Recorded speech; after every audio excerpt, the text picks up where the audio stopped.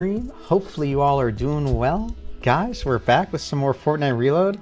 Dude, I'm like, I don't know why, I'm like weirdly excited to be playing tonight. Literally I sat down and I loaded up Reload and I was thinking about the update that came out and I was like, damn, I go through these swings, dude, where like sometimes I wake up or I get ready to stream and I'm just super excited to play. I just get so amped, and then some days I'm just like, all right, you know, I don't think this is, I'm not excited to do this today. But today I'm actually excited to play. We'll see how long that lasts, because for the last couple days, the lobbies have been sweaty. Betty's, holy cow. Bro, you so good looking. Bruh, Mars, get out of here, man. Don't be hyping me up like that, bruh. Don't be hyping me up like that, bruh. I appreciate that, man. Thank you, my dude. All right, let's hop into this. Guys, I feel like we've been wearing this skin for a little while. I kind of like it. It's a really sick looking skin. I didn't even realize it was a Marvel skin either, which is kind of a little bit of foreshadowing, considering that the next season for Fortnite is going to be Marvel. What's up, pretty boy? When was the last time I dropped a sus comment? Pretty boy, how you doing, man? I think it has, I think it's been a while. We might be due. What up, Louie? What's up, Mars? What's up, Olivia? What up, Elsie? Pretty boy, how you doing, man? He's live kind of early? I know. What a guy, huh? What a dude. He that dude. What up, Isaac? Yo, Isaac Beast, how you doing, my guy? Got that Disney afterglow? Dude, Sammy finally came home today, which means Susie's back as well. She's chilling, sleeping on the chair behind me. We finally got her back. And Sammy was having me try on some Disney shirts that she wants me to wear for the for when we go to Disney. So I do got a little bit of that Disney glow, you know what I'm saying? Put on the thickest skin you got. We'll throw on this one. I like this one. Just chilling, worked, and then just got back from the gym. Hell yeah, dude. I was literally just talking to Sammy today. I want to start going to the gym again, man. I've been missing it. I'm hopefully going to actually take the opportunity myself to go tomorrow. I really need to do that. Tomorrow, do you guys remember when I told you too that I went to go get my car inspected, and I felt like that car inspection place I went to might be gypping me a little bit because they told me that my tire treads needed to be replaced for like an insane amount of money. Not that it won't be expensive to replace, but it just seemed like they were kind of upcharging me a little bit. So I have another state inspection appointment tomorrow at in an entirely different place. So I'll be very interested to see what they tell me over there. So, and then tomorrow as well, actually, yeah, quick shout out to tomorrow for those of you who are in the stream right now. I will not be live tomorrow either. Oh shoot, where are we going? I will not be live tomorrow either, because tomorrow I'm going to see Theo Von, which would be sick. So I'm going to see Theo Von in Portland, and I don't think that's until like at 8 o'clock at night. So yeah, I'm not going to be live.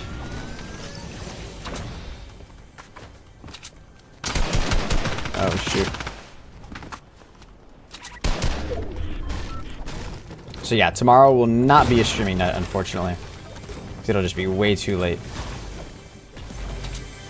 Yo, Theo Von, let's go. Yes, sir. Yeah, I'm excited. It's gonna be sick. These are the tickets that Sammy got me to go see him for my birthday.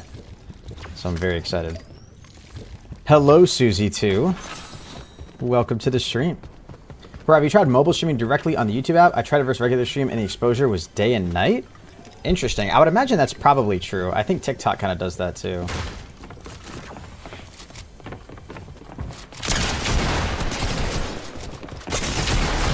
Oh my god, man. That's annoying. What up, Heller? How you doing? What's up, Falcon? My teammate's not playing with me, bro. Alright, I'm letting it here. What's a good, Bob? How you doing, man? Hope you're doing alright today.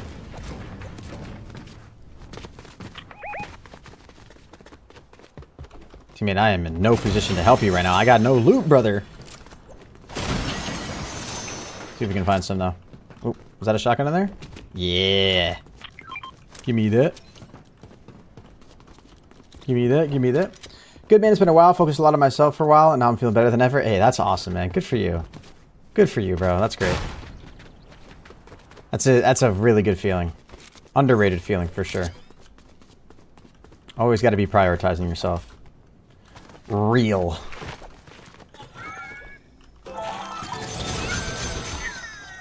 Alright, Let's get it.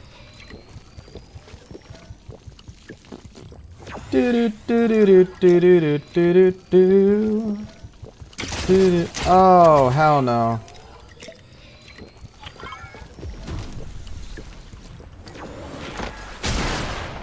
Bruh. Teammate, are these are entirely different guys. Oh my god, man. There's a Susie cam? No, no Susie cam. She's just chilling on the chair behind me. Damn. Remember how I said right at the beginning of the stream, guys, that I was like super excited to be going live, and I was super excited to play Reload. I think we're actually about to die, chat.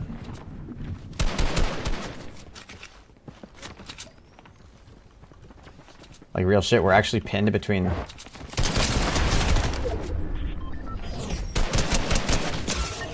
Oh my god.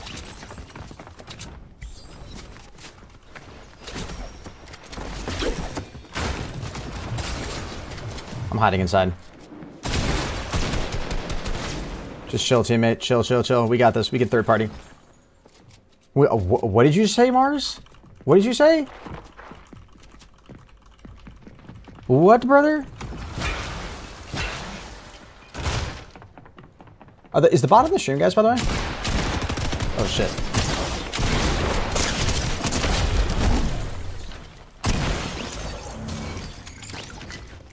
See that?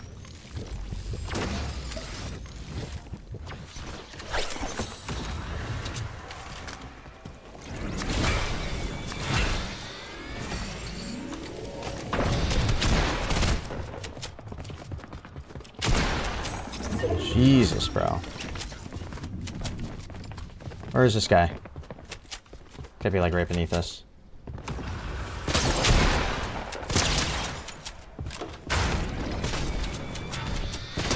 Let's go. Okay, teammate. Are we actually kind of popping off here, bro? I'll take this as well. I'll take that as well. Don't mind if I do. We've got all this. Let's get it. Are they really going to land back here? Yeah, come on back. Okay, they went to that house all the way down there. I'm going to go try to heal. 2 shockwaves. Hold on to these. Oh, I don't have a crown. The guy dropped a crown. I'm not going to bother grabbing it for now. Frick it. I'll leave it. I just want to go heal up. I feel exposed. I feel weak in my bones. Pro clutch. How do you get all the chats combined? I use a program, or it's a browser extension called Social Stream. I found it on GitHub. It's super useful. I really like it. I think it's called Social Stream Ninja or Stream Ninja, something like that. If you search it up on GitHub, I think the description is like you consolidate all your chat. You gotta like manually install it by like putting Chrome in developer mode. It's really easy to do. Basically, just gotta flip a switch, and then you point it towards the folder where you downloaded the extension. And then as long as you have a tab open of every single live chat that you want to consolidate, it consolidates it all into one view for you, which is pretty clean.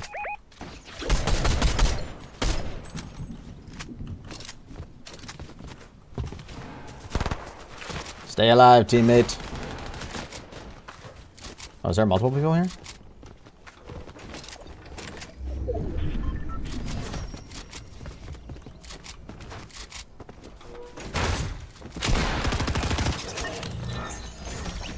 Alright, teammate. Alright. Bro's lighting it up.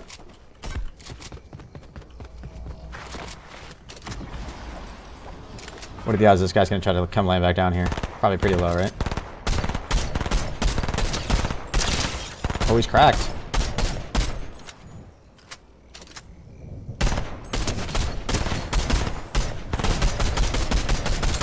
Oh, I should have just tried to spray. Frick, that guy's actually super weak.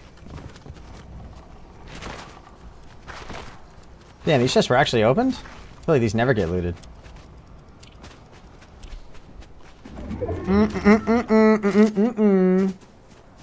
Bob is low-key a goated name. I'd accomplish all of my dreams if my name was Bob. True. You can't get much more goated than Bob. Bob's a pretty goated name. I like how 2 of my jobs keep my information, and my 3rd job just doesn't keep it at all, and they're all in the same company. Hell yeah. Gotta love the organization, you know? Sounds like everything's working exactly as intended. A couple of supply drops right in front of us, too. Ooh. Ooh, don't mind if I do.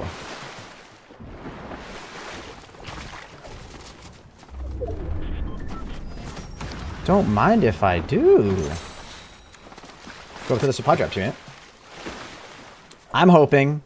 Honestly, I don't even really know what I'm hoping for. I've got a pretty great loadout right now. Got all the shockwaves I could need. Even more shockwaves there now. Oh my god. I just lasered that guy.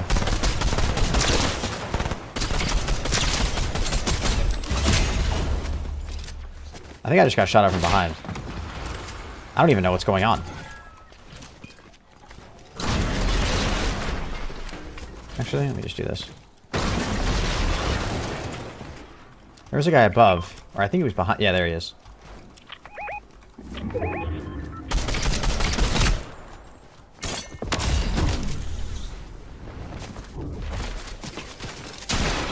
Oh, shit. Let's go, teammate. We're so good, baby. Teammate actually came up to help me out right there.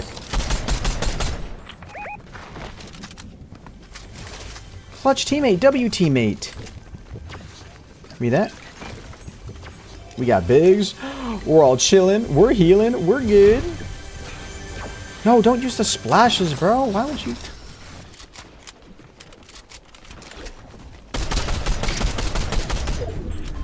Nothing makes me more upset. Oh my god.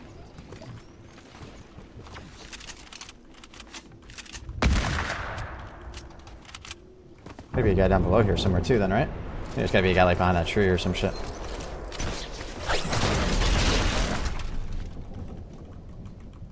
Alright, teammates got the high ground. Hopefully they kind of go up there and peek him.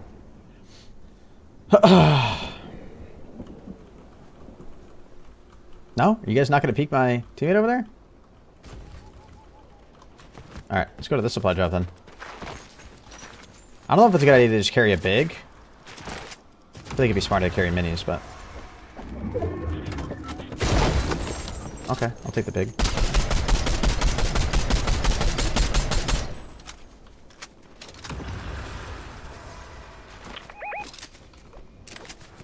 I'm coming, teammate.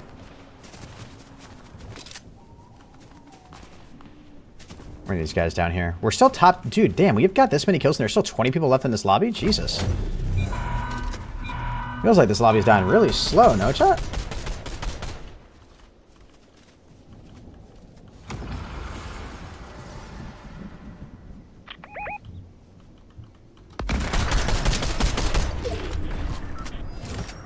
There's another guy sniping somewhere.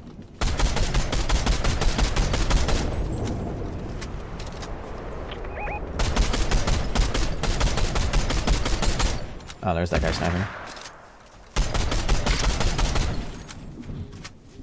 I'm pushing this, bro.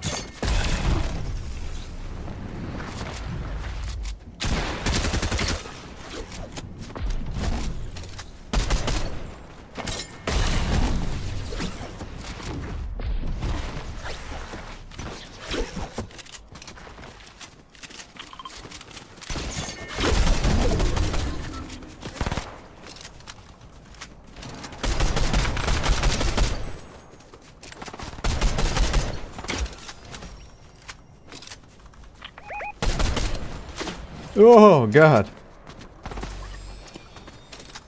That literally landed right on his head, bro.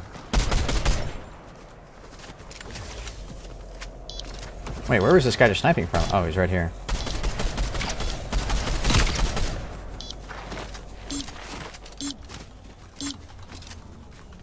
Am I gliding somewhere around here, too? Gotta come over here, teammate. We need to get white heels for you, man. Yeah, there's too many guys that are just, like, being weird around here. Stay away from me! Okay.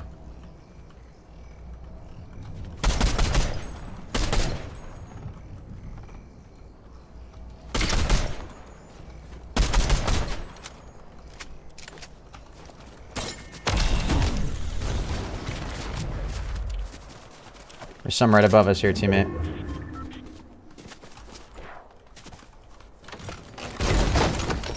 Oh, nice. My teammate's all healed up now. I'm gonna take minis instead. I feel like that's just smarter to do. And I'm gonna take this as well. Give me that.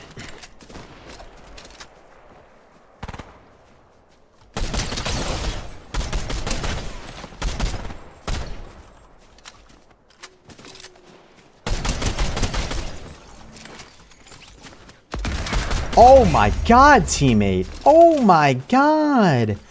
Ooh.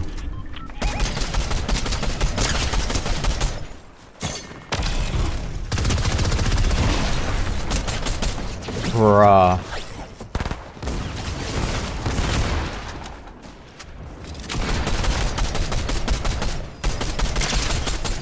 Bro, he's so flippin' weak.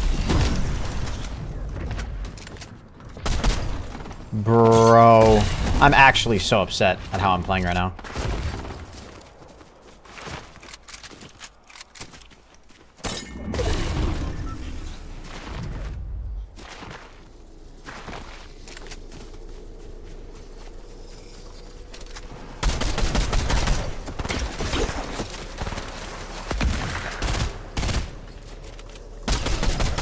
Bro, like, this is just insane right now.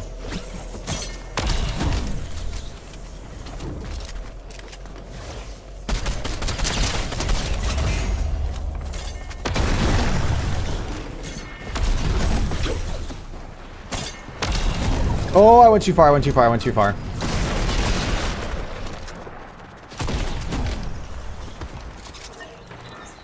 Give me this. I messed up. I messed up. Oh, I don't have any more shockwaves. I got no more mobility.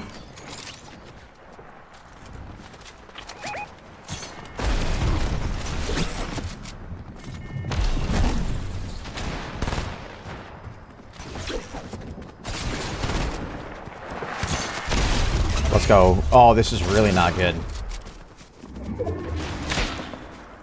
Teammate.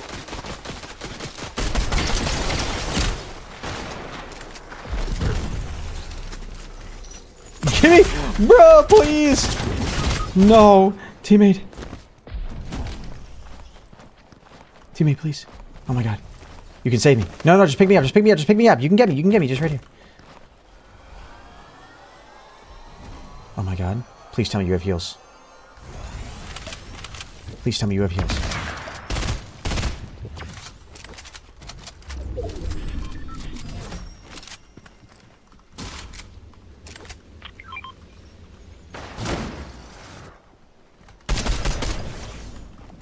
Do I have to really come down here for this, teammate? Oh, you're really gonna make me come down here for this, bruh? Pringles sound bussin'? Pringles are great. They are fantastic.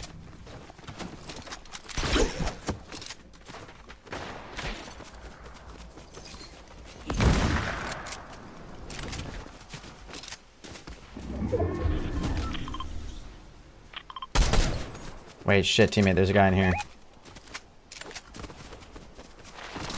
Teammate, we gotta be really smart about how we do this, brother.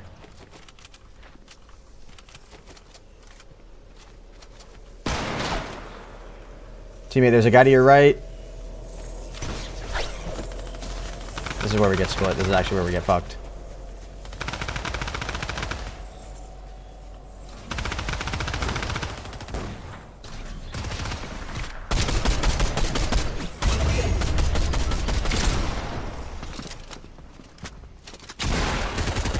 Nope. Can't help my teammate, bro.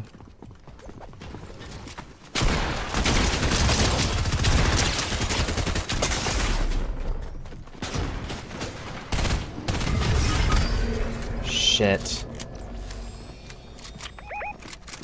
I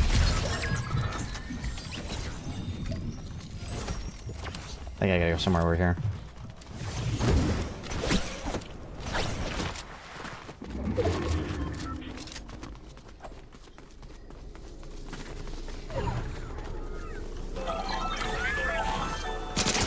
No, bro.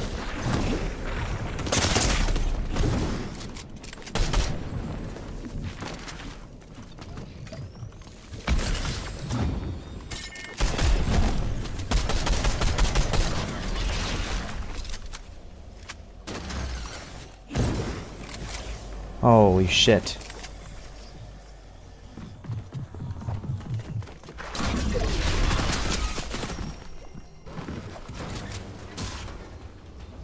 Oh my god, man. I think I might be screwed. I think I might be screwed. I think I might be screwed.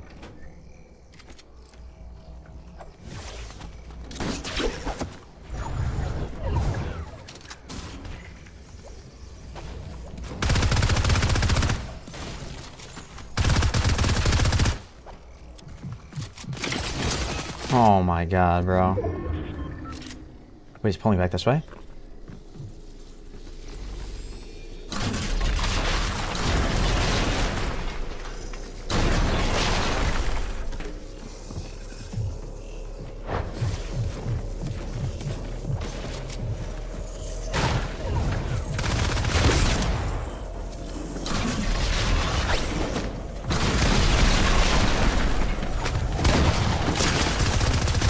No! Dude, that storm got so small. Oh, God, dude. Literally. I honestly wonder what happened if that storm was just... or if I had just a little bit more health right there. Damn, yeah, that lack of health really screwed me over. Dude, that was a sweaty lobby. Oh, my God. For my first game on? That was crazy. Katrina, I'm going to start typing you out every time you blatantly try to trigger me, okay? Stop. It's annoying. Stop. Stop. Stop it. Do better then? Well, there you go. Now you're just asking for it. We'll just do a minute. We'll start off with a warning. Damn, what a good start to the freaking stream, bro. I'm feeling like, you know what chat, you know when you get on some days and you can just tell, you can just feel it like in that moment. Oh, feeling good. Let's freaking go. Let's freaking go. Henry, you can't talk? Gold, I don't even want to hear it from you, dude. What's up, Kelton? How you doing, man? I can't even remember the last time a game of Reload got that small. Jesus Christ. I feel like the storm circle never gets that small. There was a lot of people left early in the game, too, and you would think, like, if there was... It felt like there were definitely good players in that lobby. You would think if that were the case, then the lobby would have died out quickly, but... Henry, I'm addicted to the goldfish like you are to cheese sticks. Dude, I've got to be really good. When it comes to, like... I feel like it's true for everybody, though. When it comes to, like, salty snacks, it's so easy to just, like, mindlessly eat, bruh. You know what I mean? Like, even if you're not hungry, just, like, keep shoving food. Henry, I got my new mic. It's so crisp. I love it. The auto gain leveling too is amazing. Hell yeah, bro. That was the it was one of the Shure mics, right? I forget which one.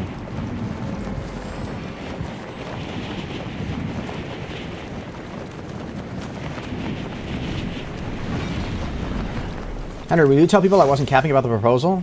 Bob, I would bet my life savings that there is no proposal. All right. What's up, Epic Gamer? How you doing?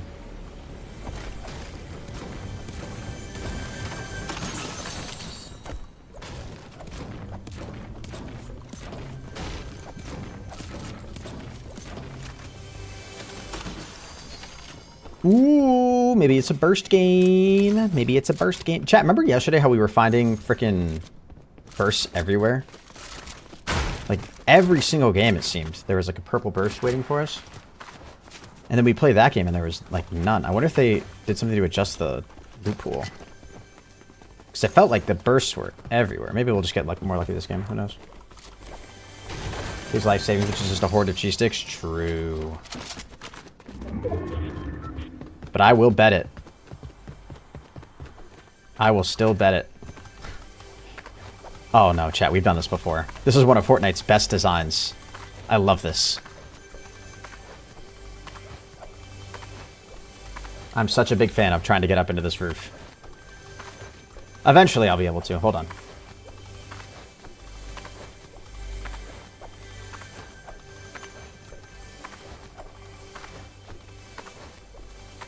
Eventually I'm going to get up. Okay. Okay. Truly great content.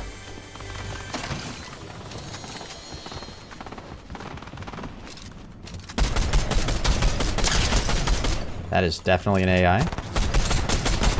No, teammate. Don't you dare steal my kill. One day it'll happen, sure. Hey, there's the purple burst. There's the purple burst.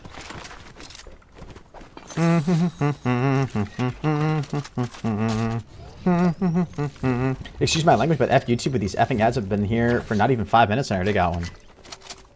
Kelton, make sure you buy whatever was in that ad, brother. That's all I'm saying. All right. Support your favorite creators by artificially inflating the results played on their content.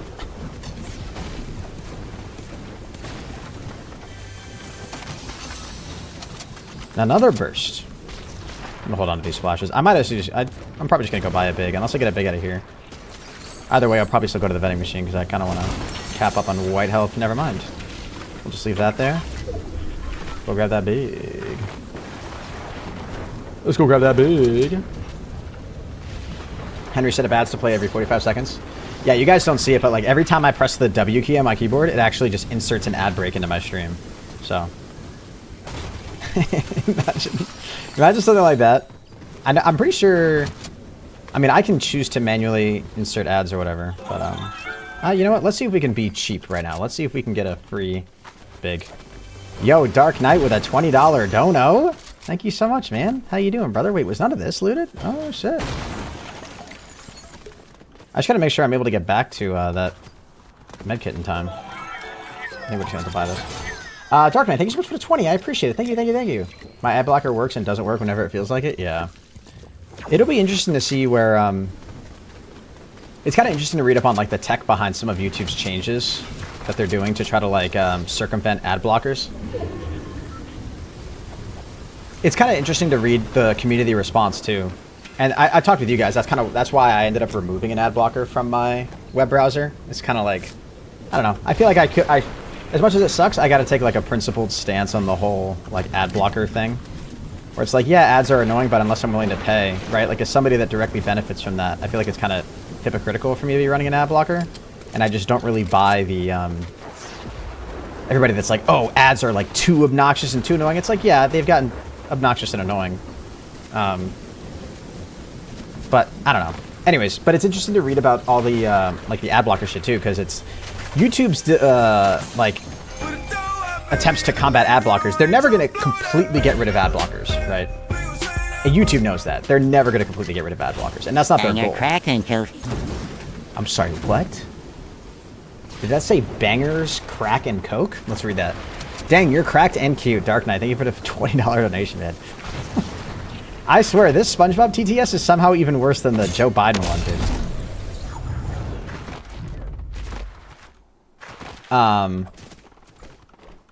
But yeah, anyways, so it's like, but I think, yeah, YouTube's goal is just going to be, they've just got to make ad blocking difficult enough that like less users do it, right? Like that's obviously their goal at the end of the day. You're never going to completely get rid of people using ad blockers.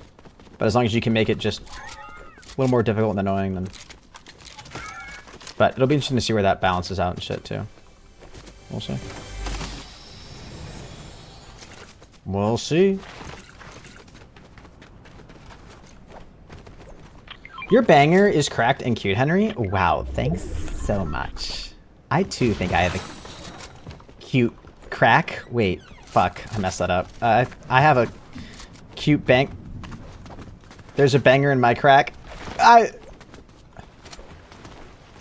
got confused. Your crack is cute. Wait. No.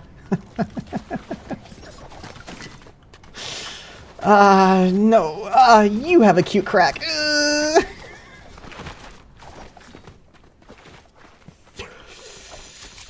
Jesus. Somebody put this man in prison. Can you speak English? I cannot. What is going on? What is going on? What is happening? Hennis, your crack is the bomb? Dude. I try to make the best crack that I can. Are those shockwaves? Oh my god, it's a grappler. Worst item in the game. Stop talking about crack. Sorry.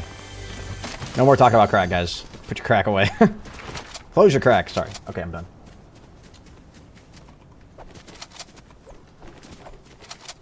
Henry probably did crack before starting the stream. True.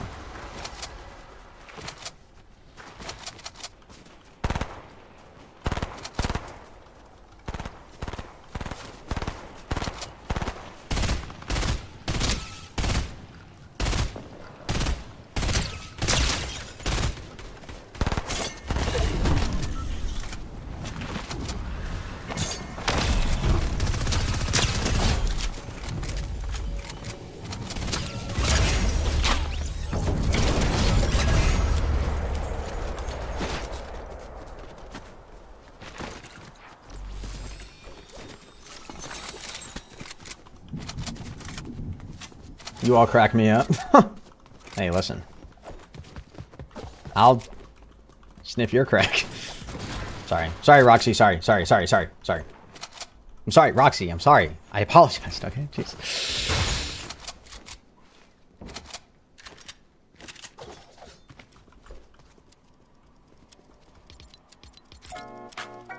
Ooh, we dancing at the same time. Dun, dun, dun, dun, dun, dun, dun, dun. Hey, watch this, bro. Ooh, yeah, I'm hitting him with it. Hey.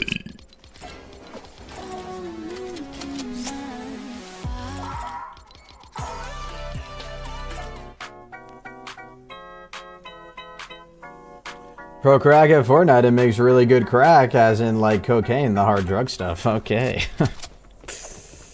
Alright.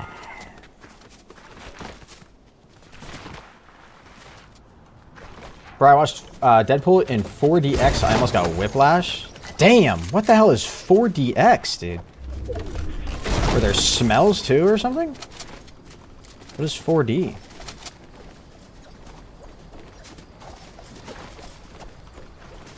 Don't do drugs, kids. True. You'll end up like a... You'll become a Fortnite content creator. Don't want to do that. See, now it's a top 10 situation.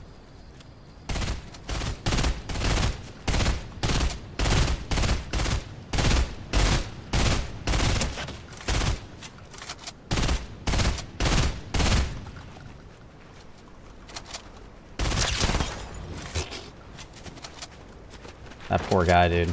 That actual poor soul.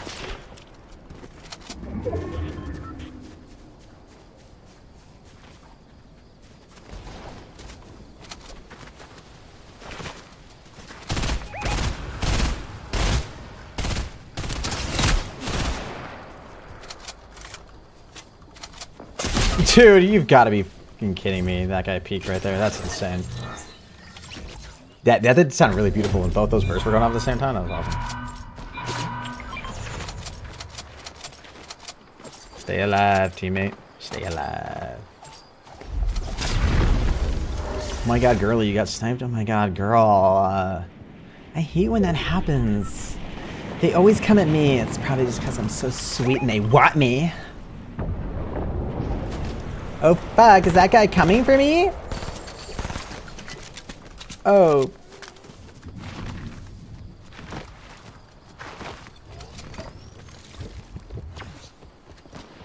I'm getting up here. I'm gonna hide. Oh, frick. What the frick am I holding, dude?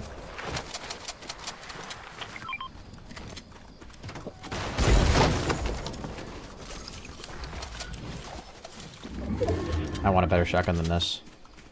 I'm alright not having a charge, thank you very much. I don't want to have a charge, thank you very much.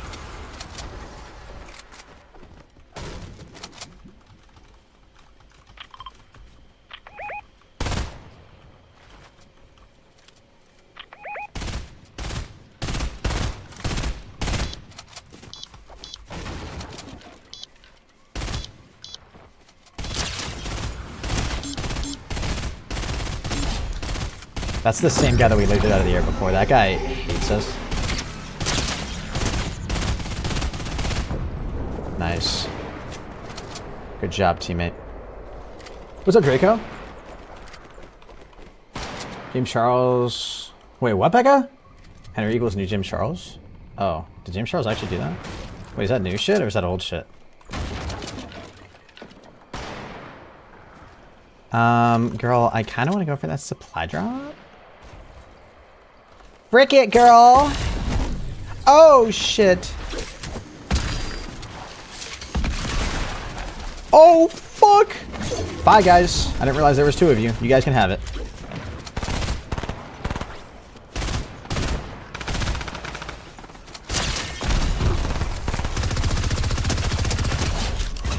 That's that same guy bursting bullets. I think I killed him 3 times in endgame.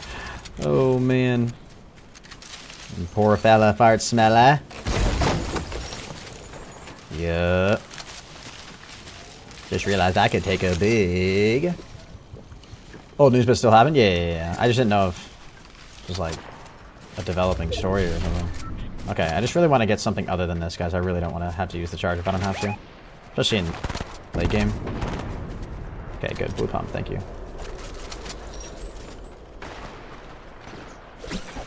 These guys are probably fighting over here, no?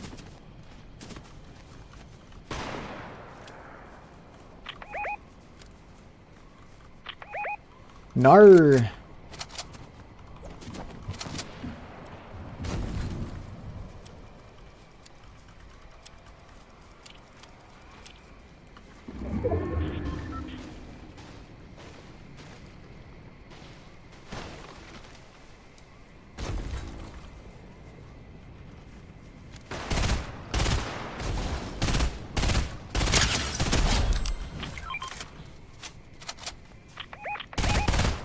Yo, Dark Knight, thank you so much for the gifted, man. Oh my god. What a good fry on that guy. There's still another team. Shit. We need to put down a... Yeah, we need to put down a thing, dude.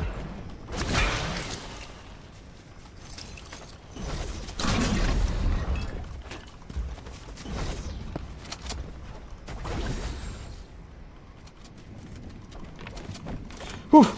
Dark Knight, thank you so much for the gifted, man. I appreciate it. Giving one to Brad so you can pay your dealer. This guy, man. This guy, Dark Knight's actually unhinged. Dark Knight, thank you so much for all the support, bro.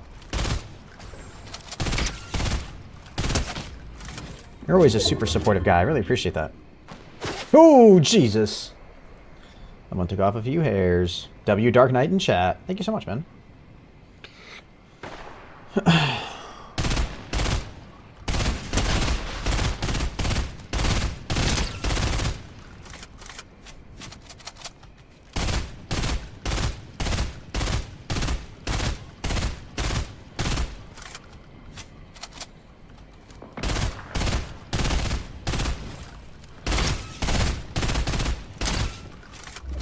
Jesus, man, these guys are pissed.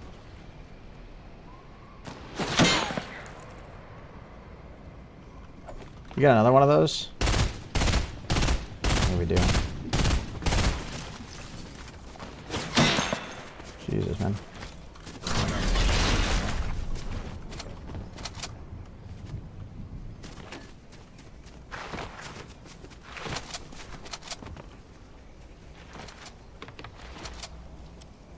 Now we're in zone. We're looking good, chat. All right, type 1 if we're winning this, type 2 if we're losing it. Cast your predictions in chat right now. There's probably a solo in a tree, actually.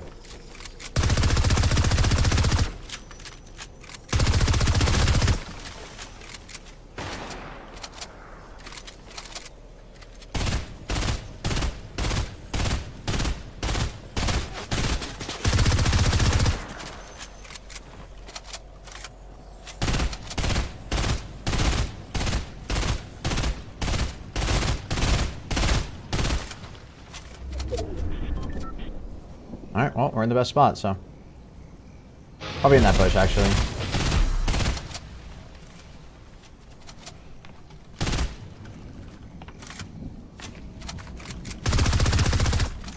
Never mind. Our objective right now is just to not die, teammate. That's all we gotta do. The solo's actually probably in there.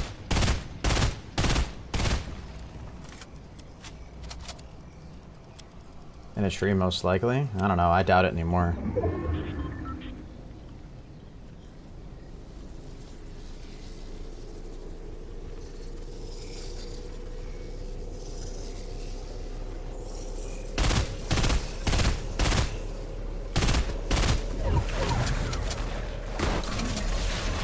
Well, that's not a...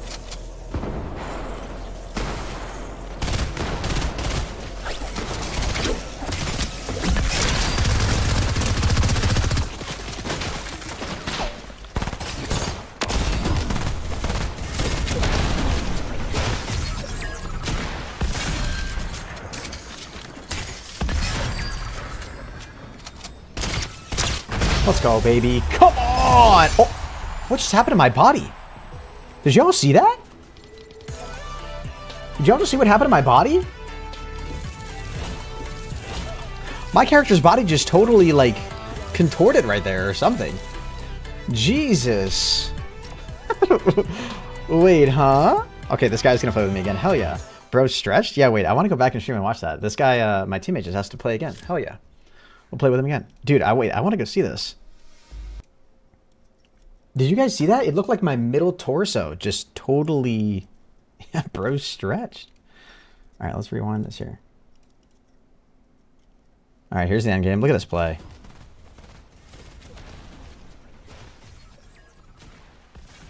Totally botched that shot. Teammate got both. Let's go, baby. Come. What? What?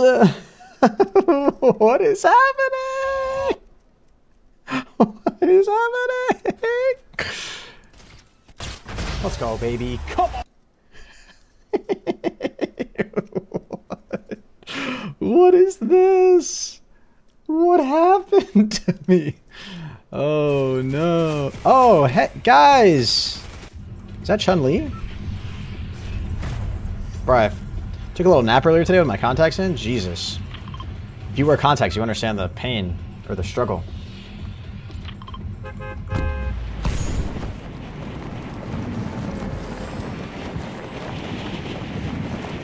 That should definitely be the thumbnail, Henry. I don't know if I would turn that into a video, to be honest, but... It was probably Gavin stream sniping? Probably.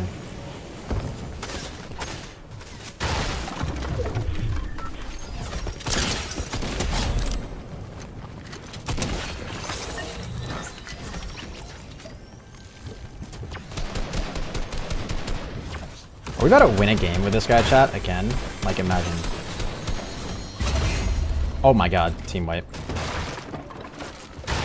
Is this guy that? Okay, how many shotguns are on this POI? Okay, seriously, how many shotguns are in this POI? Okay, seriously, how many shotguns are in this POI? Okay. I was not okay there for a little bit.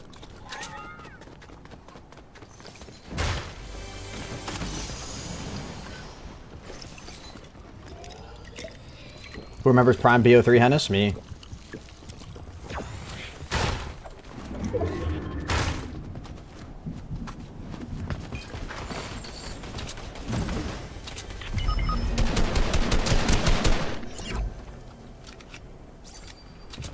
Yeah, there's a guy up there.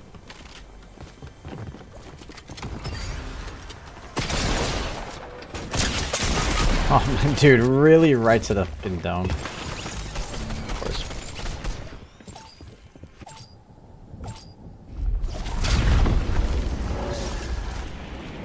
Teammate, please don't. It's not worth it.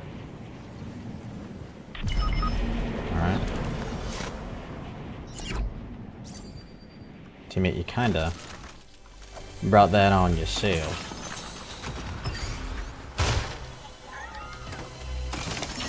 Oh, yes.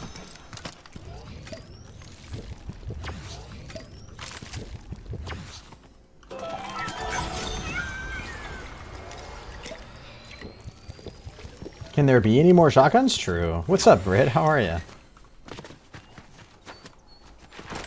I see a llama. I see a llama. Hennis, what's your favorite gun of all time?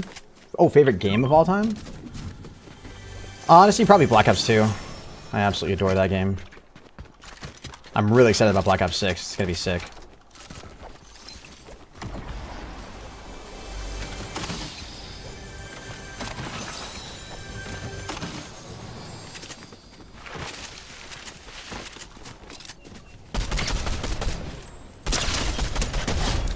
Bye-bye.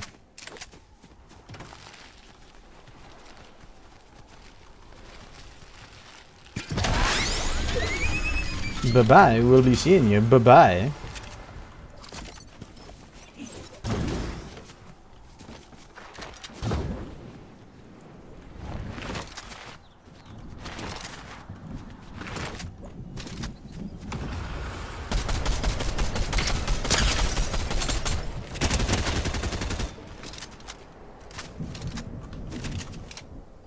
Where were these guys? I want to get a better shotgun.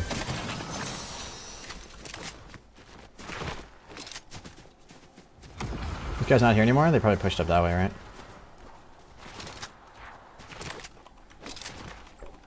I'm good. How are you? I'm doing pretty good, thanks. Bro, what are these guys doing? Who is telling them to continuously land on us? He's gonna do it again. If that's them.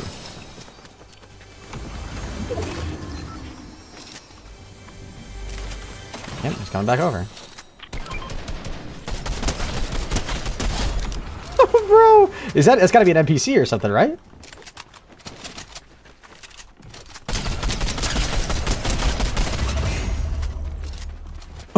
What is that? What was that NPC doing?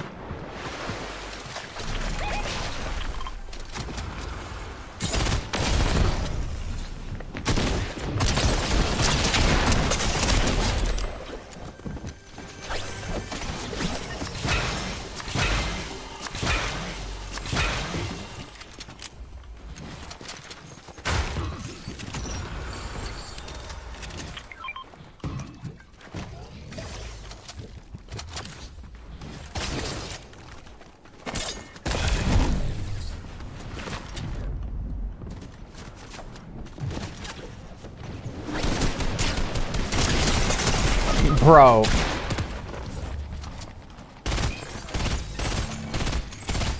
Nice teammate. Get him, get him, get him.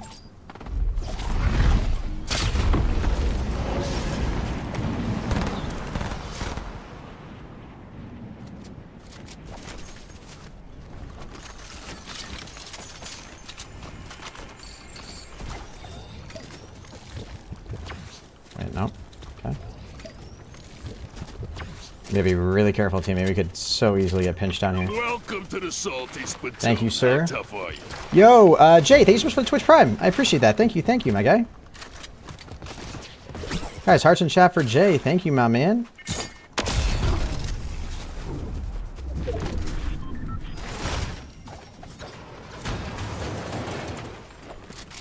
I just hear destruction. Oh, Jesus.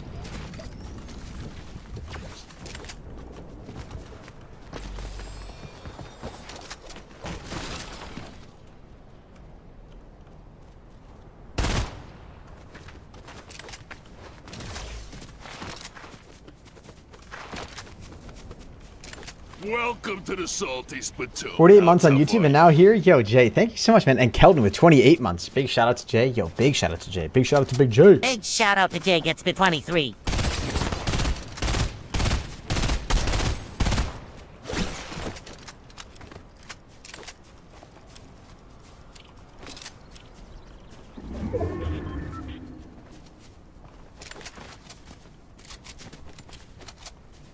I think he is pushing over here.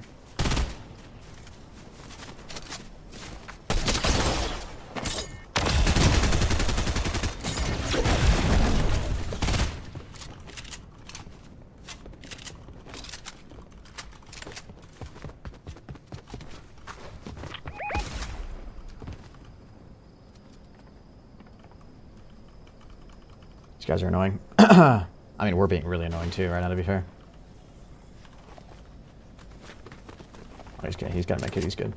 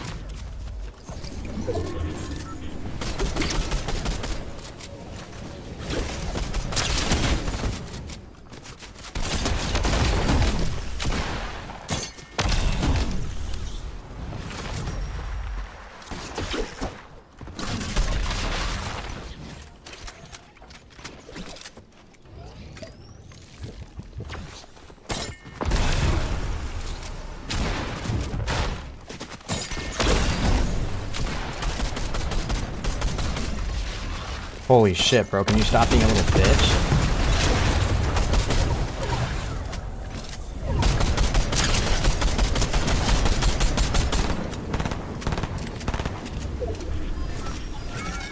Jesus.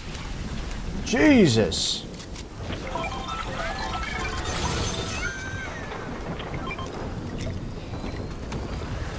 God damn, bro. We were being really annoying right there. Not gonna lie. Holy shit.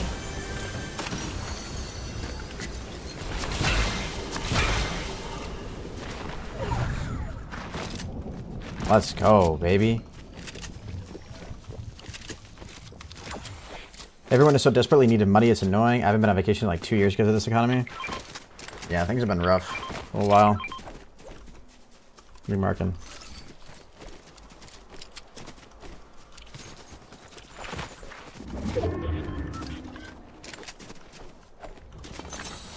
Hopefully it improves.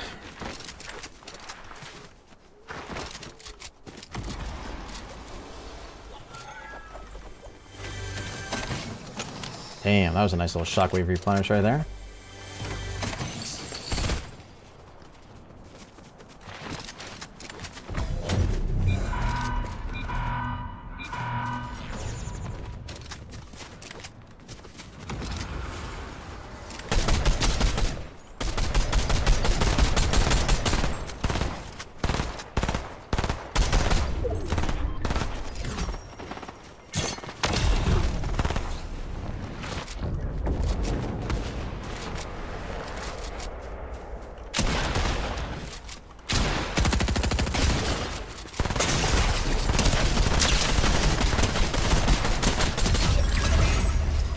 Toxic little boy.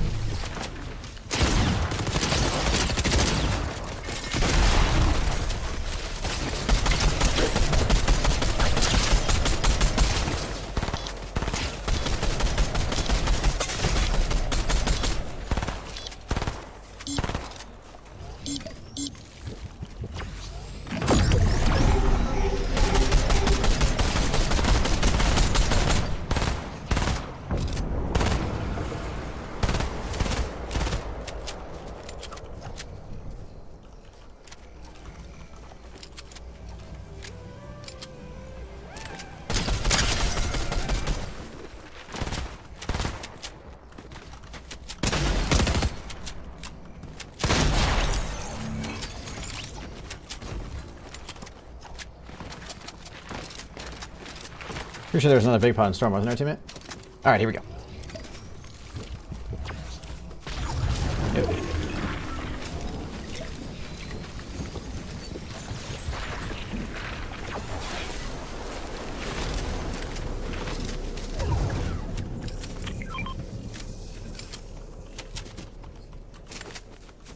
Good work, teammate. We're kind of frying right now, brother.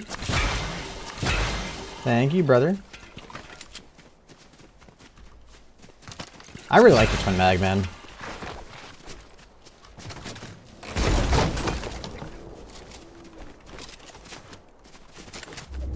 Twin mag's a fun gun. Alright, what kind of win streak do you think we're gonna go on, chat? I'm not gonna grab that.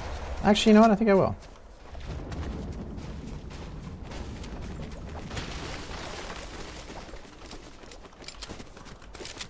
You gotta think about security deposits, first month's rent as well. Yeah, Sammy and I were literally talking about rent a little bit just earlier today. Some stuff was changing around our building and stuff.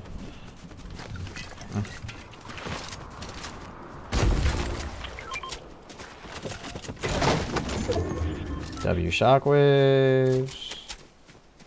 All you, teammate.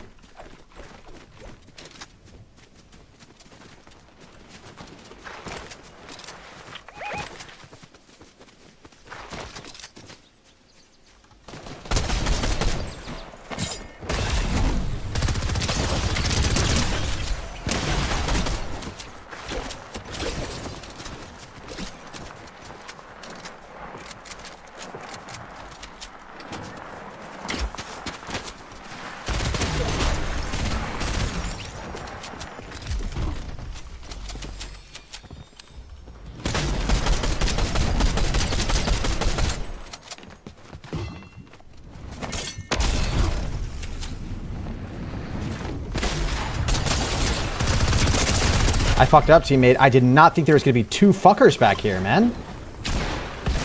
I actually just fucked up super hard, bro. I actually just fucked up so hard. Wow. I really did not think there was going to be two back there. It was these guys, too. Bro. Oh, my God, dude. What losers, man. Jesus. That's alright, honestly. They bested us at the end. We won the early battles, they won the war. GG's. Thankfully, my family's had an apartment since forever. 3-bedroom for $1,300. That's nice. Henry, do you be getting confident? Bro, I really only thought... that guy was gliding in. I was like, oh, there's probably only going to be one guy back there, right? Like, he's just gliding in after rebooting. He's going to go back there and try to get his loot. Da-da-da-da-da-da-da-da. Speaking of apartment companies, mine decided to start charging us for individual utilities like garbage, sewer, greedy assholes. Yeah, that's annoying too. The first apartment that I ever lived in was like, when I lived in Portland, Maine, it was $2,100 a month, but all utilities were included, which was nice. And Portland's a pretty expensive city too. It was like right in like downtown area, so. And that was in like 2018 though, so I wonder how much that place is now, but. It wasn't too bad, because that was, you know, when I pickaxe ninjas, so times were better. Times were different. You know what I'm saying? The thing that's really nice about the place that I live now is hot water. Heat and hot water are both included in rent, which is super nice. But electricity and internet are the only two utilities that we got to pay for, which is fine. It just sucks in the summer. That's when the AC is going super hard. So those are our hottest months usually, or most expensive months.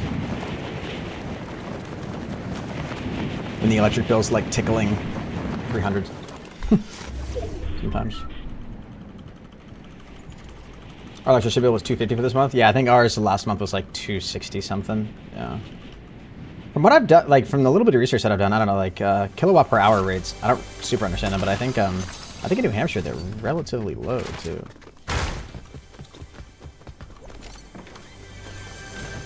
So, I mean, a big chunk of that for me is like, I've got my, like when I'm in here and I'm streaming, I've got, you know, 4 monitors, 3 PCs, the key lights, my AC's going. I've got my AC set at like 70, you know, so it gets, and you do that every night for a month, it runs it up.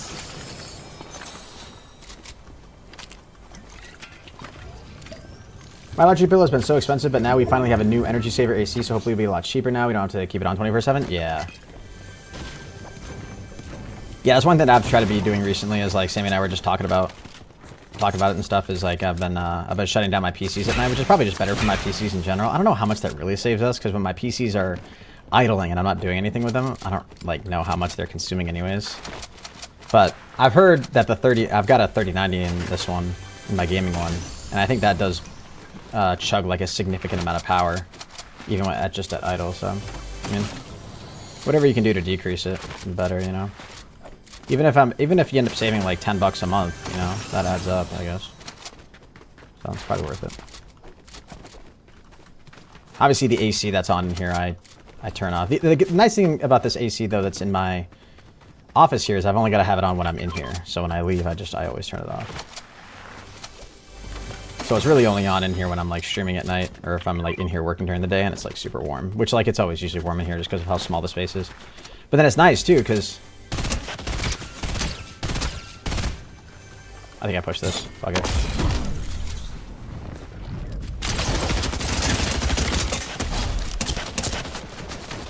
No, bruh.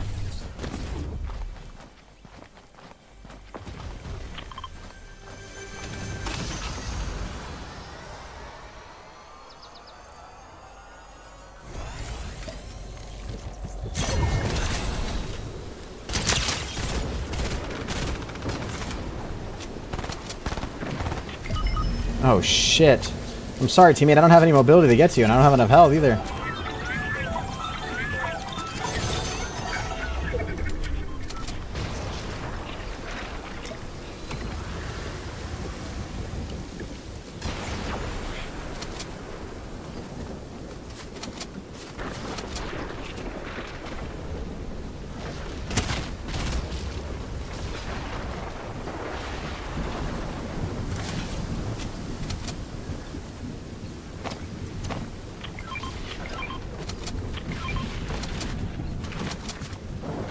the odds I can get to this without getting shot at.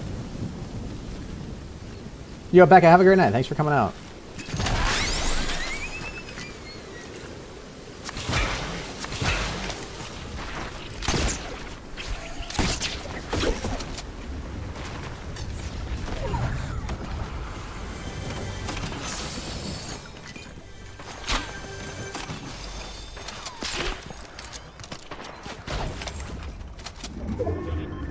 Where are you, you little rat?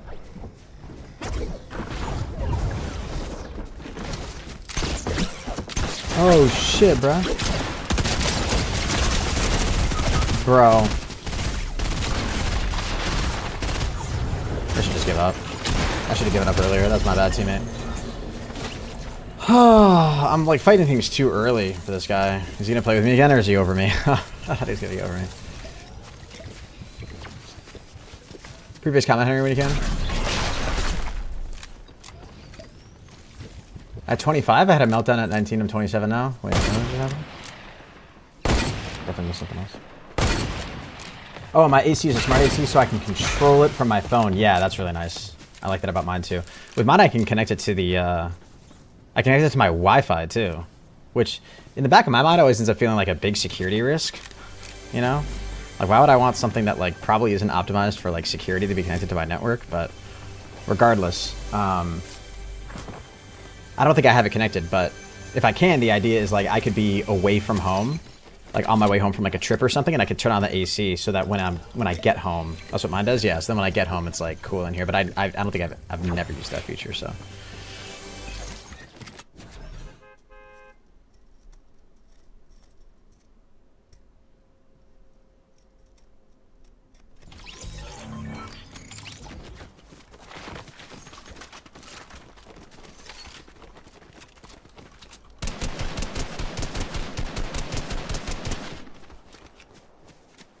Have you had any gray hairs yet, old ass? Not that I've noticed. Doing pretty good. Although I know that chapter of my life is coming. I don't really think about it often, though. Because hasn't happened to me yet. I've had no hair loss problems. I've had no, like, gray hair issues. I'm, like, incredibly sexy. I'm really hot. I'm super humble. I'm very intelligent. Really humble, I'd say, too. Down to earth, low key. Incredibly successful.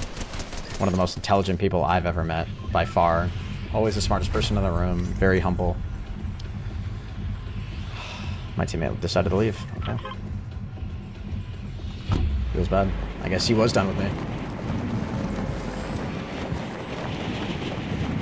Best YouTuber, yep. Most humble YouTuber. Britt, I am 26 now. Officially halfway through my 20s. I've achieved Unk status according to my chat. Which I think is a little unfair. But I roll with it, you know?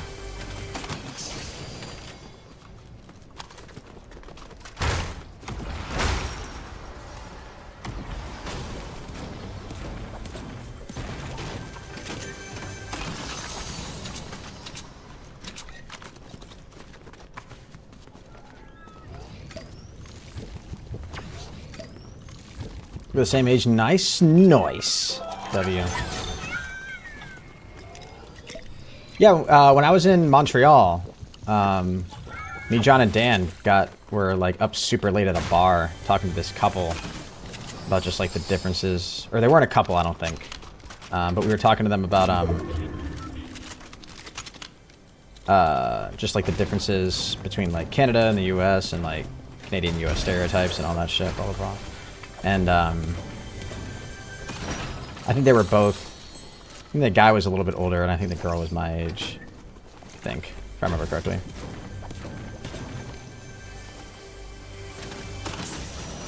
Zacharific is more humbled than bro. Who's Zacharific? Sounds vaguely familiar. Is that another creator? Should I know who that is? ProHenis has negative 1,000 Riz. Kelton, that's just simply not true. Seriously? Talk to any of the ladies that I've ever talked to. I literally have whiz that's up the charts.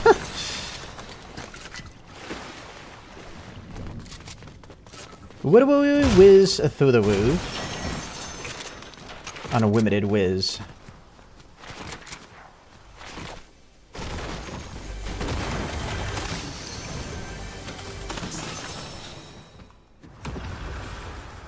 Oh, flick. Oh, multiple guys over here.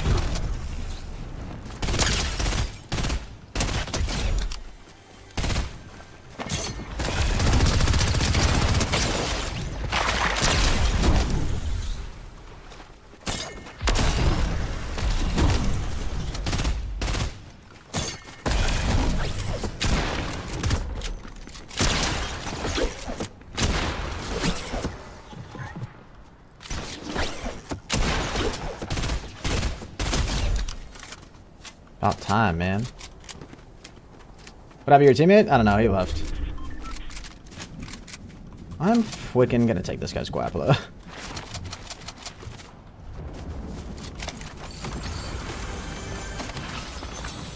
Do we think this guy's gonna fucking land on me? He might try, but he will not succeed.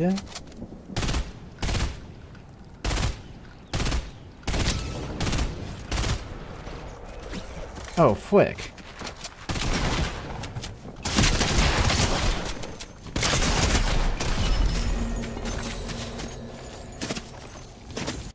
Okay. I almost got woked. I forgot where I read it, but apparently internally, we all stay 17 to 20, and that's why people don't feel their age once they pass that point. That's probably true.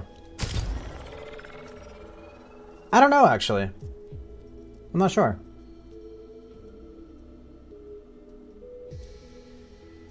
If you win this, I'll donate $100. Damn it, Kelton! Why did you say that? Didn't you say you like enemigos with big boobies? That's might have been something I said. It makes sense most people stop growing at 17, 20. Yeah, but isn't there all that shit about like the brain continues to develop until like you're 25? Like in terms of your like prefrontal cortex or whatever it's called and your judgment center. If you win this next one, I'll donate $1. God damn it. I knew it was too good to be true. Chad, how many games did I end up winning with that guy? Was it 2? We won 2 games together or just 1?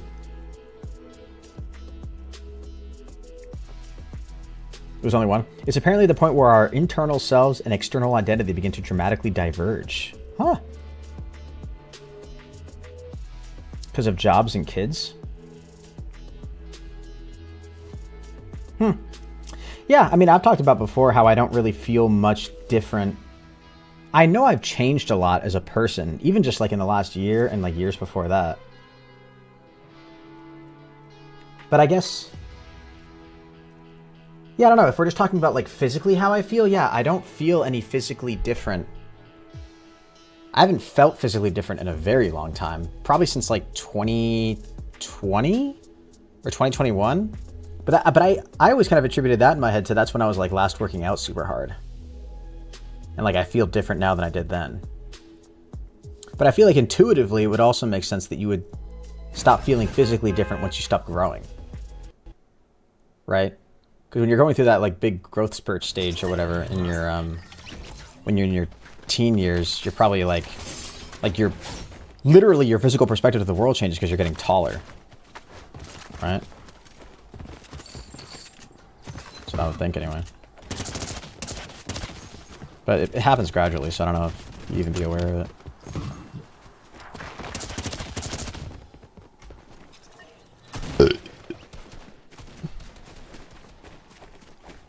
Your brain still isn't fully developed? I mean, if I'm 26 now, I think my brain is fully developed, right?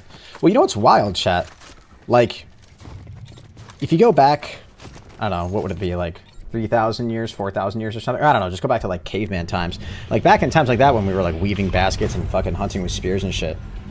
I feel like the average age of like an adult male, like I would be basically at the end of my life right now.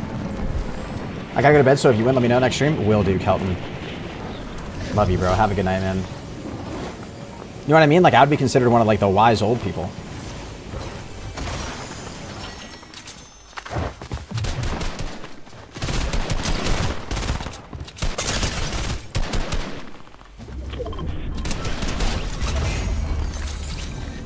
GG's quiz.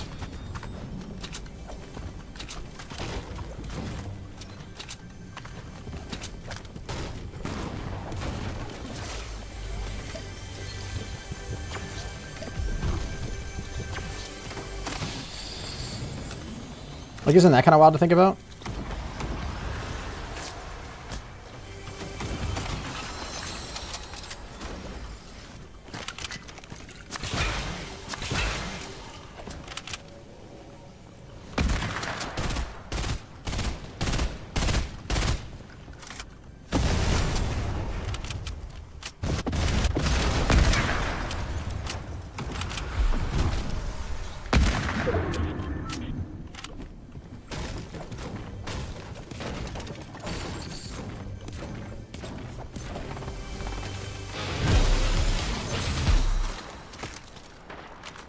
Yeah, I probably want to do that anyways.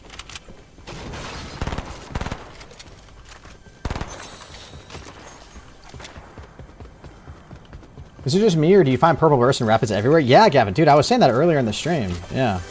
I literally feel like I find bursts everywhere.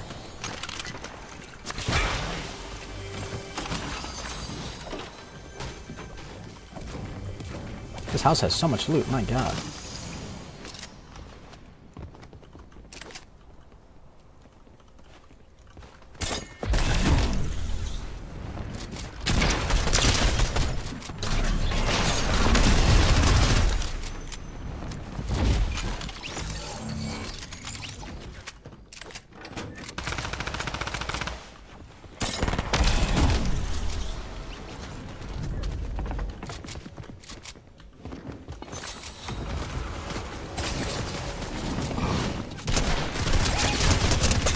Oh, bro, dude, the rapid fire. God damn, that runs out of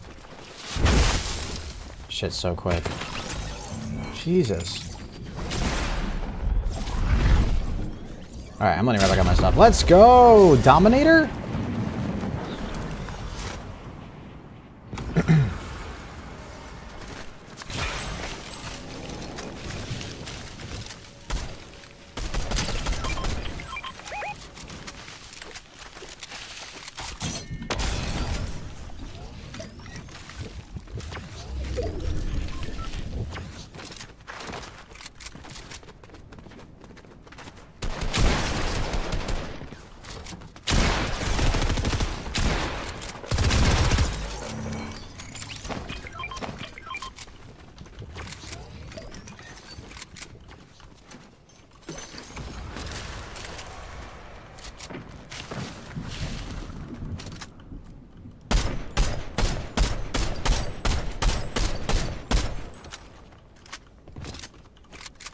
Alright, teammate, I'm gonna go buy a big force. Dominator is me, W2F. Oh, like that's the nickname I gave you? Yeah, I think you're right, actually.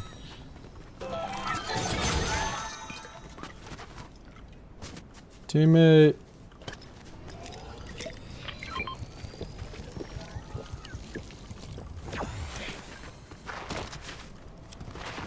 Did the guy seriously just lay back up there?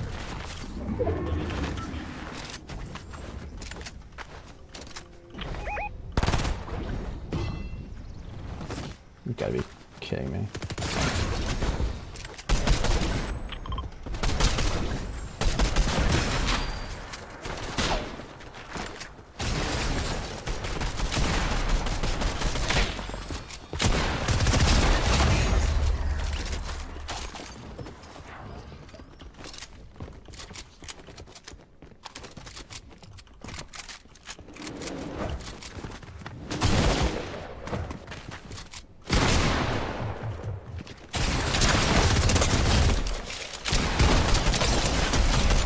Go. I don't think I like the Oh, brother, I almost had it. I love you. More shockwaves too.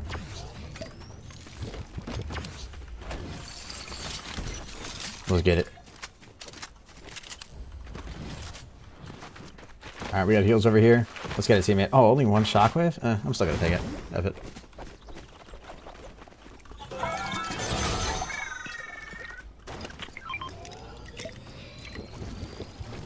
Oh shit, where the hell are these guys?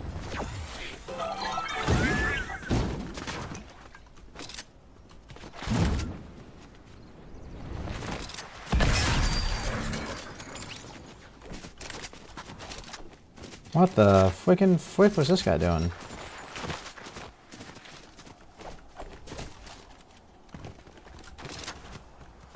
Yo, teammate, come here and grab your big, dude.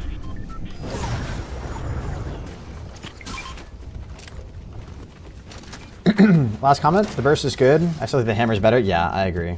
That's why I've like been rocking it these last couple games. If I'm gonna be going super sweaty, try hard, gotta be using the hammer. It's still the best. It still slaps in a way that the burst just cannot.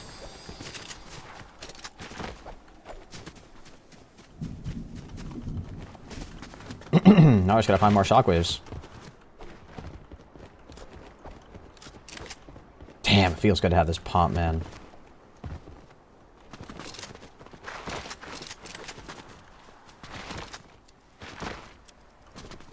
Alright, hopefully we get some more shockwaves in here. And I would really love a twin mag, I guess. Although I don't mind the regular submachine gun.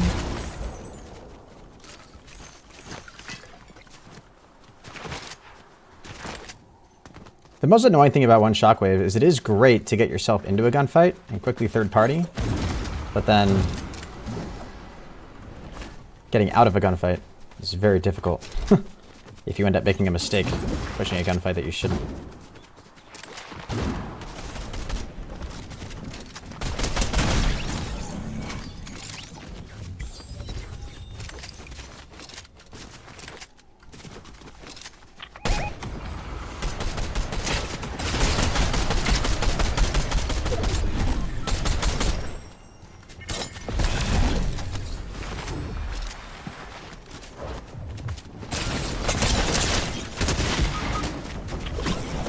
Sorry, teammate. I messed up.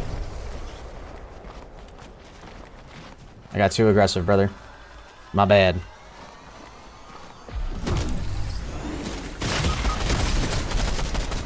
Good shit, teammate. You're so good. No, just get me. You just gotta get me, bro. You just gotta get me. Because now his teammate's probably gonna push. Yeah, fuck. I should have given up.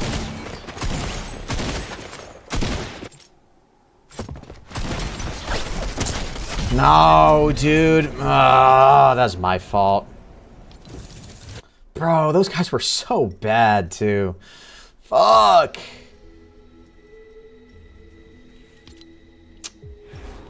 Damn. Henry, go to the edge of the map where nobody is and there's guaranteed spawn of shockwaves.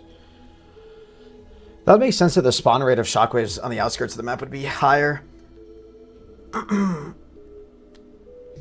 By the way, guys, if you have not done so already, be sure to leave a like in the stream. Subscribe as well if you're new. I appreciate the love.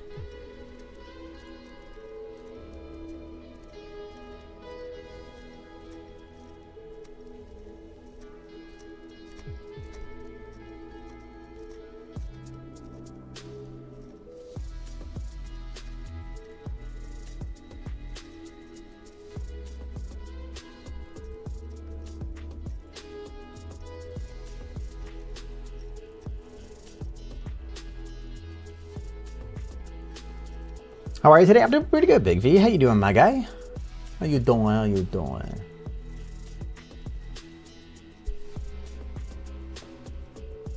Boeing is so cooked right now.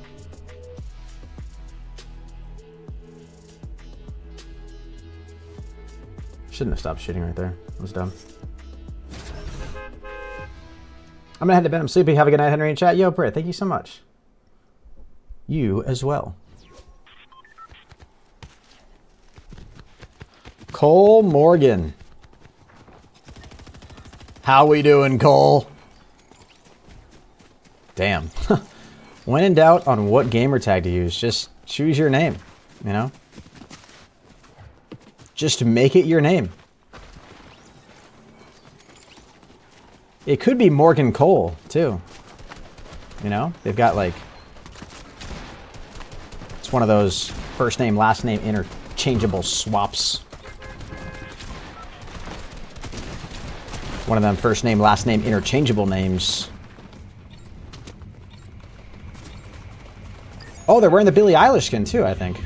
The one with the super long fingers. That's me. All right, teammate. I'm going to suggest my favorite spot. I'm glad you agree.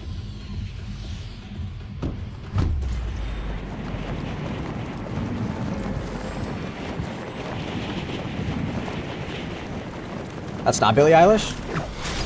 Does it not look so much like Billie Eilish? Wait, JK it is? Okay. You had me for a second there, I'm not gonna lie. I was ready to concede and say you're right.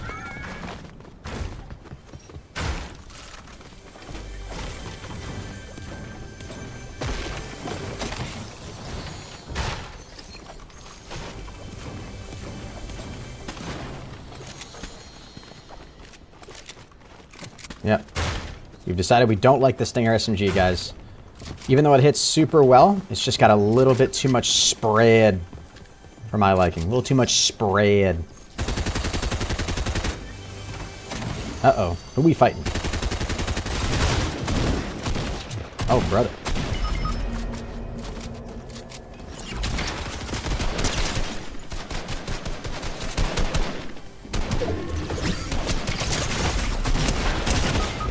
Damn! Oh, teammate, please don't tell me that you landed back here.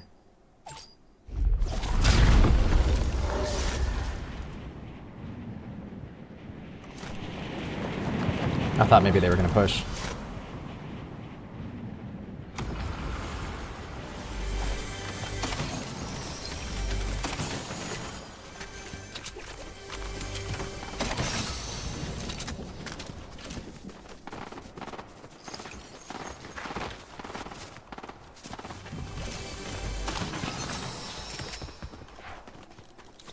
I'll take some minis, please. Or big pots game, whatever you want to bless me with. Did they push my teammate?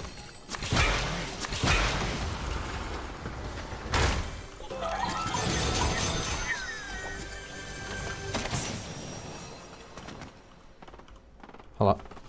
Wait. Jesus. What's just happening right there? Was I having a stroke? Couldn't swap.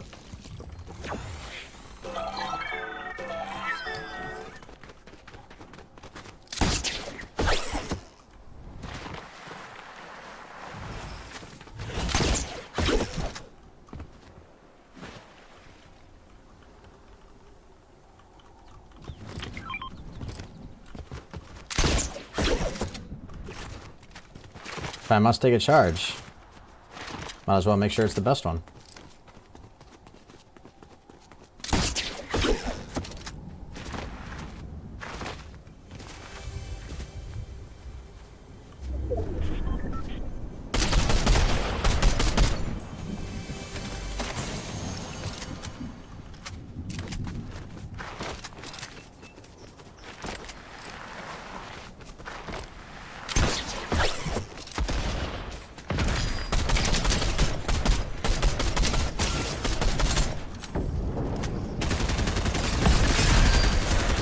Teammate.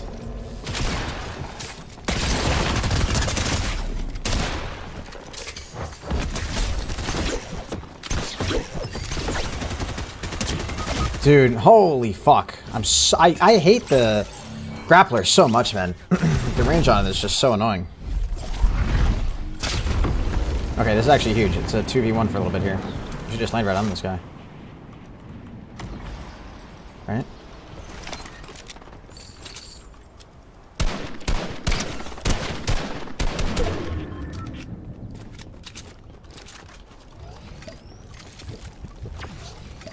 He's got the Magnum thing.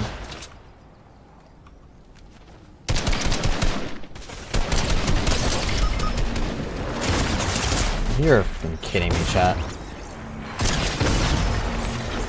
Oh my, and these guys, he has a purple tack, bro, and shock moves. Jesus. When you say Stinger, you talking about the Ratifier? Oh, yeah, I think you're right. Do these guys just die now? Jesus, man. Fuck, some of these third parties are so frustrating.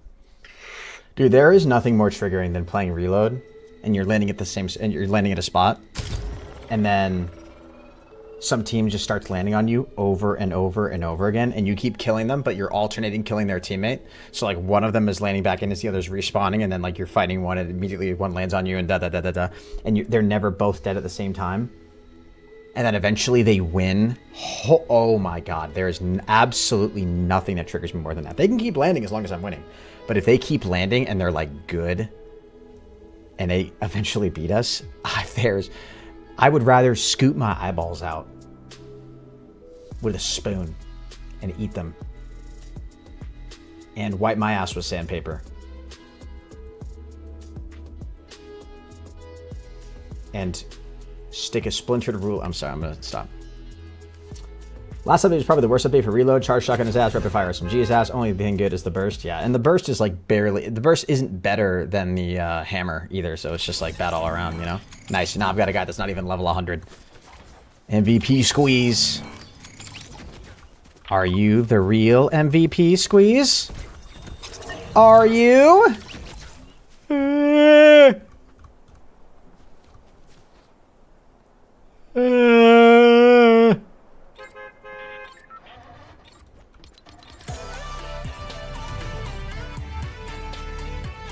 Hi, Squeeze.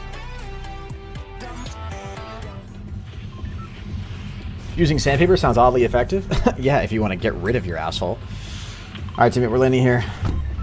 Gavin, you're level 308? Jesus Christ. I saw some dude on Twitter today that's level 700. Oh, he marked tilted? Oh, my teammate didn't even land with me. He actually didn't even land with me. That's fine. It's whatever. I'm picking up this gun. I'm not picking up this gun, guys. I made a grave mistake, everybody. I made a grave mistake, chat.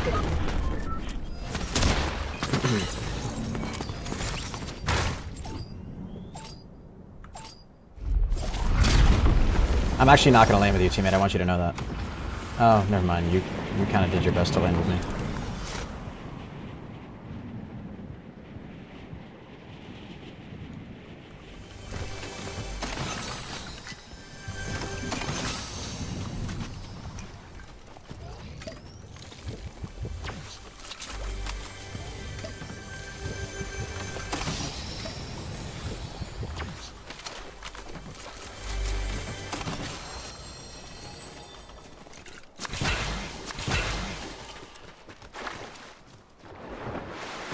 I'm gonna go back there and fight those guys, just for the record.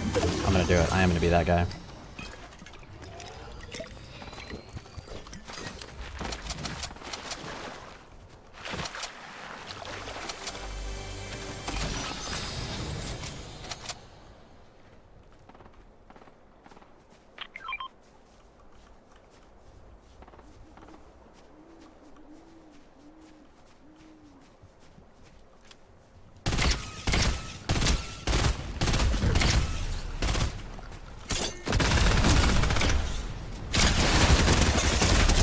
Bro, like, how do I not, how much health does this fucking guy have?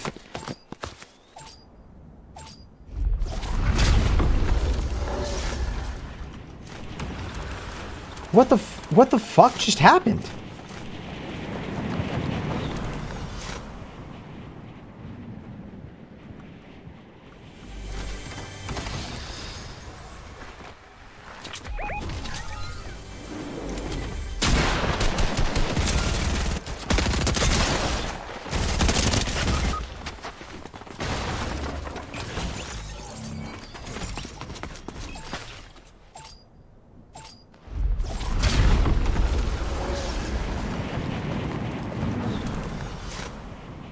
I'm gonna start getting a trigger, chat. It's all downhill from here, actually.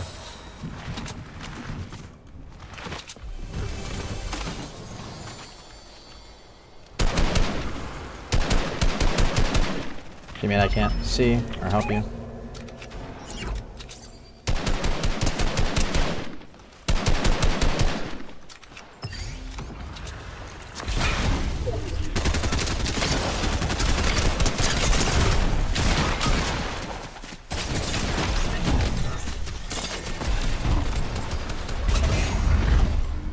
Wait, he got them both? Holy shit! Wait, he got them both? What the f... Teammate! Let's go! Where was that?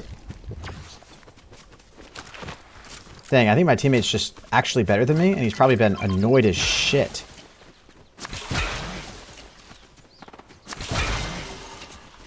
He's probably been annoyed as shit that I've been, like, dying over and over again.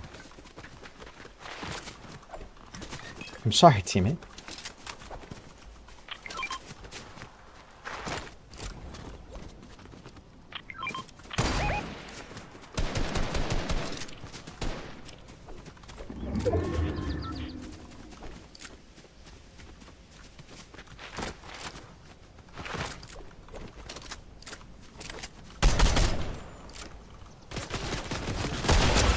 over,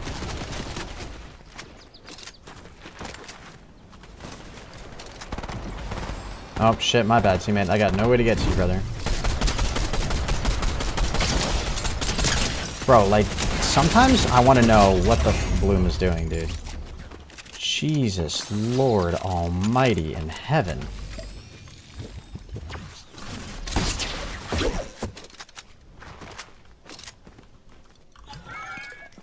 Imagine opening up a rare chest and getting a gold revolver. Yeah. I'd ask for a refund. I'd give it back. I would. I'd contact Epic Games and I'd say, I'd like to play this game over again. Please delete this game from my account. And let me go again. Did I just loot this guy? Okay, no, there's shockwaves right here.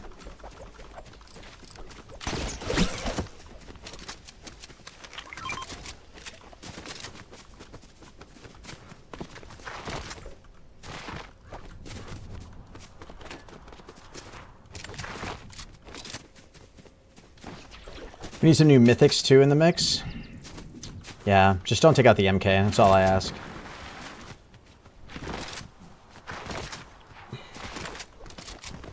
Chat, realistically, how long do you think it would take? Like, if I started the live stream and I was like, the live stream doesn't end until I find the mythic MK. Wait, where did he just mark? Oh, okay. Until I find the mythic MK, how long do you think I'd have to be live for? Like, would that be a 5-hour stream? 6-hour stream?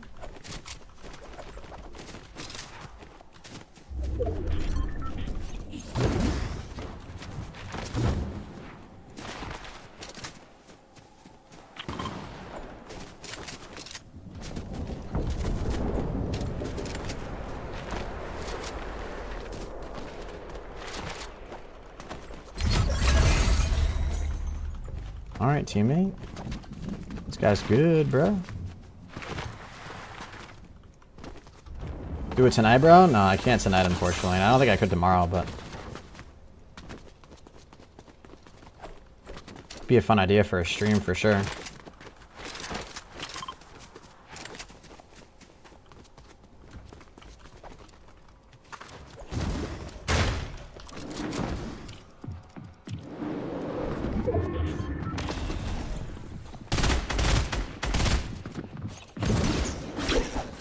Okay, yep, I'm leaving.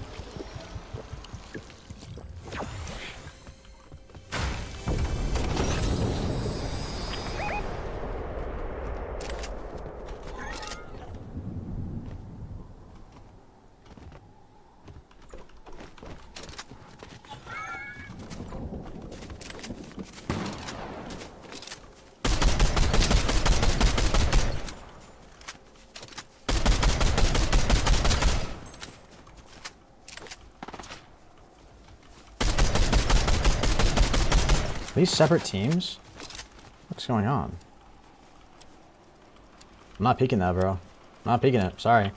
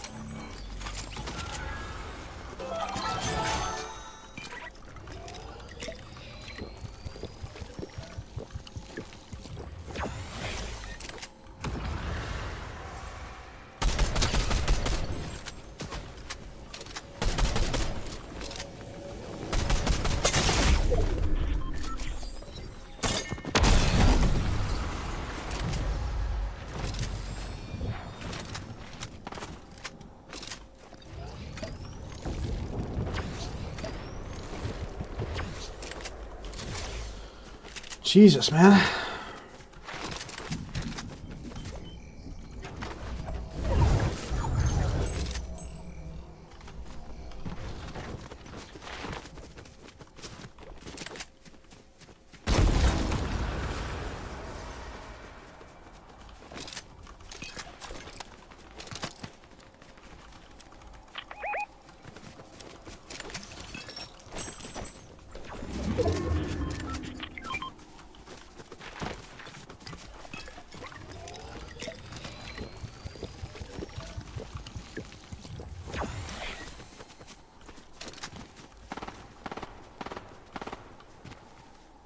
This guy's still there, you think?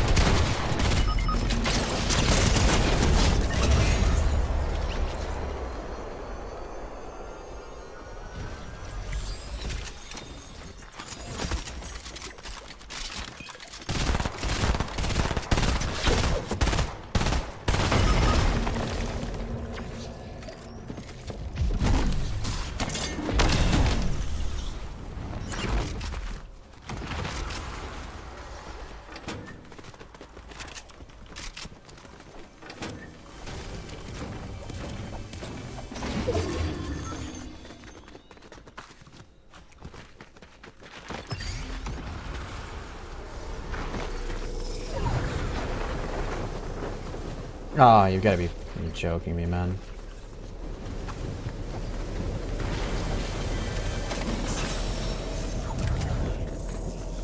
That's really annoying.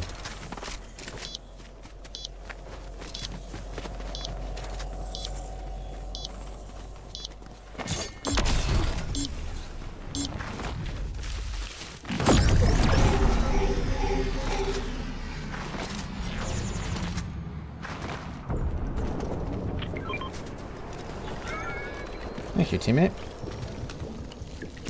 Henry, will you be live tomorrow? I unfortunately will not be, Eric. And I remember you mentioned this yesterday. That's your birthday, right? I don't think I will be, because tomorrow I'm going to a Theo Von concert.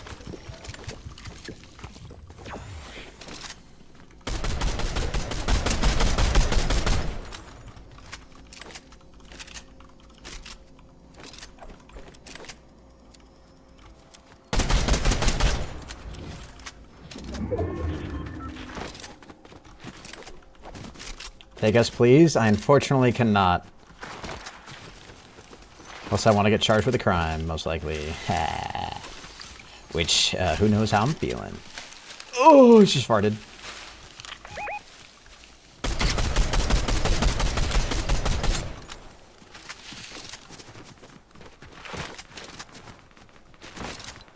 Just realized, yeah, there's 4 squads left.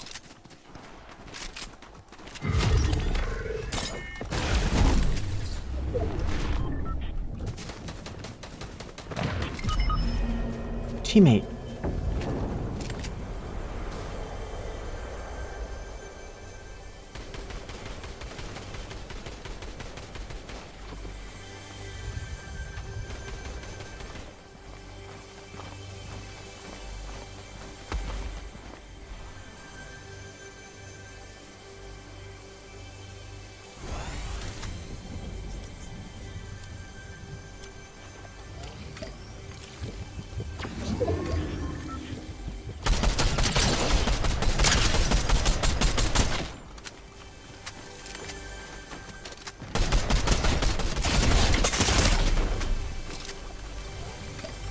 No, no, no, teammate, no, no, no, no, no, no, no, no, no, no.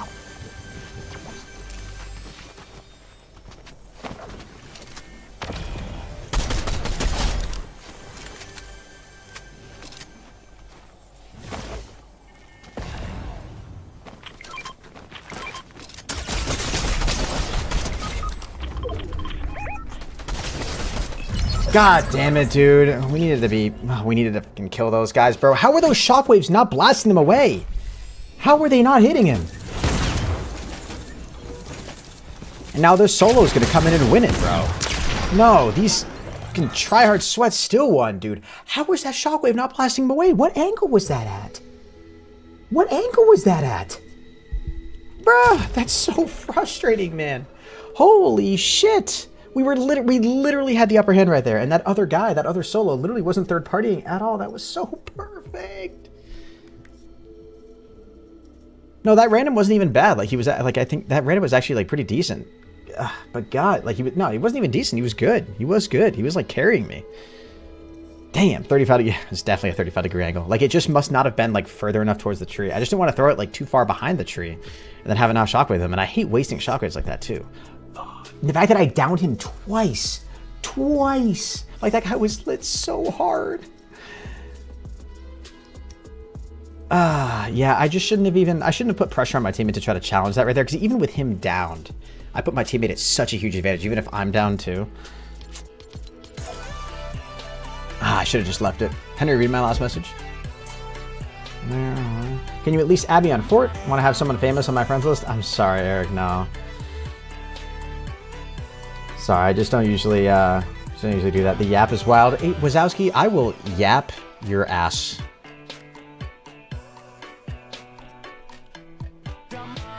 Alright. You have my word. Okay? Alright. Hey, yo. Hey, yo, what did bro say, dude? This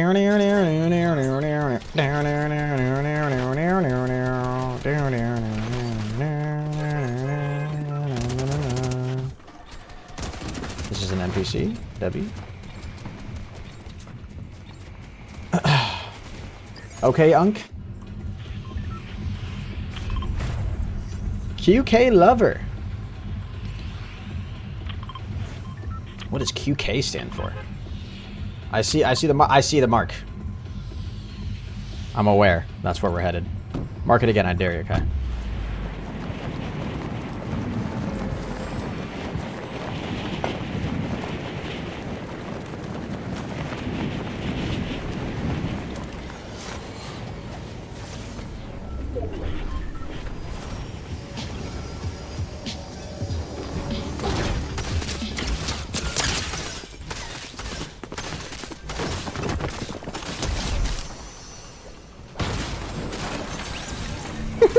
No way, and I got a mythic stinger challenging that guy off the bat. No way. How mad is this guy? Where is he? Come back.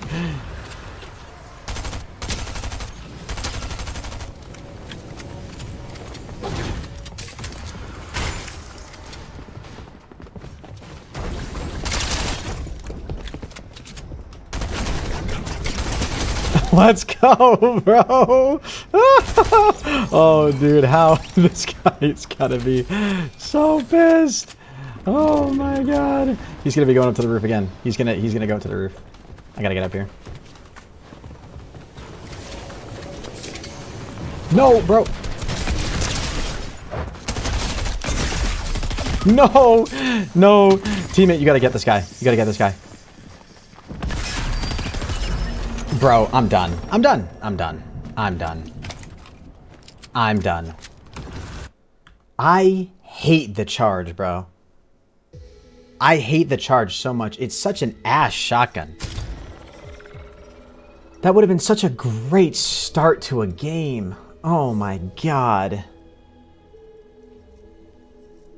That would have been so great, landing on a guy, pickaxing him, stealing his mythic out of the very first chest of the game. And then my teammate just has to kill one guy.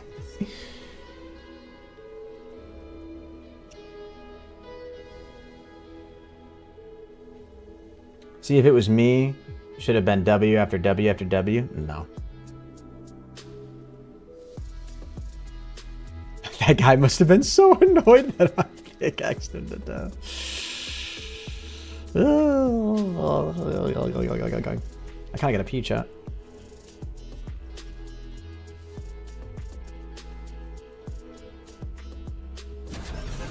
That stinger has a lot of recoil though, huh? That mythic stinger. God damn.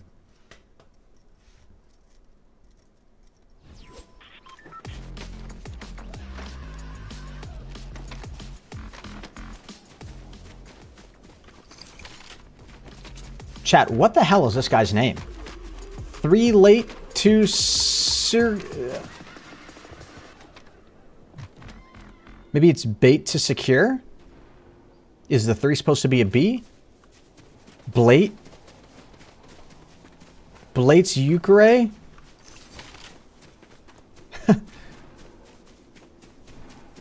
3 late to secure, eh?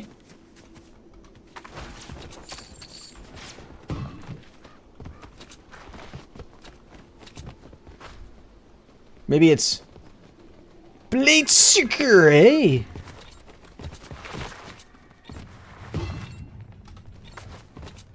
P90 solos, all SMGs. True.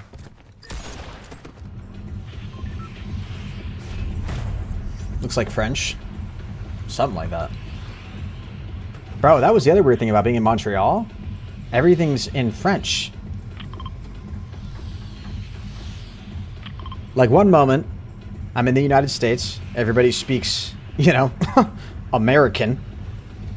And then I go 50 feet forward over the border. And everybody's like, and I'm like, what the fuck? All the highway markers are like formatted the same. But they all say KM instead of miles. Give me a mythic. Oh, the worst gun in the game. The Ranger shotgun does legitimately just have to be one of the most... I don't like it. It's not that it's bad. But if you're playing duos, it's just not good. American isn't a language, dumbass. Yeah, it is, dude. We live in the United States of America. What language would you speak in the United States of America? God, Gavin, you're such a dumbass. Please learn smarts before you open your mouth, okay? Let's try and start shit, okay? Don't challenge me in my intelligentsia.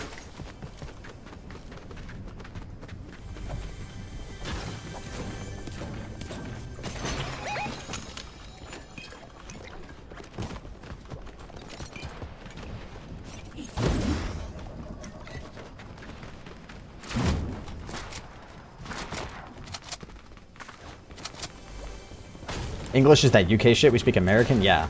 I'm not throwing you into the word color. You know what I'm saying?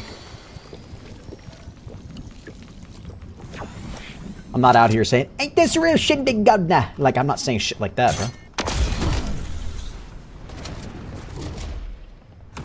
I'm not out here saying shit like, blimey. Bloody hell, Harry.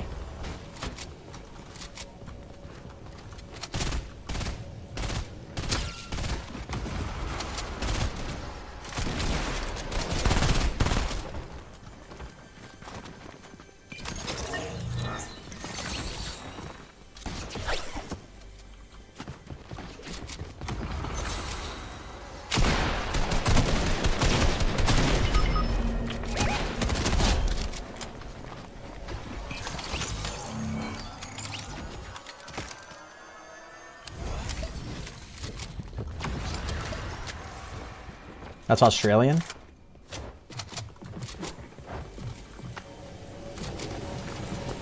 No, it isn't.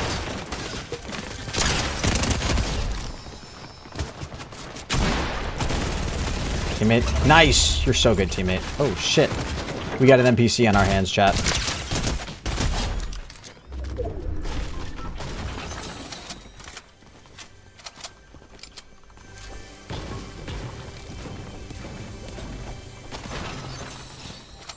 Oh my god. Gold Scar? Remember when this gun actually used to be good? Remember when this was the most coveted of all the weapons in Fortnite? What I want to know is, did they just make the bloom on this really bad between the start of Fortnite and now? Or are the new weapons just so much better? Like, when I go to shoot this thing, the spread is just massive compared to, like, the hammer.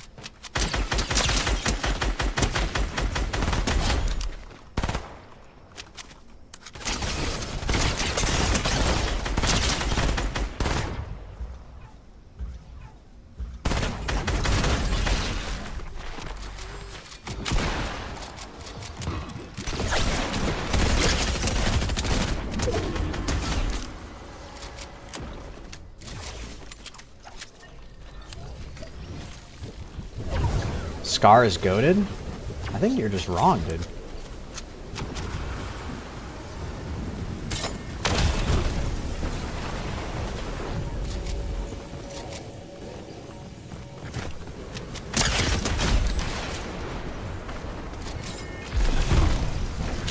Oh, wrong gun, guys. That guy is so weak. Absolutely unbelievable.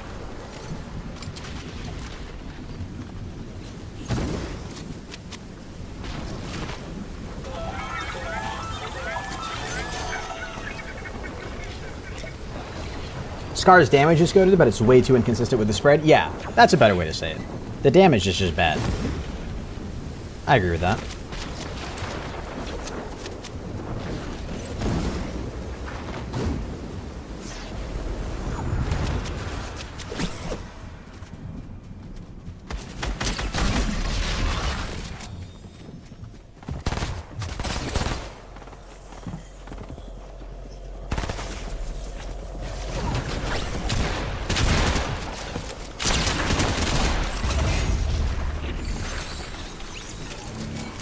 It's all about icing them out, chat.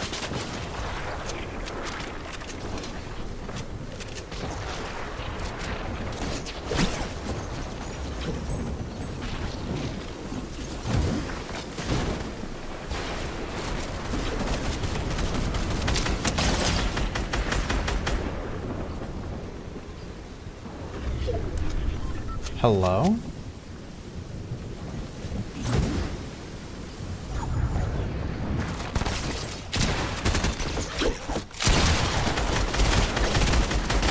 Teammate.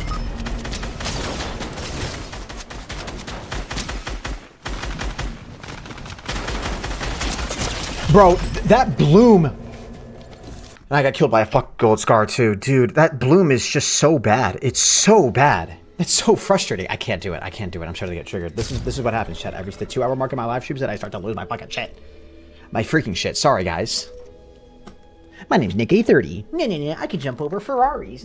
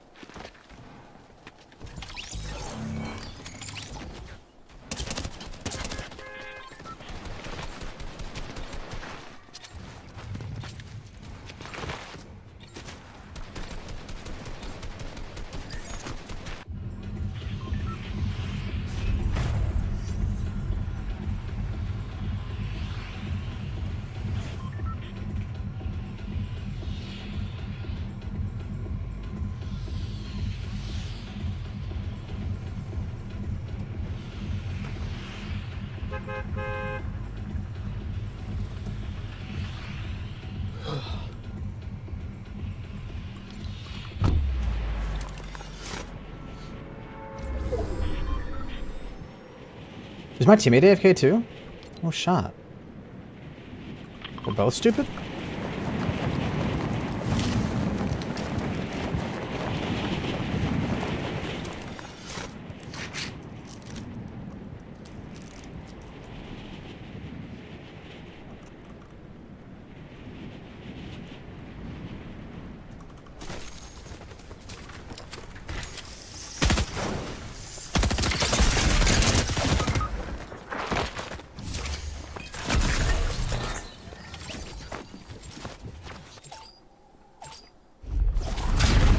Henry, is dating someone older than you wrong? No.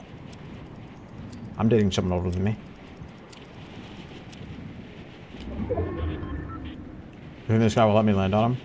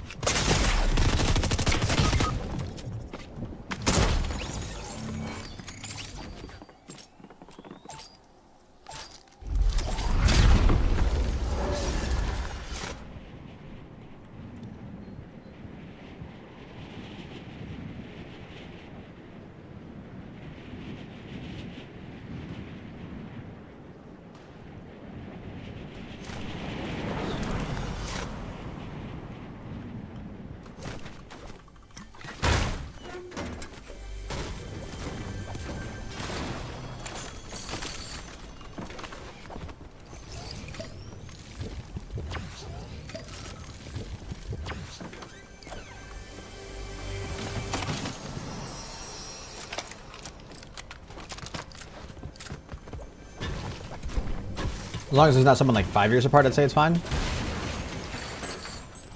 5 years apart isn't even necessarily bad. Like, I'm sure that we can think of like situations where 5 years apart's not weird at all. Right? Like if you're 19 and your partner's 24, that's not the weirdest thing ever. Right? It's a little weird. It's not the weirdest thing ever. So some people might bat an eye at that, right? Some people might think that that's a little too much of a difference.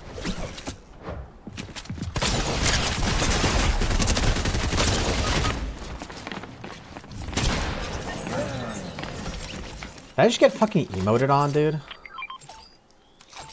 15 and 20 is bad? Yeah, well, no shit.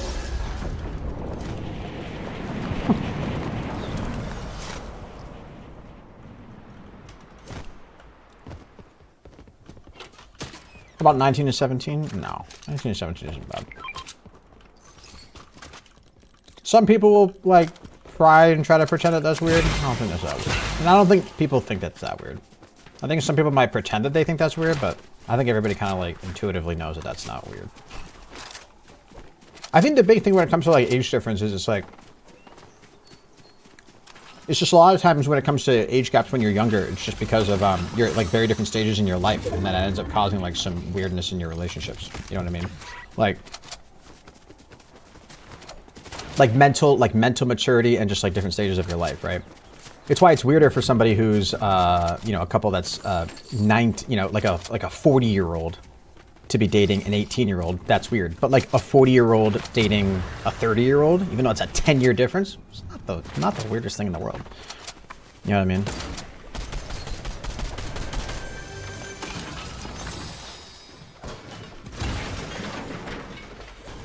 Now, a matter of whether or not it's like illegal is a whole other conversation, but yeah, I don't know.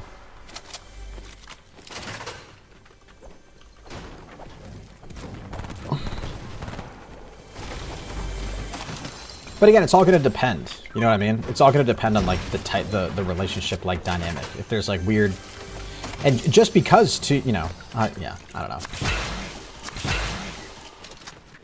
I was going to like start qualifying things in a really stupidly obvious way. I was going to say that like obviously relationships can still be very unhealthy and toxic and stuff, even if you're like the exact same age. But obviously like everybody knows that stuff. It's kind of like, it's like why am I even bothering to make that point? You know what I mean? What about 78 and 5? Yeah. Nothing wrong with that, dude. Totally based. Sick.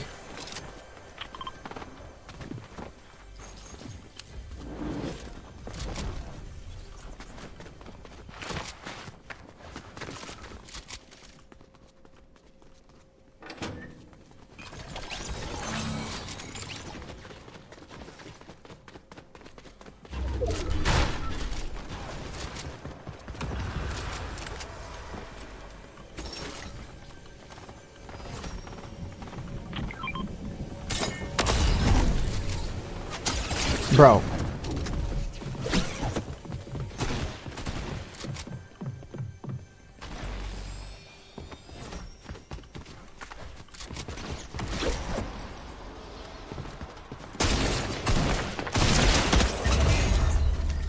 What a shot that was, Chad, low-key, huh?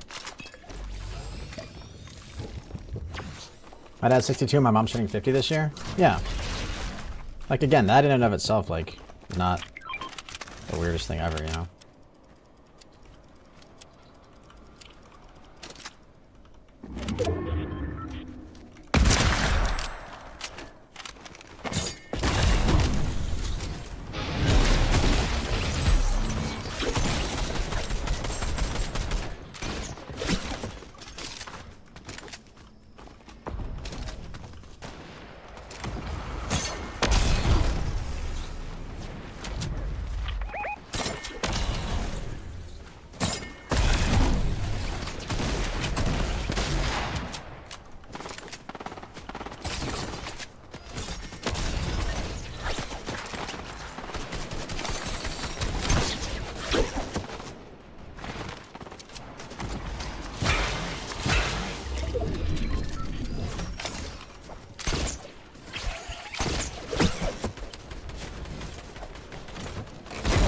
I wish you could combine grapplers, man.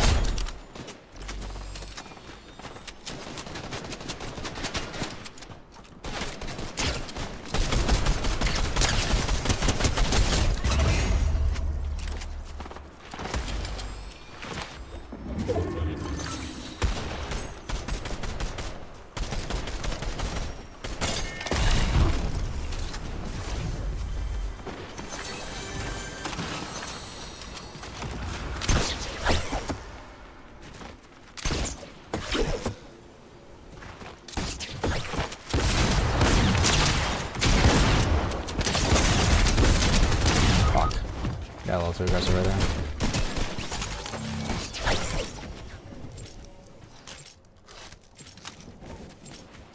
$20 seems like it's pushing it low key. 20 years is would most people would say that's unusual. Yeah. But again, it's because we assumed that the relationship started when they were young. Like if a 50-year-old and a 70-year-old started dating at 50 and 70, that's not that weird, right? Not really. I mean, it's definitely unusual, I'd say, but not like we wouldn't think of it as like a weird we wouldn't think of it as like inappropriate. But we think it's weird because we assume that like, oh well, if you have 20 years apart and you've been dating or you've been together for a long time, then people are like, oh shit, so your relationship probably started. Kind of inappropriate kind of thing. What kind of 7-year-old is dating? I'm sure that happens. It's unusual, but it probably happens.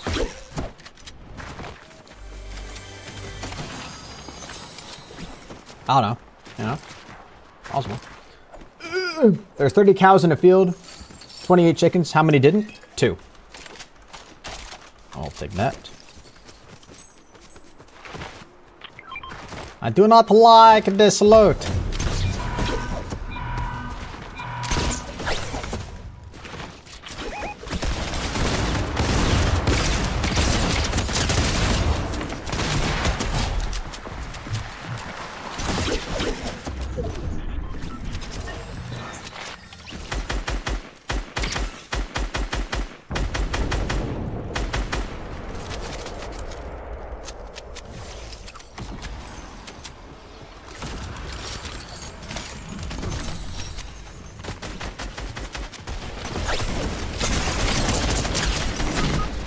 Teammate, where the fuck did you go?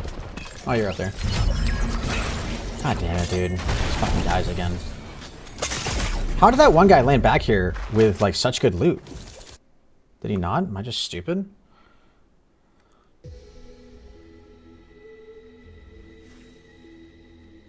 Oh, 10. The answer's 10, my bad. LMAO.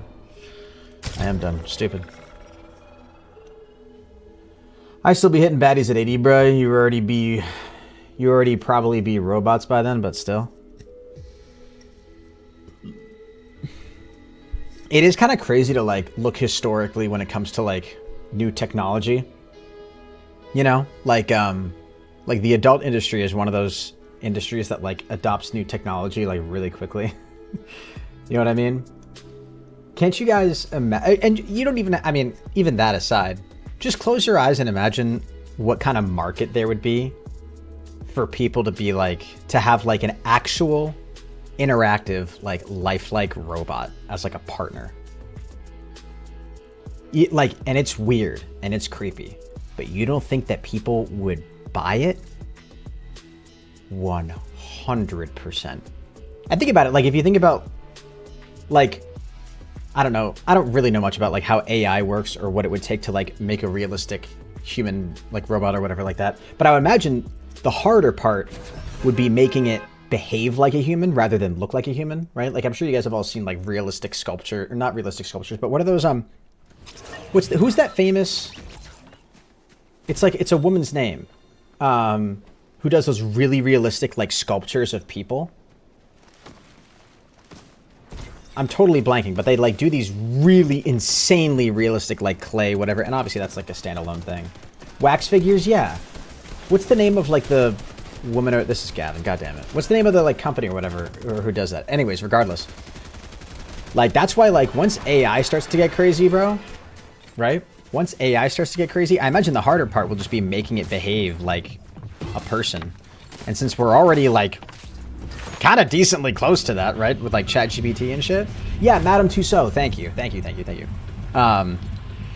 Because we're like, I don't know if you guys have ever seen some of the wax figures that Madame Tussauds makes for like celebrities and shit. They don't make them very often because they clearly spend a lot of time on them. Holy shit, they're like insanely realistic. So like throw ChatGPT into one of those things and give it like robotic arms and shit.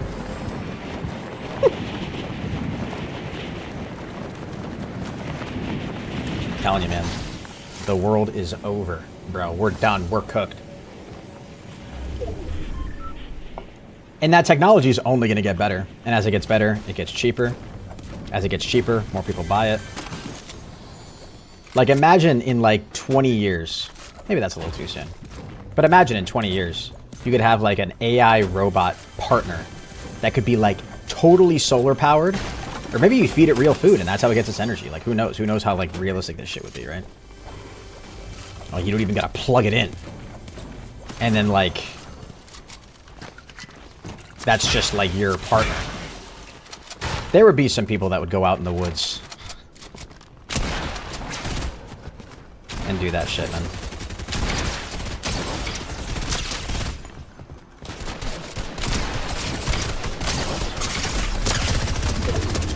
Bro, I'm so fucking done with the bloom in this game. Some fucking times, man. Jesus Christ. I came from YouTube, that's the good thing. Streaming everywhere, people come from everywhere. And you're famous with, yeah, hell yeah, dude.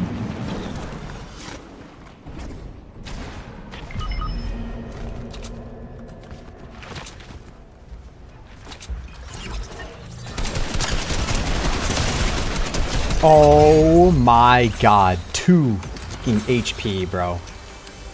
What a risk that was, and it paid off. God, I'm so good. Oh, I kind of wanted that.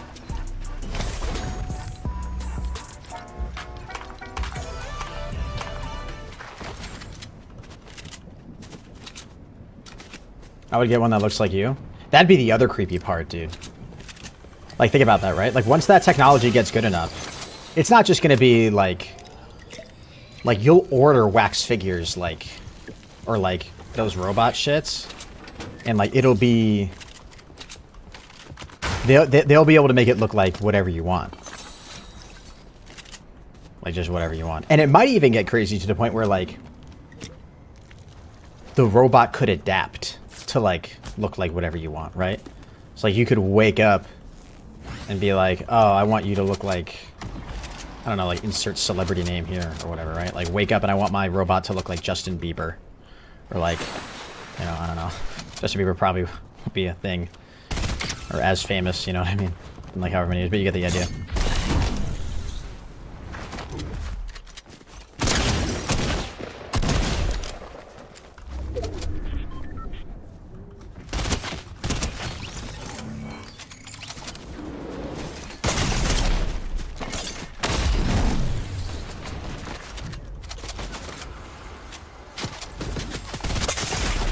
Bro.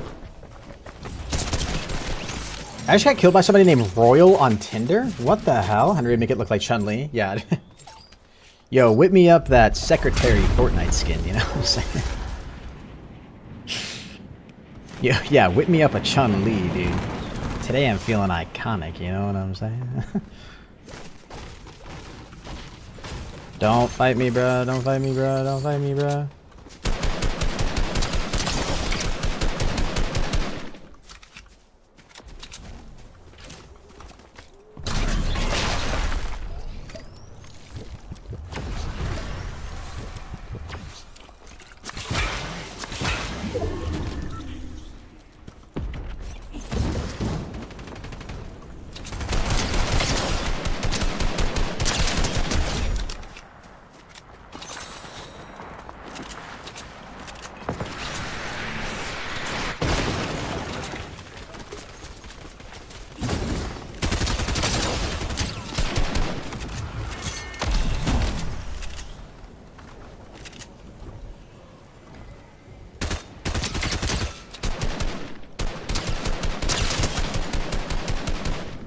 Bro, please, man. For the love of fuck.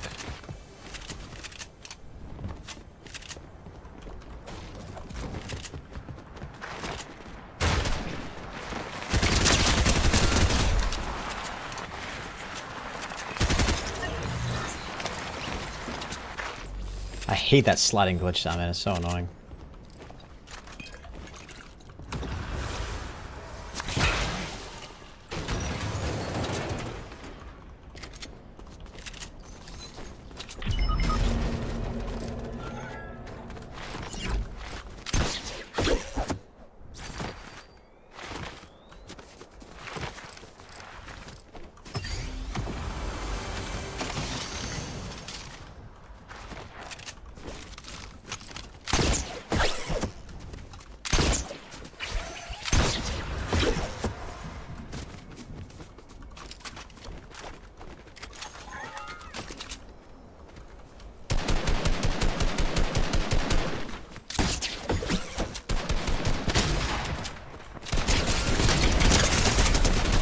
Bro! I'm not gonna slide my desk. I'm not gonna slide my desk. I'm not gonna slide my desk. I'm not gonna slide my desk. I'm not gonna slide my desk. I'm not gonna slide my desk. I'm not gonna slide my desk.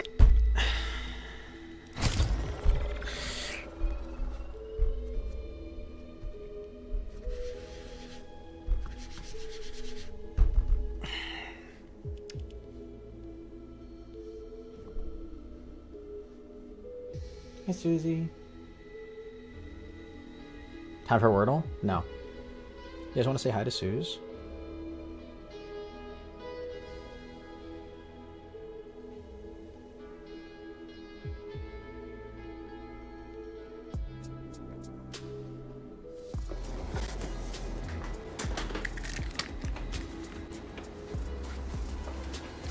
Hello, Susie. Hi.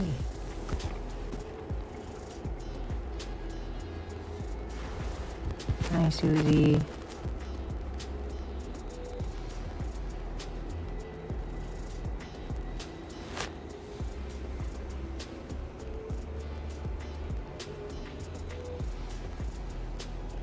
Who's such a sweet puppy?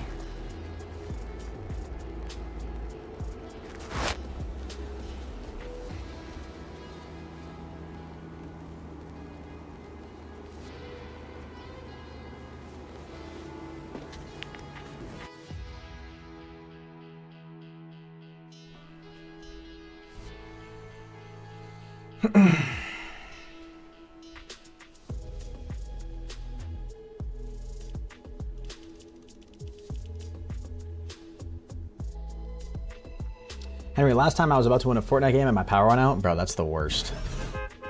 I would actually sue my internet company.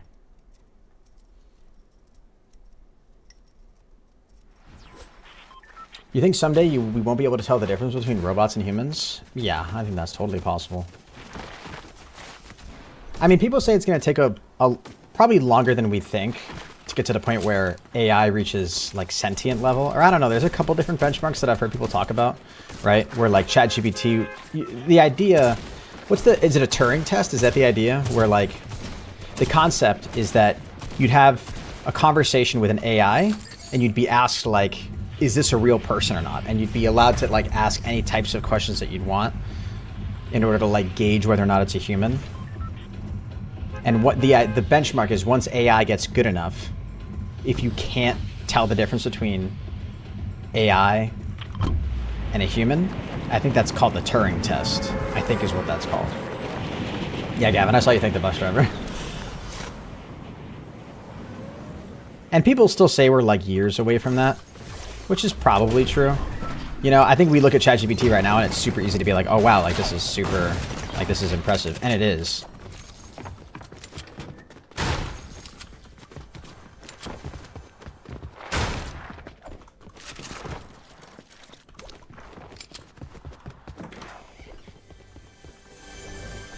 But to get to the point where it's going to be like indistinguishable from humans, I don't know. I'm not really sure what that benchmark looks like, but there's a website called Human or Not. Check it out. It's cool.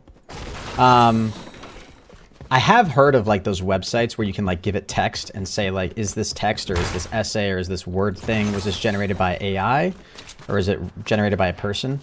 And I'm pretty sure those AI things fail every single time. I don't think they're able to accurately determine whether or not.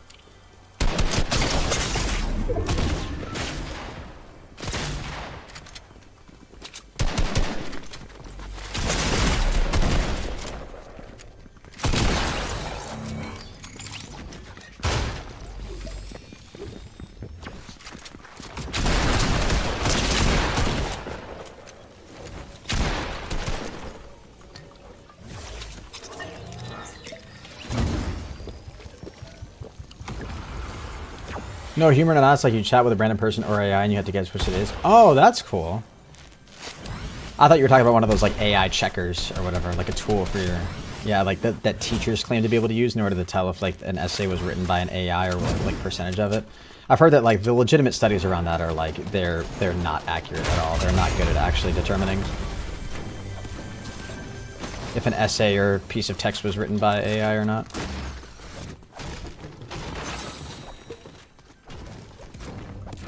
Which is really insane if you think about it. Because, like, again, AI didn't even... Like, AI like this didn't exist. Like, when did ChatGPT come out? Was it 2022? Or 2020? I think it was 2022, right? Yeah, 2022. Or 20... Was it 2023? It might have even been 2023. I don't know. Either way, it's, like, really new in the grand scheme of things. And how much it's, like, evolved even since it, like, came out is, like, mind-blowing.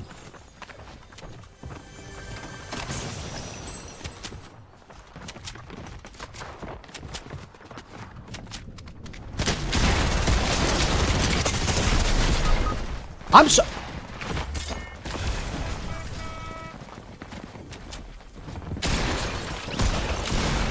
Okay, there was multiple there. I was about to be like, what the fuck just happened, dude? I'm playing like ass right now. You teammates live on Twitch? W! Love a fellow streamer. Thank you for not taking my loot, good sir. Jesus Christ. Time for me to step it up, bro.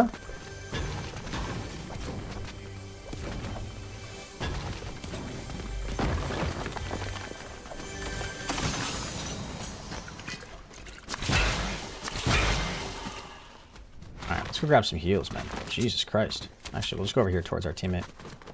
Grab a big over here. Did you hear that guy that got a mechanical heart, just like Tony Stark?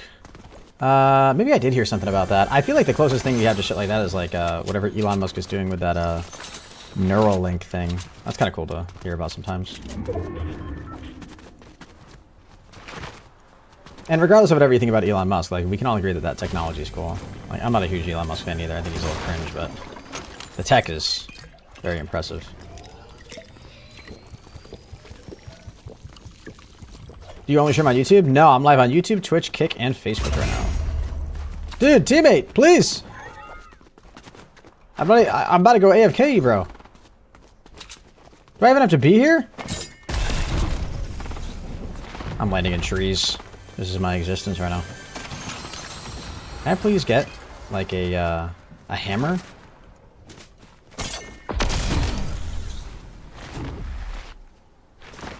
I'll take this first.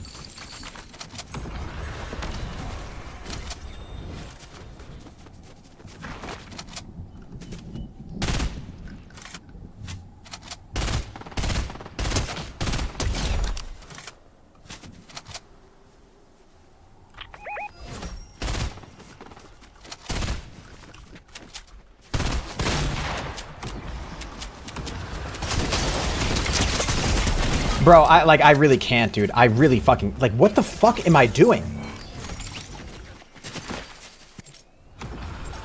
Which stream do you usually get the most viewers on? YouTube. Like, bro, like... like, I'm actually so triggered right now.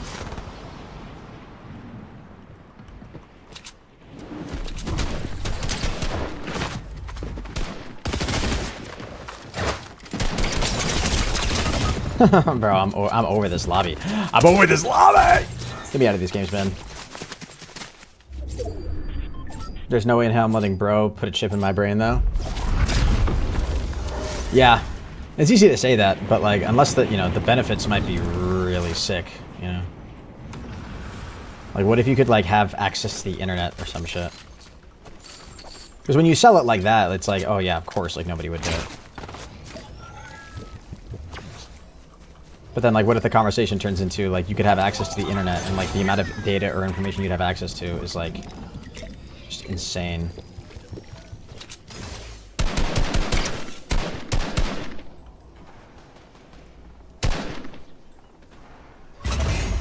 Like, bro, I'm not even doing anything.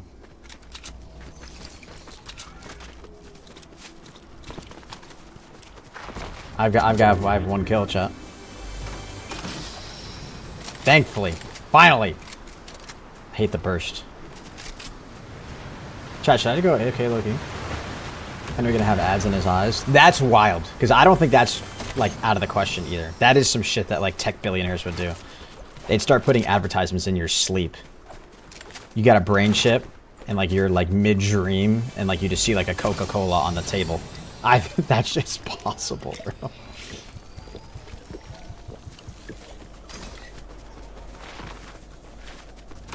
Imagine you're like mid-sleep and it's like, this dream is sponsored by Coca-Cola. I think I'm just gonna start swimming around. Go for a little joy swim, you know?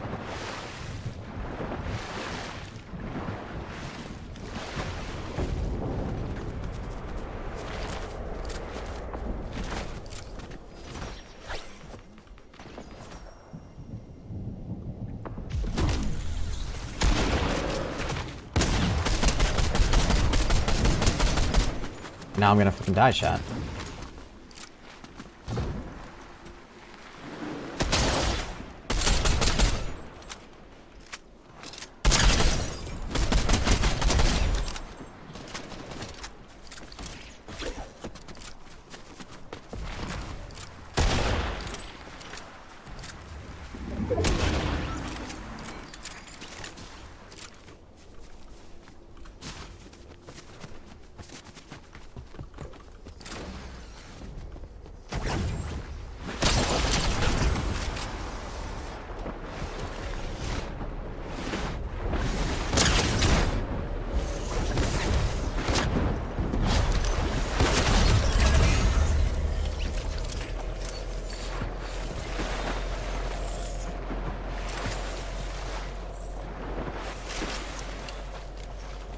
Teammate, you need to do me a favor and not die on me, okay?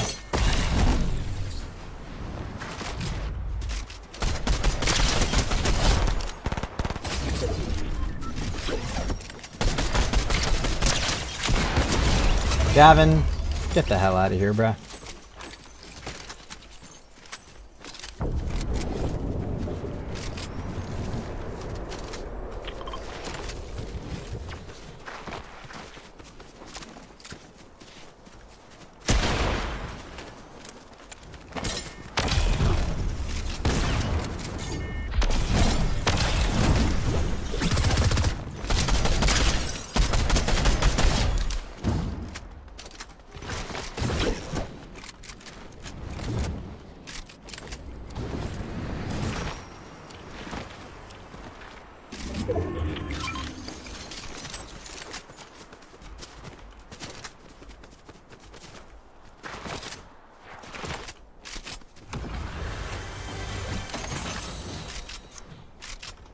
Reboot is still enabled in this lobby. Unreal. Oh wait, no, it's gone, right? Nope.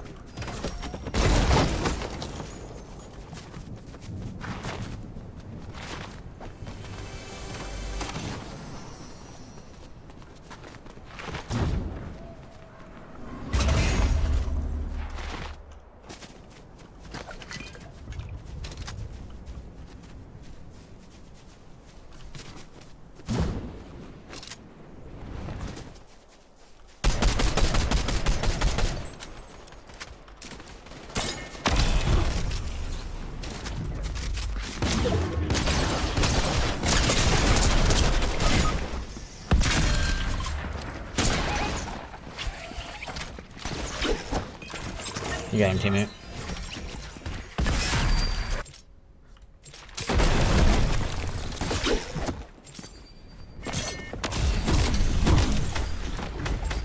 Oh, he's using a scar too. Jesus, man, my teammate is frying, brother. Even with a scar too. God damn. Actually, mad impressive.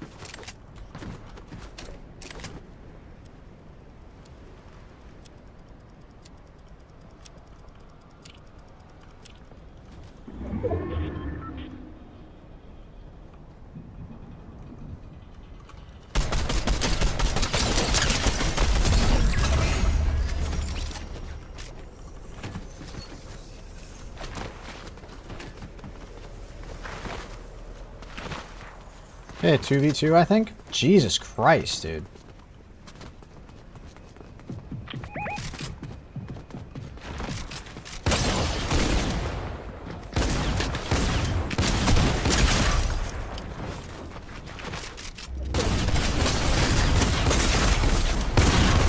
Let's go, baby. GG's, man. Oh my god.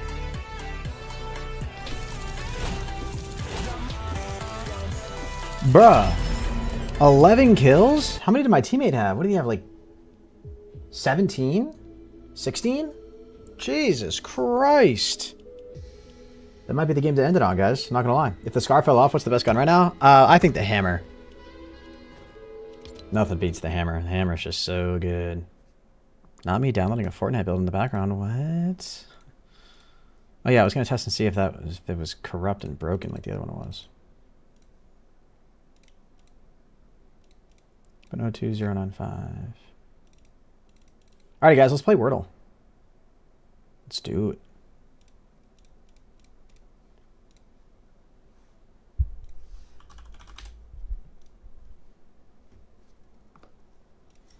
We gotta get music going.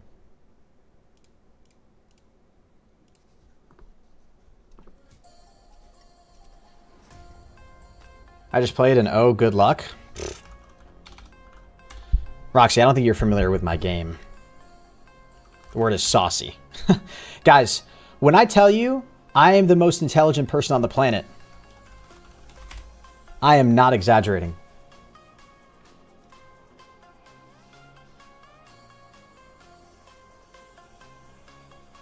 Echo. Repeat. Parrot. Quote. Come on. Come on. Cornerstone. Anchor. Backbone. Pillar. Come on. Belly flop. Cannonball. Backflip. Jackknife. Satellite talk pirate ham. Ham radio. Yeah, bro. I am the smartest person you guys will ever meet in your lives. I have a triple-digit IQ. What is my IQ? Free IQ test. Enter a name. Henry. Select an option. I am from the United States. I am 26. All right, let's play.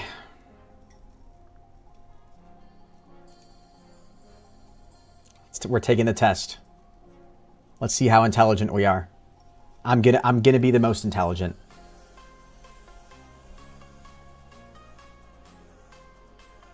My internet apparently doesn't work. Why are we playing old Fortnite? What's happening?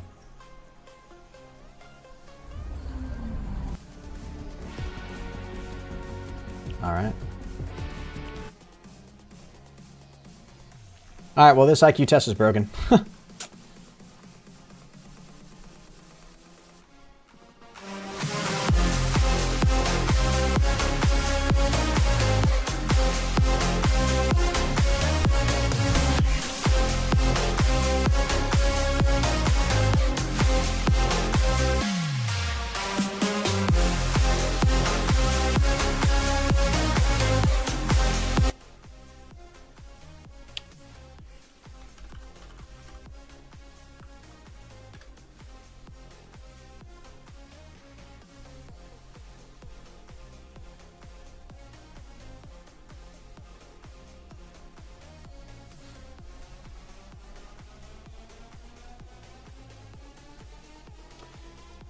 All right, this just came with my recommended. What's going on today, man? Listen. This is what's going on my recommended. I don't know if you guys have seen Nick Merckx on Twitter recently, but he's been pretty outspoken about a lot of trans stuff.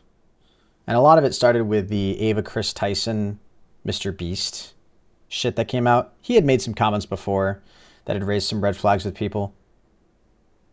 But it seems like he's really been making his stance clear on Twitter after everything that's happened with Mr. Beast and Ava Chris Tyson and shit. As long as we're like,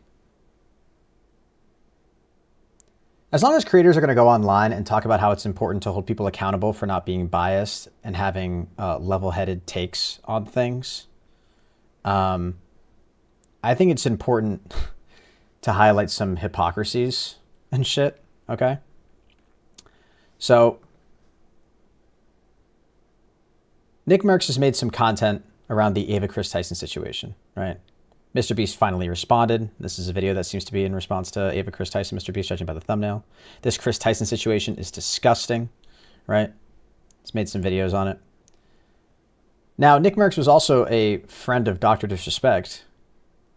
What were the titles of the videos he made about the Dr. Disrespect situation? Let's scroll down here. Dr. Disrespect is retiring. My thoughts. Oh, okay. It's an interesting title, given the accusations, and I don't know if I would necessarily classify it as retiring, but okay, sure.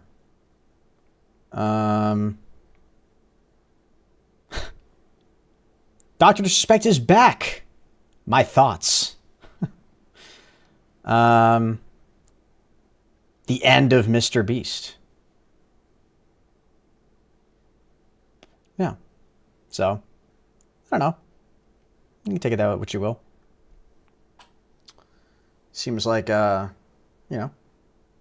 if we're supposed to be viscerally opposed to a thing, that thing being having inappropriate conversations with people that you probably shouldn't be, you should probably try to be a little more consistent than this.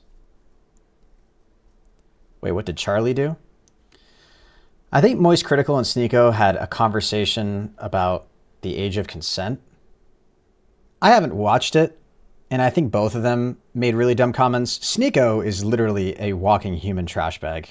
Some of the comments that I've seen him make about some situations recently have just been some of the grossest shit I've seen anybody make online.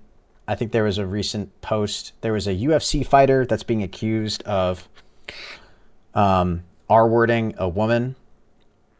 This woman made a bunch of TikToks talking about it. And granted, I don't know the details, but Sneeko made a video, or there's a clip of him going around where he responded to these accusations, these TikToks that this woman was making, accusing this UFC fighter of R-wording her. And Sneeko says, if we're being honest, you're not really R-wordable, These guys in the UFC, they're tall, they're handsome, they're rich, they're successful. Why would they need to do something like that?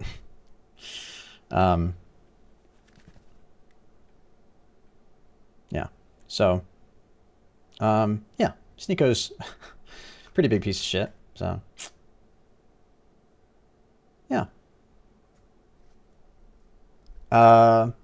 Just so you know. You can look up that clip if you want the full context, but it's pretty fucking disgusting. So there's that.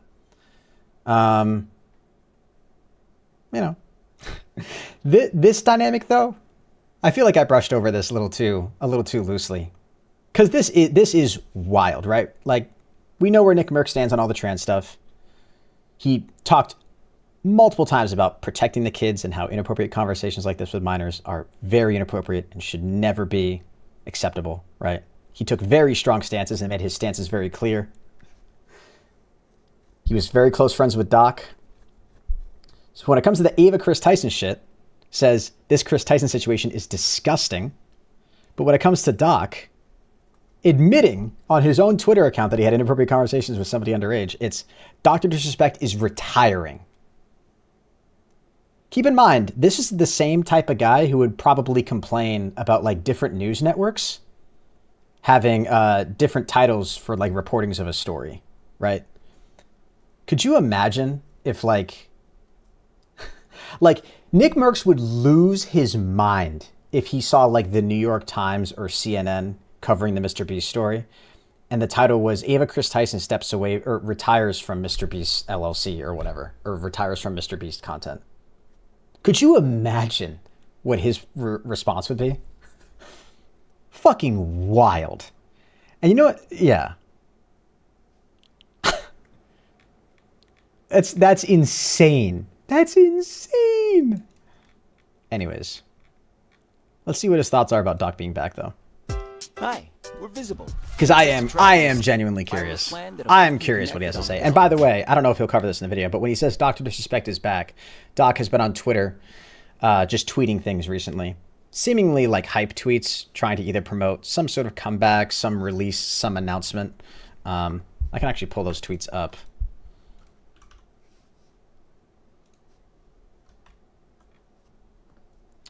So he tweeted this on July 31st. Picture seeming to imply that we're all playing checkers while he's playing chess. His responses to the replies under this tweet were pretty incredible. This guy responds with this meme. Right? Ratios him pretty hard. Doc goes, little brainwashed woke boy. Putting out Dragon Ball Z GFX with Kendrick Lamar lines. Got me big time. Shit. It's not even Kendrick Lamar, but I see why you immediately thought of him. Hashtag not like us. All right. Is this you playing with a minor? Good one, she/her. The internet will never fix your real threat. Depression. Yeah, so he's leaning into this whole archetype pretty hard, it seems. And I think the most recent thing that we saw was that he updated his Twitter banner to what looks like a Dr. Disrespect helmet floating in water. And down below is a ripped piece of paper that appears to be a screenshot of his tweet regarding the Twitch ban is what we see.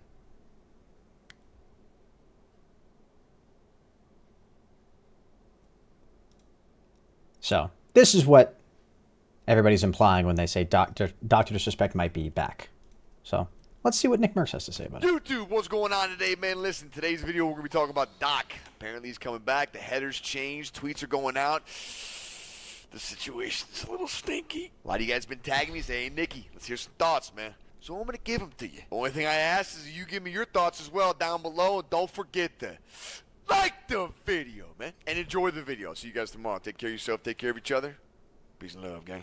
YouTube! Oh, we got a stinky one for you today. Real stinky. It's been a little over a month since Dr. Disrespect made his tweet talking about the Twitch ban and admitting that he had an inappropriate conversation with a minor. Let's watch, and now discuss. Here we are, a little over a month later, and he makes his return tweet. And he's basically saying, I'm playing chess while everyone else is playing checkers. And then there are responses in the comments. And I don't think this is going as well as Dr. Disrespect wanted it to go. It's not a complete and total disaster yet, but it could turn into that. Right now, this tweet has 17 million views. It has 66,000 likes, but he is almost getting ratioed in the comments section, not with the total comments because he has 13,000 comments, but you have a few comments here. Right here, this one has 64,000 likes, basically calling him a PDF file.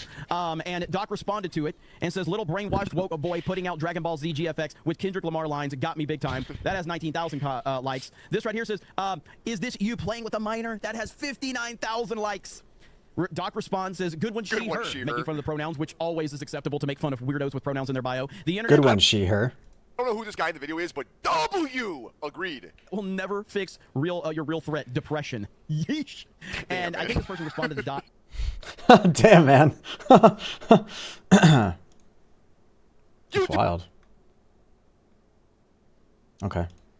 YouTube, what's going on today, man? Listen, I'm wearing the sunglasses in this intro because these are the hater shades, and today we're addressing a hater. Now, this isn't a usual upload, so I'm going to request your feedback down below. In this video, I'm addressing Chris Tyson. He works for Beast, a.k.a. the biggest YouTuber on the planet. Or at least he used to anyway, I don't know. And we're reacting to a YouTube upload where this guy puts together some pretty crazy stuff about this guy, Chris Tyson. Now, the reason that we're doing this is because a couple months back, when everything was nuts on Twitter, this guy, Chris, had a lot to say about me. Now, I give you guys a lot more of my thoughts in the video. As always, I hope you do enjoy the upload. It is a little bit of a different one. If you like the video, don't forget to like the video, man. And remember, always stay true to yourself and your beliefs. Stand on business. Catch you guys tomorrow. Take care of yourself. Take care of each other. Peace and love, baby. I'm only watching this shit because this motherfucker was talking mad shit. In my opinion, for no reason, had an awful lot to say and then deleted every goddamn tweet that ever existed from his account. In my opinion, no reason. Which, by the way, listen, if you want to have a strong opinion about like everything that's going on, or try to take a principled position on this shit, I think that's totally fine. I just think it's really weird when it's super inconsistent. Clearly. Very inconsistent and biased with your takes on shit. You know? Like if you're gonna go on Twitter and you're gonna claim really hard that you super care, then you should care. Those of you who don't know, longtime friend of Mr. Beast, Chris Tyson, has recently been called out for numerous disgusting actions. One such video made by Aatrox has gone viral, detailing Chris's really gross and disgusting Now notice how in the last video he was laughing a little bit, seemed to think that Doc's replies were funny, said that the situation was getting dicey, or the situation was a little stinky. I think those are his words, right? I just want to recheck just to be sure. Just to be sure. Let's make sure we understand. Discuss. Take care of yourself. Take care. Give me your thoughts as well. Down going out. The situation's a little stinky. A lot of you guys have been tagging me saying, hey, Nikki, let's hear some the situation's a little stinky. Playing checkers, and then there are total disasters yet, but it could turn into that. Right now, this tweet has Okay. Situation with lolly content, which for those of you who don't know, lolly content is basically sexualized art based off of young children. And another video made by Prism, which hasn't been picked up by many people yet, details Chris Tyson's very weird and unsettling interactions with a child who was 7 years. I'm gonna pause and say some things throughout the video. Like, imagine even knowing what that content means. What the fuck? God, man, like, what the fuck? Is younger than her when she was in her 20s. Now, to summarize Chris Tyson's infatuation with lolly content, I have to first preface the fact that any grown adult that shows interest in art depicting the sexualization of children is a complete weirdo, because recently on the internet, it's somehow now a controversial take to say that. Now, for those who don't know, years ago, Chris Tyson basically had an infatuation with a controversial artist known as Shadman, and this Shadman person is known across the internet for creating art based off of actual children. Remember when you did BO3 Zombies, Still a Secret Formula? Dude, good times, man. Good times. Being 7 years of age, kicking Donald Trump off back in 2016 when he had just won the election. In the same year, Shadman made more disgusting art of Lieutenant Corbis, who was an 11-year-old commentary YouTuber. Another instance involved Shadman in 2017 making extremely gross comments regarding the actor Daphne Keane, who played in Logan. Keep in mind, she was 12 years old at the time, and Shadman decided to create art of her being murdered and brutalized. Now, as a result, Shadman received a cease and desist from Daphne Keane's lawyers, and despite this happening, he still continued to make disgusting comments regarding more children, such as Liev Schreiber's 7-year-old son, who did. You're watching a summary of like the Ava Chris Tyson allegations. The Harley Quinn cosplay. Now, we're not going to watch the whole thing. I'm curious what his reaction is going to be. We'll watch like another 30 seconds or something. That Shadman did. Following the drama, Chris Tyson still decides to openly brag about financially supporting him and his website, showing that he literally purchased. Why is this guy even around? You know what I mean? Like, that's where I'm at with this stuff. I don't see any place for it in this world or the next.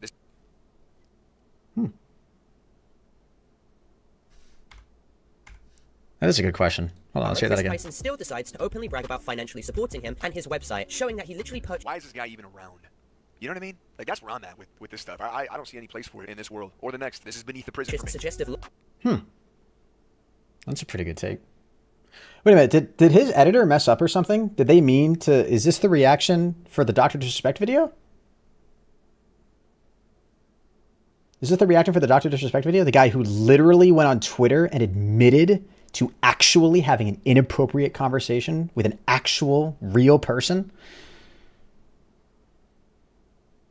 Which I think we would all agree that like actually doing something in the real world is, you know, both are weird. But I think we would all agree that that's definitely worse than like making some really creepy art. It's really creepy art. It's really gross. But actually having inappropriate conversations with somebody underage when you're like 35 or 40, I think that's weird too. Huh. You know, anyways. Listen, you can have whatever take. Anybody can have whatever take they want on the situation. It's just, it's so cringy and it's so frustrating when it seems like the people that like have the strong, or pretend to go on Twitter and have the strongest opinions about this shit also seem to like be super hypocritical and inconsistent with how they choose to express those beliefs or where they choose to apply them, where they choose to pretend that they actually have those principles. Again, the Dr. Disrespect situation is a little stinky. It's a little stinky, guys. Meanwhile, smash cut to this video. Why is this guy even around? This is like beneath the prison shit. I'm hungry. So frustrating, man. Anyways. I know Pat God came out with this video too. I don't know if you guys saw this. This was the same guy that released the video. This was the same guy that released the initial video. I worked for Mr. Beast. He's a fraud 2 weeks ago that got 11 million views. Brand new channel. 310,000 subscribers. He was premiering this video earlier today, and I'm pretty sure the premiere, which is where like the video gets released live and you can watch it as if it's a live stream, but the video's already been created. It just gets released at the same time for everybody to watch and react to. I think there was over 100,000 people. I think it got up to like 120,000 watching this live in real time when it released, which is crazy. I haven't watched this video yet. This video is not monetized. I'm hungry. This video is not monetized and is for educational purposes only. Why is he doing this, bro? Why is he doing this? The video got 11 million views. You're putting so much work into this content.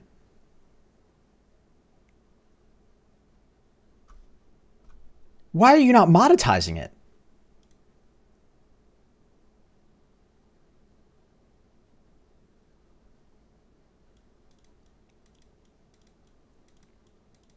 Jesus. I would argue the Chris situation is worse because of how many people knew what was going on and continued to platformer for years. Either way, both are complete weirdos. Yeah, I don't know. When people look at it like that, though, right? They're not, you know, they're upset about the action. And I feel like you could kind of make the same argument for Doc in many ways, because it was crazy to go on Twitter afterwards and see how many like former Twitch employees or like insider industry people were like, oh, wow, I'm surprised it took this long to come out, right? Like after that that ex-Twitch employee Cody guy tweeted like, oh, by the way, the reason Doc was banned was because, or he didn't say Doc explicitly in the tweet, but it was heavily implied. The reason he was banned was because he got caught inappropriately messaging somebody on Whispers. The amount of people that I saw on Twitter afterwards that were like, oh, wow, surprised this stayed silent for this long, surprised nobody knew about it for this long, blah, blah, blah, blah, blah. Meanwhile, he's making millions of dollars over on YouTube.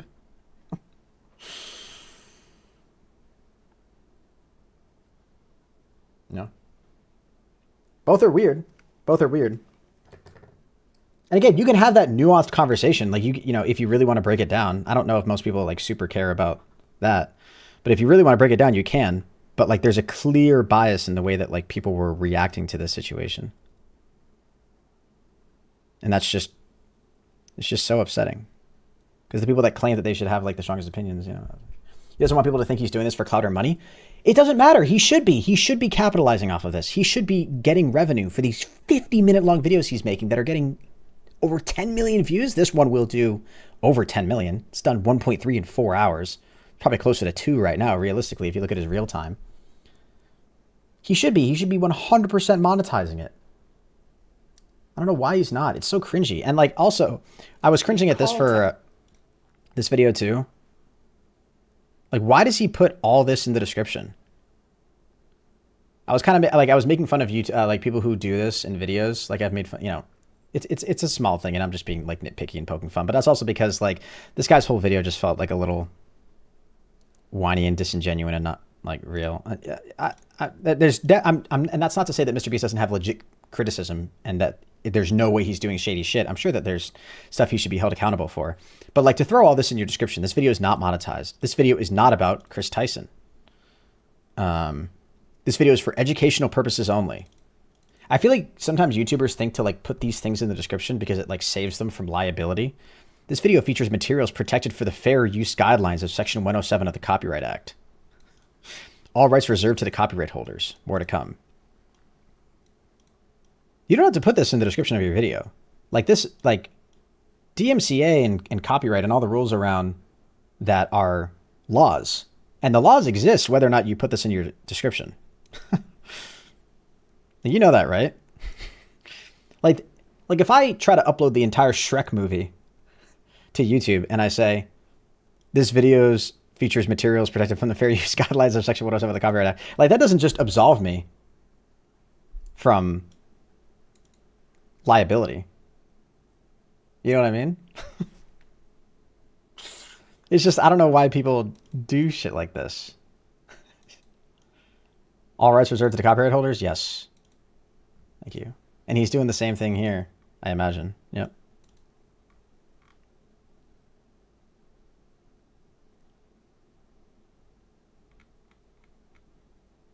I don't even think I want to watch this video. This topic is so interesting. I don't know why. It's just, it's a hot topic. There's so much perfect shit around this. Like, it's already, like, I don't know if you guys have already, like, seen the rise and stuff on, like, social media. Or you've seen it a lot on Kick, too. You see it a lot in the live streaming world. There's been, like, a little mini trend of, like, what's called pedo hunting. Like, I don't know if you guys have seen people, like, be making content around this. I've seen it talked about on Twitter, and I think you see it a lot on Kick. It's just, like, really weird. Because a lot of it's fake, from what I understand. So a lot of it is just, like, these streamers hire actors to, like, play these roles, and then they hunt them down. I don't know. So is Jimmy still friends with Chris, you think? I have no idea. I have no clue. I haven't taken the time to, like, watch any of these videos. Literally, the only reason I know more about what happened to Doc was because Doc went on Twitter and tweeted it. Like, just, like, confessed to the whole thing. When it comes to this, I feel like I would need to watch some, like, summary of, like, what happened. And what the actual accusations are, which I just haven't taken the time to do. Because I just don't think I really care, to be honest. No.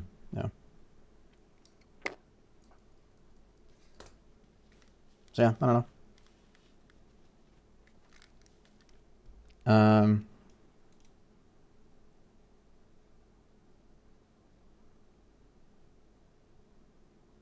He is a sociopath.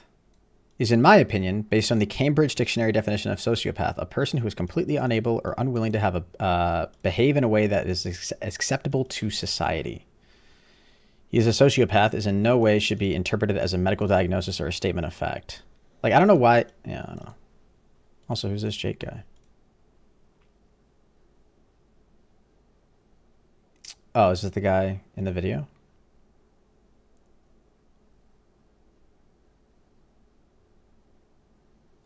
I really think you should watch at least the first 10 minutes of the second video. Give it a chance. Let's watch it. I'm down. I'm hungry.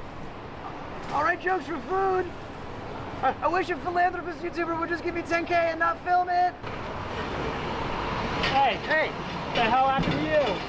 Mr. Beast, that's what happened to me. What we do here is go back. Content cop vibes. I was gonna be this.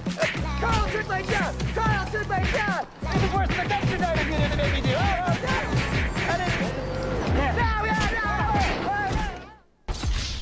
You guys ever watch the what's his name? iDubbbz content comps back in the day? Those were fun. Jake Weddle, is that this guy's name? Okay, content cop from Temu back at it again. So just before I get into my interrogation with former Mr. Beast employee Jake Weddle, a lot has happened since my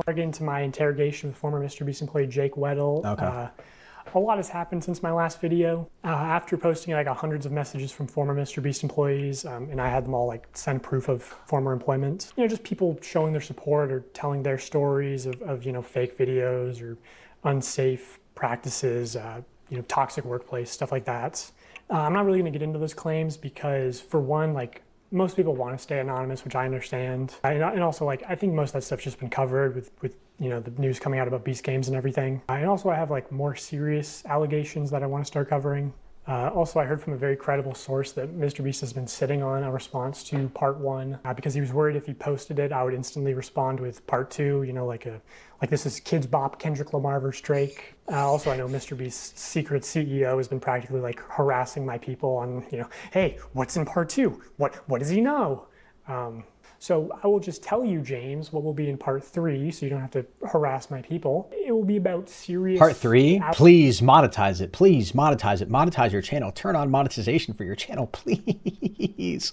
Why would you not? That's the biggest L of this whole situation. I'm just kidding. Why not, dude? It just ends up feeling like you don't have to do this virtue signaling thing. Like, I understand if it's... Like, I kind of half get it if you're like a YouTuber that fucked up and you're uploading your apology video and you know your apology video is going to do a lot of views. It would feel weird to people if, like, in your apology that got like 5 million views, you were making money off of it, right? Because then that would give off this like weird you'd have an incentive to only do the apology because you know it would make you money, but if you turned off monetization, then it would feel more genuine. Like, I get that, right? But like, you're not the YouTuber.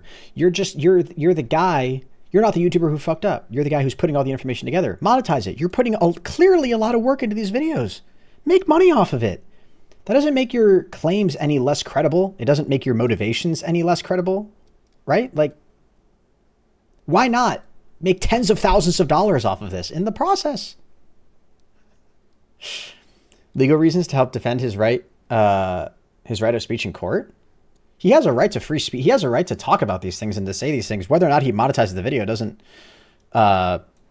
make him liable for defamation or not make him liable for defamation or protect him from certain types of speech. Like, it's an optics thing. He's clearly just doing it so people look at him favorably, which I don't think people would look at you any less favorably if you monetized the video, and you'd make a lot of money. These videos are getting a lot of views. You should make a lot of money. Allegations of sexual misconduct in the company and your direct involvement in covering up those crimes. And I'll make sure to give you full credit and plaster your face all over the screen when we talk about that. So yeah, I've gotten dozens of messages from former Mr. Beast employees of very serious allegations. So I just want to put a call to action at the start of this video that, you know, if you have a story, you can DM me. Just make sure you send proof of employment first, because I get a lot of DMs. And like, as much as I meme and joke around, like, I take anonymity very seriously. So without explicit permission, I don't go public with anything. And obviously, if it goes to court, I would hope they would censor your information from the court documents. I don't know. Oh, and former contestants too. That's another thing I heard after posting my last video is during the 100 boys versus girls video, I have people corroborating the same story that the camera guy who gave the girls a drone was making some girls feel uncomfortable. You trap these girls in a circle and make them sleep on rough turf and get them high on paint fumes, and then you try to f them. Okay, that seems really dark. No. That took a huge dark turn. It went from him being creepy and making people feel uncomfortable to drugging them. It's not dark, you're misunderstanding, Jesus. bro. I think yeah, you are. Because if the girl said no, then the answer obviously is no. No. But the thing is she's not gonna say no. She would never say no because of the implication. Anyway, so that will be part 3. So, you know, Mr. Beast, do with that information what you will. I know Chucky didn't want to respond to those allegations. I'm receiving many DMs corroborating very serious accusations of sexual harassment, sexual assault, and sexual coercion occurring within the company. Hearing these stories both from former contestants and employees alike, anything you'd like to care to address about this? Or are you interested in talking about raccoons and discrediting my character? So anyway, my interview with Jake Weddle, I chose to interview him because I thought he was perfect because he was both on camera and behind the scenes in 2019 and 2020.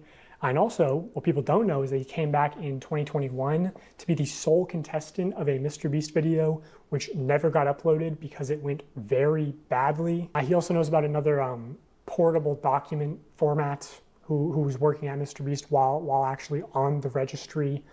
And I'll get more into that story at the end of the video. So I got his DM, drove straight to New York overnight, did not sleep, just drank a bunch of caffeine. And I also only had one microphone in the interview, which he's wearing. So it's mostly just him talking. Also, like, final thing, people said my last video started slow. This video also starts slow. It builds up over time, but I'll do the retention thing and say, the ending will blow your mind.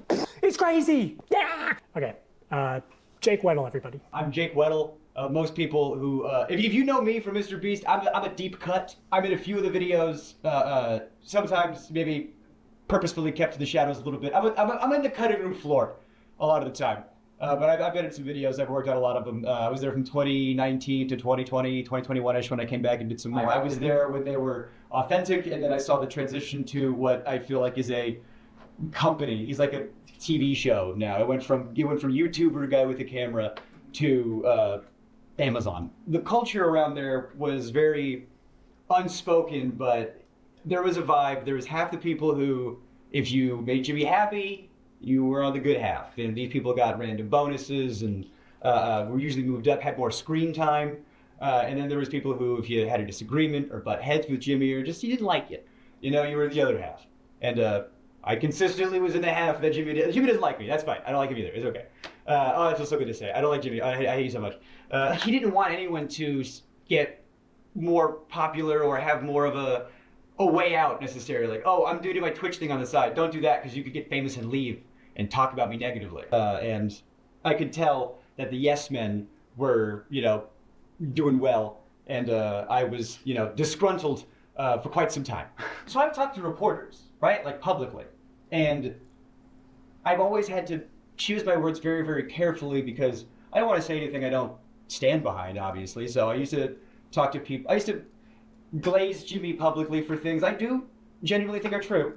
But then it's like, well, how come you didn't talk about the working conditions? Well, I wanted a career. I didn't want to, you know, speak ill of YouTube's golden boy and then I'm blacklisted forever. I tell people I was talking to you, they go, "Don't, what are you doing? You're going to kill your career." It's like, I have to or I'll be sad. If this is the moment, we're going to talk about it. So as far as that, that's my covering up of why we didn't talk about XYZ sooner, but now you know. What would you say is the fakest video that you worked on while you were there? Fakest video that I worked on while I was there. This is the extent of the fakeness that I was involved to. This is admitting to my complicity. I was a writer there, and we were working on a video crushing my friend's car with a rock or meteor or something. It was a rock or a meteor in the title of it. I can't remember, but he wanted to do a prank where, unbeknownst to the person, he takes a rock, crushes their car, and they're supposed to think a rock came out of space. We're gonna take a meteor and we're gonna put it on Weddle's car. We're gonna take another meteor and put it on Marcus's car. Both of them have no idea that we're doing this. Weddle and Marcus are probably shocked. They had no idea. And so that was the one and only time I had to, my car? What? And on the fly, I saw him, because Marcus was in that video. So Marcus is calling his mom. Marcus genuinely had no idea. He genuinely had no idea. But so Marcus is calling his mom, and his mom's freaking out. And I'm like, oh no, they're gonna call my mom next. So I had to text my mom, who had to beg to get the title very quickly. Now I'm texting my mom, I go, "Mom, I'm about to call you about the meteor thing. You have no idea? Be surprised." And then I hit send, and then they go, "Call your mom now." And I call my mom and I tell her, and oh, she should have got the Oscar. Oh my God, on the fly, she goes, "What? I'm on vacation." "Mom, my car has been destroyed." Wait, what? A meteor hit it. Jacob, I'm on vacation. Do you understand?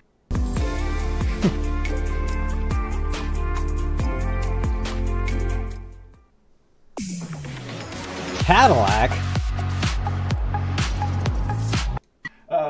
Yeah, I did that video, and they're supposed to give me $10K to put a down payment on a new car, and they wanted me to get like a big flashy new car. $10K was supposed to be a down payment, and I can't afford a big flashy new car because I work at Mr. Beast. So I couldn't get anything I couldn't afford the taxes on. I couldn't get anything I couldn't afford the insurance on. So I do my part of the video, and I get a mom van that I could afford. And Jimmy was like, "Why didn't you get a cooler car?" I was like, I can't afford that, bro. Come on, what are you talking about? You know, if I was working on a TV show in the 90s, on a show that was a quarter as successful, I could retire today. But now I make dog shit pay, making gajillionaires more money. And These ads are going to give away your city? I just walked into the writer's room. And even if it didn't, I don't give a fuck. And that's one of the reasons why I left, was because I just walked in there and asked for not necessarily a gajillion dollars, but maybe a salary that was more proportional to the work I was doing, given how much revenue that work was doing.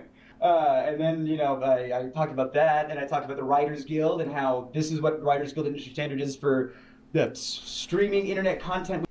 I don't really, like, I get his argument, and I get that that feeling sucks. I would almost argue that I feel like Mr. Beast would almost rather you get, like, a mom car. I feel like a lot of the vibe that he was going for in those early videos, like, before he got super corporatized, like, before he was getting, like, professional camera work and a bunch of shoots, right? Like, when he was really blowing up and getting big, but you could tell he was, like, still producing and filming the videos himself, which I feel like that...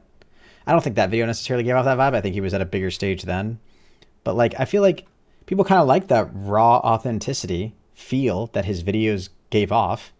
And so, like, destroying a guy's car and then him getting, like, something with, like, good mileage, something for his family, something that he could drive or whatever, something that, like, actually supports or works for his lifestyle. Like, people...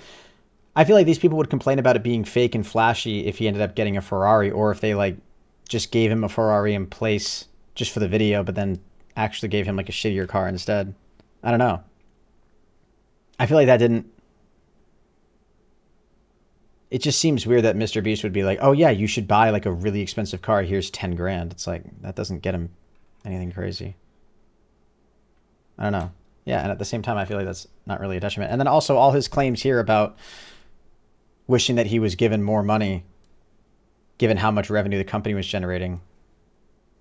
Like, I don't know. I feel like that's, yeah, welcome to, isn't that every job? Yes, I wish if I worked at Walmart, I wish I could be paid proportionally to what Walmart generates in a year. But that's not how capitalism works. I don't know. Those are just the two things that stand out to me so far. With ads, I thought that was the closest thing to YouTube, and I didn't even bring up residuals, because oh my god, if I got residuals for every video I worked on, boy howdy I could retire. But yeah, the other thing I talked about was there was another writer there, older comic, black guy, he had a kid, and I got paid more than him, and I thought that was wild because he was older than me, had a child, we're doing the exact same job, and I'm some 20-year-old fuckhead white guy, why am I getting paid more than him? I brought that up. And one of the things I didn't like about the way some of the V stuff shook out was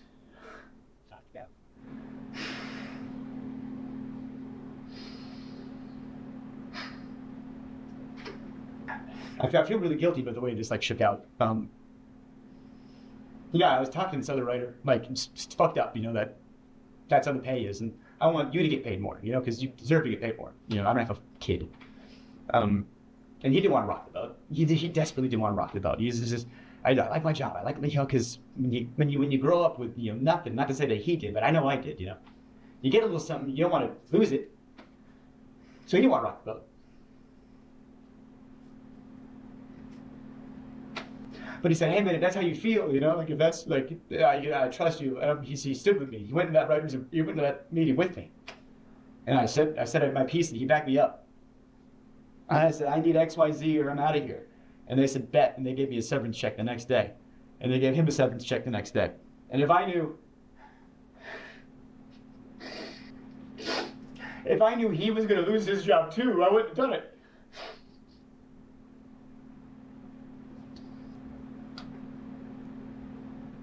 Me, I was over the moon. I was like, you're going to give me a check and I get to leave? You know, I don't get to deal with the yeah, how many Orbeez can I fit up my asshole every day? You know, and I get to go home and you're gonna pay me to leave. I was over the moon. And he was devastated. He did not want. I said he just wanted to be in the room, you know? And I really regret that. But you know, me and him are really still tight. We're still good friends. Is he doing good? Yeah, he's doing good. He's a good guy. I love that guy. He's doing good. Yeah. So maybe you're still better? Honestly, best thing I could have done for him. Now that he's very, very far removed from all this crazy shit, I guess. Do you think Jimmy really enjoys... Why would you do that? I know he's talking about he regrets it and shit. But even now, he's still like, best decision, best thing that could have happened to him. Could you imagine if you were like, no, like you're working at a place and one guy's like really upset about the working conditions, or yeah. And he's like trying to gaslight you into being like, no, you're also really upset about the working conditions. Let's go fight for our job. Let's go fight for, and the other guy's like, no, dude, I think you're overreacting. I really don't think it's as bad as you're making it out to be. I like my job. I've got a kid. I want things to be stable right now. I don't want to rock the boat. I don't want to do this. And then he's like, no, let's go do it. Let's go do it. Let's go do it. It's going to be better for us. Do you know how unbelievably pissed? I guess I just wouldn't have agreed to go into it with him. Unless this guy's just like super non-confrontational and needed this push and he secretly is happy he got out. I don't know. God, that's weird behavior. What it feels like, what my gut tells me is like he just kind of wanted to go in to advocate for himself, but was like too scared to do it alone. And so he just wanted somebody to go in there and advocate with him, so he wasn't the only one going in there advocating for himself. And so he was like, no, man, you're just as upset as I am, right? Right? And the other guy's like, no, I'm not. And then he's like, no, come on. It's going to be great. It's going to be awesome. We're going to get we're going to get a bump. We're going to get more pay, blah, blah, blah. And he's like, okay, if you're so confident, blah, blah, blah. And then they go in and they get fired. Fuck, dude.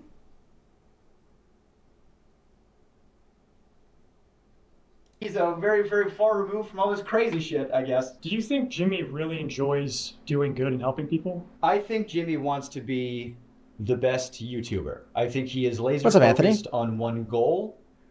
And I think whatever he has to do to achieve that goal, he'll do. And I think it was the smartest I agree with decision that. for him. What's going on, man? That he calculated, because he's very good with numbers. If I donate to charity, people can't say I'm shitty. If I give this homeless guy 10K, what do you mean I'm a bad guy? But I've always thought, if you're going to do something nice for somebody, and you stick a camera in their face while you do it, that you didn't do a nice thing for somebody. You gained something. There was a homeless guy on the street, and you saw an opportunity for yourself and your image. And Not a whole lot feeling like shit, to be honest. Oh, I'm sorry, man. Gave one guy $10,000 who needed it to eat, and now the revenue you generated from that video is way more than what you gave. I think when he's generous on... Yeah, I get this whole idea. I get that, like if we saw some super rich guy online make a donation to a charity, and then he went online and was like continuously patting himself on the back, right? Like, I understand how people would look at that and be like, oh, okay, so you didn't necessarily really do this out of the goodness of your heart. You did it because you just wanted to look good. And I get that. But at the same time, too, everybody who like complains about rich people not giving away enough of their wealth to help like the less fortunate, like that's still a net positive, right? Like, you can think that that person's doing it for shitty reasons, but at the end of the day, that money still ended up going to a homeless shelter or whatever, right? Or to a homeless guy directly, or to build wells in Africa, or to cure people's blindness. Because I agree, the vibe that Mr. Beast gives off is like he just wants to make entertaining content. You know, like I 100% agree with that. I don't think Mr. Beast does all of this shit out of the goodness of his heart. I think that a lot of this shit just ends up being a byproduct of wanting to make entertaining content. I think Mr. Beast just knows that giving a homeless guy 10K would get good views because that's just a good piece of content, right? He's not giving a homeless guy 10K because he really wants that homeless guy to have 10K because he wants to do better for the world. He just knows that that piece of content will perform really well. And he talked about that. I'm pretty sure he talked about that in the podcast he did with Colin and Samir. That first ever big paid sponsorship video that he did, where he gave that homeless guy 10K, like however many years ago, one of the first videos that blew up on his channel. He talked about how he was literally on the phone, pacing around his neighborhood for like hours on the phone with the guy that was sponsoring the video, being like, because apparently the sponsor was only going to give him $8 grand or something like that, or $6 grand. And Mr. Beast was like, no, you got to give me 10. It'll be way better for the title of the video. It'll be way better. It'll be way better. His motivation is just to make better content. So I agree with that statement, but at the same time, it's still a net positive. I feel like this is the exact same conversation that people were having when Mr. Beast came out and like cured 100 people's blindness or cured deafness or whatever that video was. Yeah, like it feels weird that a YouTuber is doing that, but at the same time, the people that are complaining about this shit not getting done or complaining that it's being done optically for different reasons, it's still like a net positive, right? That'd be like if Mr. Beast made a video where he like became a firefighter and ran into a burning building and like saved somebody that was going to burn alive. Like saved a child that was going to burn alive in the building. And then everybody was like, oh, you only did it for the views. It's like, well, yeah, but now somebody's alive that otherwise wouldn't have been. It's like, I get that you can think that it feels weird, but I think we can all agree it's a net positive. So you're either going to whine that rich people don't do shit like this, or when they do it, they're doing it because they want a pat on the back. Like, I don't know. Like, I think you just got to kind of take your W's where you can get them. But I agree with the sentiment that Mr. Beast is not in this for the good of, like, he's not trying to make the, you know, he's not all for like, a super green world or trying to make the world a better place or whatever. He wants to make videos that get views. I think we all agree with that. I don't get how that matters. The vibe that this guy's giving off, it just makes me, yeah, it's the exact same vibe that this Pat God guy gives off. Like, if you're going to be making allegations like this, if there are these serious level of allegations and you're going to do the time to put these videos together and write down all these thoughts and make these allegations, you've got to do like, there has to be something more substantive and level-headed in order for me to be on board with you. Maybe this is just my perspective or whatever. I have to be able to see the honesty in the way that you're portraying this information. And I don't get that vibe from this guy or from the other dude. From both of these people, I get this weird vibe of like being a former disgruntled employee that had a bit of a falling out with Mr. Beast. That's all to say, I'm not saying that Mr. Beast hasn't done anything shady or wrong or possibly illegal. All that stuff's possible. It's just way harder for me to believe you when you present the information in this way. I'm not saying that Mr. Beast shouldn't be held accountable for like shady shit that he does, because I'm sure that's possible. But it's just like, I have a hard time believing you and being on your side and advocating for your stance here when it's like, when you're presenting all the information in this way. Camera, it's the least authentic thing in the world. There's an element of, you know, oh, hey, you're crying. That's so good for camera. You know, I'm so glad if you're crying because you're so thankful that you got XYZ, and then you go, oh, I'm so glad he needed it that bad so I could come in and, oh, can you cry more? Oh, it's so good for the camera if you could. Oh, it made me uncomfortable that I was working there. And I do think that would be weird and wrong if they were like asking people to cry more. But I don't think that would ever happen. I do think that they're purposely going to do things that, like, yeah, I think giving away a lot of money to somebody that doesn't have a lot of money is going to make them have that reaction. And I bet they are going to capitalize on that reaction. But again, that's the exact same thing that we were talking about earlier, where it's like, if you're going to be giving away $500,000 and you want the video to be entertaining, you're going to film the person crying. Otherwise, that person isn't going to get $500,000, right? In this other world that he's describing, where I don't know. It's like, again, that just goes back to the point of like, you got to take your wins where you can get them, I guess. I agree that feels weird and dystopian. And I vocalized it sometimes, and I think that's why I wasn't on camera as much as they said I was going to be. I was told at one point that I was going to be like fourth banana, you know, it was going to be Jimmy, Chris, Chandler, me, you know, and then that never happened. I remember talking about that, like, hey, I thought my contract said XYZ, and then I got the severance checks, so, you know, whatever, all that regard. So after your severance checks, how was your relationship with the company? I know you appeared in videos after that, right? Right. So in videos where I was appearing in later, that's why you keep nice publicly. If you're nice in public, hey, Jake was nice in public. Let's have him back for something. You know? Yeah, sure. So I was hoping they call back. You know, and I appeared in some videos after I left. I think one of them was 3 days at a maximum security prison. If I did do mini challenges in that, I got paid. I was, you know, clocked in with a rate, and I would get paid and compensated for those. But there was one video I was in. I got paid a lot for it, but it didn't come out. It didn't come out because it didn't go well. There was a video that came out probably like a year ago, something like that. It got a lot of hot water when it came out. It was the like surviving like $10,000 every day you survive in solitary, or surviving solitary for whatever. It was like one of those solitary confinement videos that got a lot of media attention because everybody saw the premise and thought, what? You shouldn't do that. And people don't know that was the second attempt. The first attempt was on me.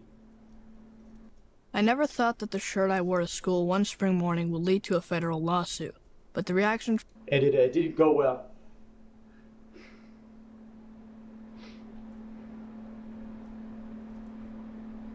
I was already planning on moving to New York, and I had worked at a couple of YouTube. Just asking, no worries, man. Have a good one.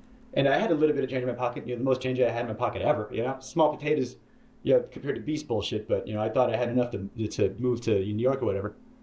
And I get a call from somebody over there, and they go, "Hey, they want you for a video." I was like, "Oh, amazing, great, cool, thank God." What's the video? And they tell me the pitch. And they try to make the pitch sound like it's going to be like a walk in the park. The pitch is 100 days in solitary confinement. But don't worry, like you only have to last like 30. We have like a video. They're pitching it like at first it's going to be like a luxury vacation. You're going to have like a hot tub and an ice cream machine. And like part of the video is going to be you deciding like what items am I going to get rid of, you know, today. And it's like the choice. They were like, it's only going to be bad for me to last like 5 days tops when you have like nothing left. You're the first, it's going to be like a breeze for most of it. And by the end of it, after 30 days, you're going to get $300,000 because it's $10,000 a day. And I don't know, man. I grew up poor in North Carolina. I said, excuse me? I'll dance for you if you put that kind of money in my face, sure. They were like, you're going to be locked in this room, and we got to make sure you're on all the time. We're going to have cameras on you all the time, and you're perfect for this because you never shut the fuck up. On paper, I was like, okay, I can do this, and they always cut me out of the videos. They always, and I was, editors have told me that it's because you have too much of a personality. And so with this video, I thought, this is perfect. It's a video they can't cut me out of. I'm the guy. And so I thought, well, if I have to do this, if I have to do solitary confinement in order to do the things I want to do, then I will do that. and I held my tongue and I swallowed my pride and I tried to do one last ride. I get there, and at first it's fine. And I mean, they had just freshly painted the set. You could smell it, you know, which that's probably not good, you know, the smell of fresh paint in your surroundings for the next XYZ time. It looked good on the visual. Like it looks good on camera. You know, it's movie magic bullshit. It was a terrible facility. I mean, it was in one of the studios. They had to like get like a separate like tank for, you know, septic stuff. Yeah, there was a hot tub in it. Yeah, there was an ice cream machine. Like things were cool and funny on paper. But when you think about stuff, a hot tub that's not connected to a filtration system, give it 3 days, it's gonna stink. You know, there's not like a hot water mechanism, so the hot tub was a lukewarm tub at best, which was a silly complaint, but the shower was always cold, and you're taking like a quick shower, and I had cameras 24/7 on me, and the ice cream machine, let's talk about that for a second. The ice cream machine has 2 modes, on, and off, reeking of smelly dairy, mildew, like, so I got to choose which sense was assaulted at a time. I couldn't have all of them good. So the little things started to build up. You know, there was like the bug thing wasn't like terrible, but it was a factor. And like at first it was fine, you know, and you're playing it up like, cause you know it's a video, and it got to a point where like they weren't turning the lights off. You know, I asked them, I said, can we like have like nighttime hours? You know, and they said no, because it would fuck up the time-lapse shots. The time-lapse of what? Me sleeping? Or me not sleeping? Yeah, I saw in other videos they did like, oh, you're gonna get XYZ hours of sunlight. Oh, great! Well, I don't know how they figured that one out. I didn't have it. You know, one of the things was you got to take away your clock, so you didn't know what time it was. Okay, I got no access to sun. I got no access to clock. I don't know, like, the lights are on me all the time. I wasn't sleeping. I could not sleep, and I have insomnia problems now. But they might have started there. I had good people looking out for me. I had a lot of good people looking out for me, saying this we gotta stop. So I just wanted to turn the lights off, and I'm vocalizing to people. I wish the lights would turn off, and I go up to my friend, my good friend. And I go, they're not turning the lights off. He goes, what? That's a war crime. We're not allowed to do that to terrorists. Oh, good. 24 hours breaking the Geneva Convention, I guess, is what we're doing. So, you know, they're giving me... I mean, you chose to be there, right? Again, it doesn't sound like it's great conditions, but you're not a prisoner of war. I understand there's a heavy incentive for you to continue to stay, but you can also just leave. Like, I was kind of with him up until... Yeah, and I know he's just kind of like making a joke or whatever, but... You know, melatonin... Like, you could also just not be there. You already are in a position where you don't work there anymore. You could just leave, right? And you fuck them over for the video, but like... You know, if it's hitting you this hard, then just leave. Right? If they start holding you there against your will, that's a different question. But, fuck. Seems a little crazy that what, they couldn't give you like 5 hours with the lights off? You know, it's not helping. You know, and then Jimmy would come in like every other day for like an hour. You know, to check in on me because he's doing other stuff. You know, I'm just the guy in the cage over here. He'll come back to me in a minute. And so he'd come by, he'd get the shots, he'd leave. Sometimes he'd have a note with the director over the phone. That would really piss me off. This is the note I got from the director, from Jimmy, when I'm receiving some cash. He said, Jimmy said, can you say to the camera how thankful you are that now you can pay back your student loans? You know how hard it was to do a take of that? And pretend to make it genuine? I don't want to have student loans. I don't want to be in a cage. But Jimmy's the guy with the money, and if you do what he says, he'll do what you want. You want your student loans paid off, you just be in this cage. I just don't understand how this doesn't feel like isn't this just every game show ever? Like Survivor has been around for 50 seasons. Don't they literally do this shit? Where like if you compete, you have a chance to like win and the challenges are brutal and you're not guaranteed food. You're not guaranteed water. You're sleeping outside. Like you're not given like shelter. You got to like make your own fire. Like this is a thing that happens. You're being given 10 grand a day. You're not being held there. You can leave. I understand it's not great. But fuck, dude. I just don't understand. Like, yeah, I understand that stuff feels like weirdly performative, but they probably know that like, oh, student loans are a highly relatable thing for a lot of people. That's something that, you know, would probably resonate with a lot of the audience. It's going to resonate with a bit of an older audience too, that maybe we're trying to target rather than the younger audience that might more traditionally watch our content. So it'd be good if like you mentioned that in your take while we're giving you 10 grand.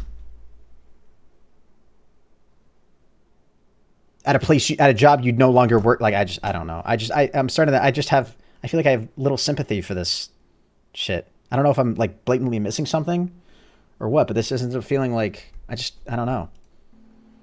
You have power over people when one person doesn't have resources and the other one does. I get the social pressure. I understand. I really do. That I do really get. You're there, right? And every day that you've committed is probably makes it a lot harder for you to quit, right? It's a lot easy. It's easy to quit on day one, right? There's not a whole lot of like investment into the project. If you ended up quitting or decided you couldn't do it or whatever, right? Then they'd be like, oh, okay, well, at least we're not like 12 days in and you decided to quit then, right? I understand all that social pressure. Mr. Beast is a big YouTuber. I understand your pressure of like wanting to continue to get money and stuff, like blah, blah, blah, blah, blah, blah, blah, blah. I understand. I do get all that and I am sympathetic to it. But what's up, Fresh? How you doing? Because the older over your head, you go, of course, yeah, I agreed to it. I needed it, of course. Just something about like having the cameras on me all the time. Like I was not having a good time, but we were filming a video, so I was trying my best to be funny. You know, I'm a dark comic. You know, I got bits about. I had a very traumatic life. I have my dad is in jail for sexual assault of a minor. You know, so this kind of stuff is very near to my heart. You know, I don't fuck around with this shit. Yeah, I have jokes about that in my act. You know, I joke about it because, you know, that's what you do in a traumatic experience. You know, abusive relationships. I get out of it. The first thing I do is I do a typing about it. You know, so I'm in this situation where my mental health is not good. My physical health is getting worse. But we're filming, so I'm doing bits. I'm talking to the camera. And I'm being, you know, like, hey, it's been a couple days. I'm not doing so hot, you know, which if I'm filming a video, that's what I should be doing for the camera. But it was too real. If they're faking videos, why couldn't we fake this one? You know, if we're allowed to let these cast members have some time off of this difficult challenge, how come we couldn't turn the lights off? How come we couldn't maybe not have some time-lapse footage for 10 seconds? What's up, Daniel? How you doing? Vernon Central High School, how may I help you? I'm going to help you, actually. Did you try to get out? Yes! I was starting to calculate, I don't know if I could do 30. How much can I, well, how can I manage to get out of here sooner and still have a video and still have some cash and get the plug, man. I did. Since we're doing time-lapse shots and since they insisted on time-lapse shots, I said, all right, we're going to do time-lapse shots bet. I put my YouTube on with the whiteboard they gave me. And I was like, all right, yeah, go ahead and scrub that footage. You know, you got that whiteboard. Oh, no, either that goes in or this footage is unusable. And then, you know, James Warren came in and erased it. You know, fucking, you know, don't put that. Hey, we can torture him. Don't you dare let him get a plug in there. You know. Like we were playing up the joke. You know, it's like I'm the boy in the cage. You know, whatever. Like I'll play into a joke. Whatever, it's fine. It's just something weird about when Jimmy jokes. I have jokes about my dad. Because I love jokes from my dad. I'll joke about my dad all the time. That guy's a piece of shit. I hate my dad. But I have friends that make fun of my dad. That's fine, because I know their intent. I know where they're coming from. When Jimmy joked with my dad, and I said that to seem weird. I don't like it. We were doing that, one of those hide and seek videos. Again, you know, at the time, they were a lot realer. So I got caught. And when you get caught, you go to the place where you get caught. And I don't know if there's footage of this. I don't know if I definitely didn't make the final cut. But he says to me, "All right, you're going to jail. Like your dad." And like, it's a joke. But when my friends do it, it's fine. And Jimmy just wasn't my friend. He was my boss. And that wasn't cool. Yeah. And so now... I totally get that. That's probably not a appropriate joke to make with... Yeah, if you're just not close with him. Somebody you're close to, it feels a lot different, yeah. I'm locked in a cage at his whim. And I have to do things to get the cash I need to live. And I got these cameras on me all the time. And I was unwell. I had editors coming up to me saying, "You good, bud?" And I was like, "Yeah, why? You're clearly unwell." Daniel, stop. No. I'm timing you out for 30 minutes. And he goes, "Well, because the footage you're sending in is haunting. Because I'm trying to be funny, but I am mentally decaying, so I'm doing bits." Someone said there is a horror cut of a video in this. And I'm thinking, like, who's watching this? Like, who wants to see this? What is fun about this, the video? And so the thing that made me want to, I got to get out. I can't do another day in a year. Jimmy comes in, and I'm asleep. I don't know what time it is. I don't know, it's like 2 or 3 or whatever. He's like, "Why is he sleeping?" "I don't know, because I can't sleep." And he comes in, he wakes me up. And he goes, "Ask me why I have 2 briefcases." And I'm like, why do you have 2 briefcases? And he goes, "Oh, because this one's for today, and this one's for the challenge." And I go, "What's the challenge today?" He goes, You're gonna run a marathon. You're gonna do the 22.6K, whatever it is. And you're gonna do it on that treadmill over there. The first challenge I did was a Rubik's Cube, and I'm dyslexic, I'm dumb, I don't know how to do a Rubik's Cube. So your first challenge, Rubik's Cube. I was like, "Oh, I don't want to do it." I was like, "On camera, I don't want to do it." He goes, "Just do it for the thing, like, kid, Like, there was an element of, Jake will do what we want because he's in-house. That's one of the reasons why they got me. Jake's, he's an inside guy, so he'll do whatever. We can push him a little extra hard because we know he's good. I couldn't say no to the treadmill thing. Yeah. So I people who run marathons train forever, and it's still hard. Again, writer. Do I look like I run? I don't run, let alone a marathon. I'm confused. Like, what's the incentive? Like, what do you get? Maybe he mentions that? Like, did Mr. Beast just come in and is like, "Okay, here's what you're going to do today, a Rubik's Cube and a treadmill." Like, is the incentive, like, you get an extra 10K at the end of this challenge or something? You get an extra 20K or something if you're able to do it? I don't know. Let alone that training for it.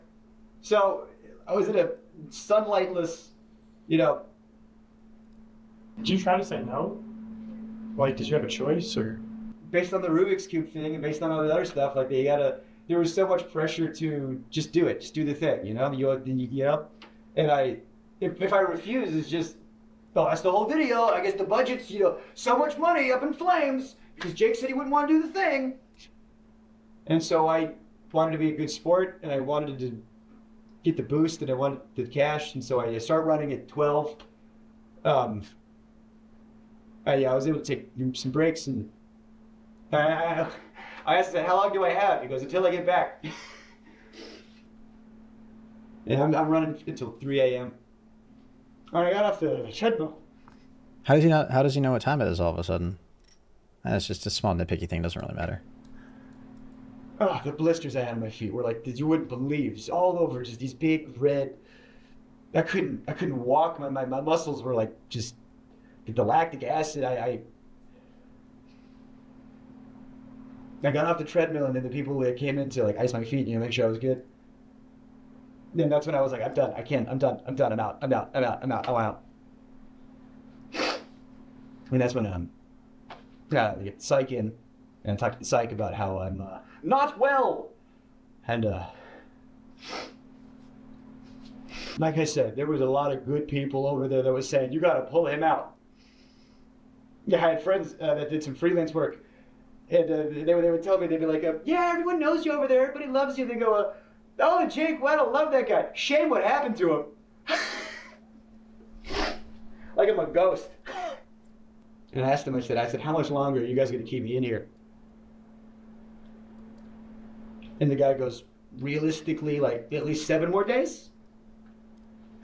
No. And they didn't let me leave right away either. They wanted to make sure, everything was fine. So I just, slept for a while. They turned the lights off. And they brought, it's like they brought in all my friends, to make it.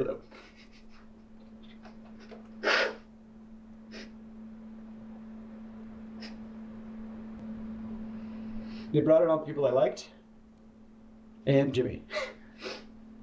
Then everybody was around me making sure I was good, making sure I was okay.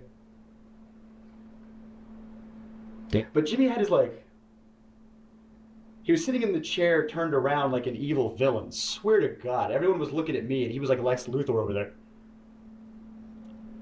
He turns around, he stands up. He does the exact same thing when he's pretending to have a human connection. You know when you're watching a video and he's like, oh, stop, you're gonna make me cry. And he touches his eye or whatever as if he's crying. He's just... I didn't have to pretend to do that shit. She says, as if rehearsed by his lawyers. Yeah, your mental health's the most important thing. I just want to make sure you're okay. And the last thing we want you to do is... I can almost hear the word Sue come out of his mouth. The S. He just stopped right before it got out. You're still alive, I am. I did not get the 300K. What I got, he goes, think of it this way. At least you get to keep what you earned. You were in there for XYZ days. You did XYZ challenges, so you got, 100,000 some change, give or take. You know how much money I spent in taxes in 2021? I spent $44,000 in taxes alone. And now I spent all that money on doing stand-up. I bought plane tickets to go do comedy festivals. My family back home, I gave them a bunch of stuff that they needed. And haven't been back on a Beast set in any official capacity or unofficial capacity since then. And then they did the video with somebody else, and they worked out the kinks. And then I'd still gotten some hot water, and I knew it would. And I've wanted to say a lot of this for a long, long, long time. And I feel good now. That's how you get that off there. If you live in Maine and you're replacing your water heater, Maine, consider a heat pump water heater. So I just want to hop in here and show some text that Jake sent me after this interview. This is July 29, 2021, a few days after he got out of solitary. How are you feeling after a few days? Wait, what is this? So I just want to hop in here and show some text that Jake sent me after this interview. This is July 29, 2021, a few days after he got out of solitary. How are you feeling after a few days? Better. I still couldn't sleep, even a few days out, but I almost have my sleep cycle back on track. My legs and joints are good, but the blisters on my feet still hurt to walk on. Medical advice I got was not to lance them and just let them go away with time. I'm mentally still in an uneasy place, but I've gotten back on better help. My therapist is a little concerned, but we are working on things. Reminder, this is not supposed to be a traumatic life event. This is supposed to be a Mr. Beast video. Hey Jake, hope you're doing okay. Who is this? Who is this from? Meg and I just wanted to check in on you. Hey, I'm good and I appreciate that. I'm not exactly 100%. I feel like mentally I'm still recovering a bit, but back in therapy and my therapist is concerned. Haha, but my legs and joints feel better, like I can walk, but my feet are still covered on those blisters and those hurt to walk on. But I was told the best thing to do is stay off my feet and let them heal. I'm in Raleigh with my family. Also, it'll be like a month before I get the money, and they aren't giving me all the money. They're giving me what I won up to that point in the game, which was also a slap in the face, but hey, I'm out, I'm alive. Therapist who knows and cares about you. The whole thing was so fucked, and honestly, fuck them for not giving you the money. Meg and I are wishing you the best with your recovery, and please feel free to reach out if you need anyone to talk to or need a place to crash in New York. Hope you're doing well, man. That video you uploaded is money, so good. I appreciate I'm doing better physically. Mentally, I'm still kind of in a place. I still can't sleep. I've slept 5 hours in the past 3 days, marathon included. I don't know what's wrong with me. Lots of thinking, too much, one might say. Hope they're taking care of you where they can. I mean, I was kind of shocked they didn't pay me for the full 25, 30 days. They paid me what I made up to that point. Like, even when we have to pull the plug for my mental health, the mechanism of the game is still at play. I'm just happy to be out. I still... Wait, wasn't that the incentive though? Didn't he just say in the interview too that he was only going to be like, he was going to get paid 10 grand a day for as long as he survived in there? So when he said he made 100 grand and some change, so he lasted what, like between 10 and 15 days? And it seems like the way he was describing that in the interview that we just watched was that that's what was expected. That's what he was under the impression he was going to make. Now he's confused that they didn't pay him for the full 25 to 30 days. Or, I mean, this was back in 2021, I guess. Maybe back then he thought he was going to be, this is what he was going to get. But at the same time, too, it's like, wasn't that wouldn't have been the plan, right? Why would they pay you for the full 25, 30 days? Like, you could literally just walk in there and fuck them over. Like, you could walk in there, stay in solitary confinement for 3 days, and then expect to get paid out for a full month's worth of a video. Like, they didn't get a video out of it, right?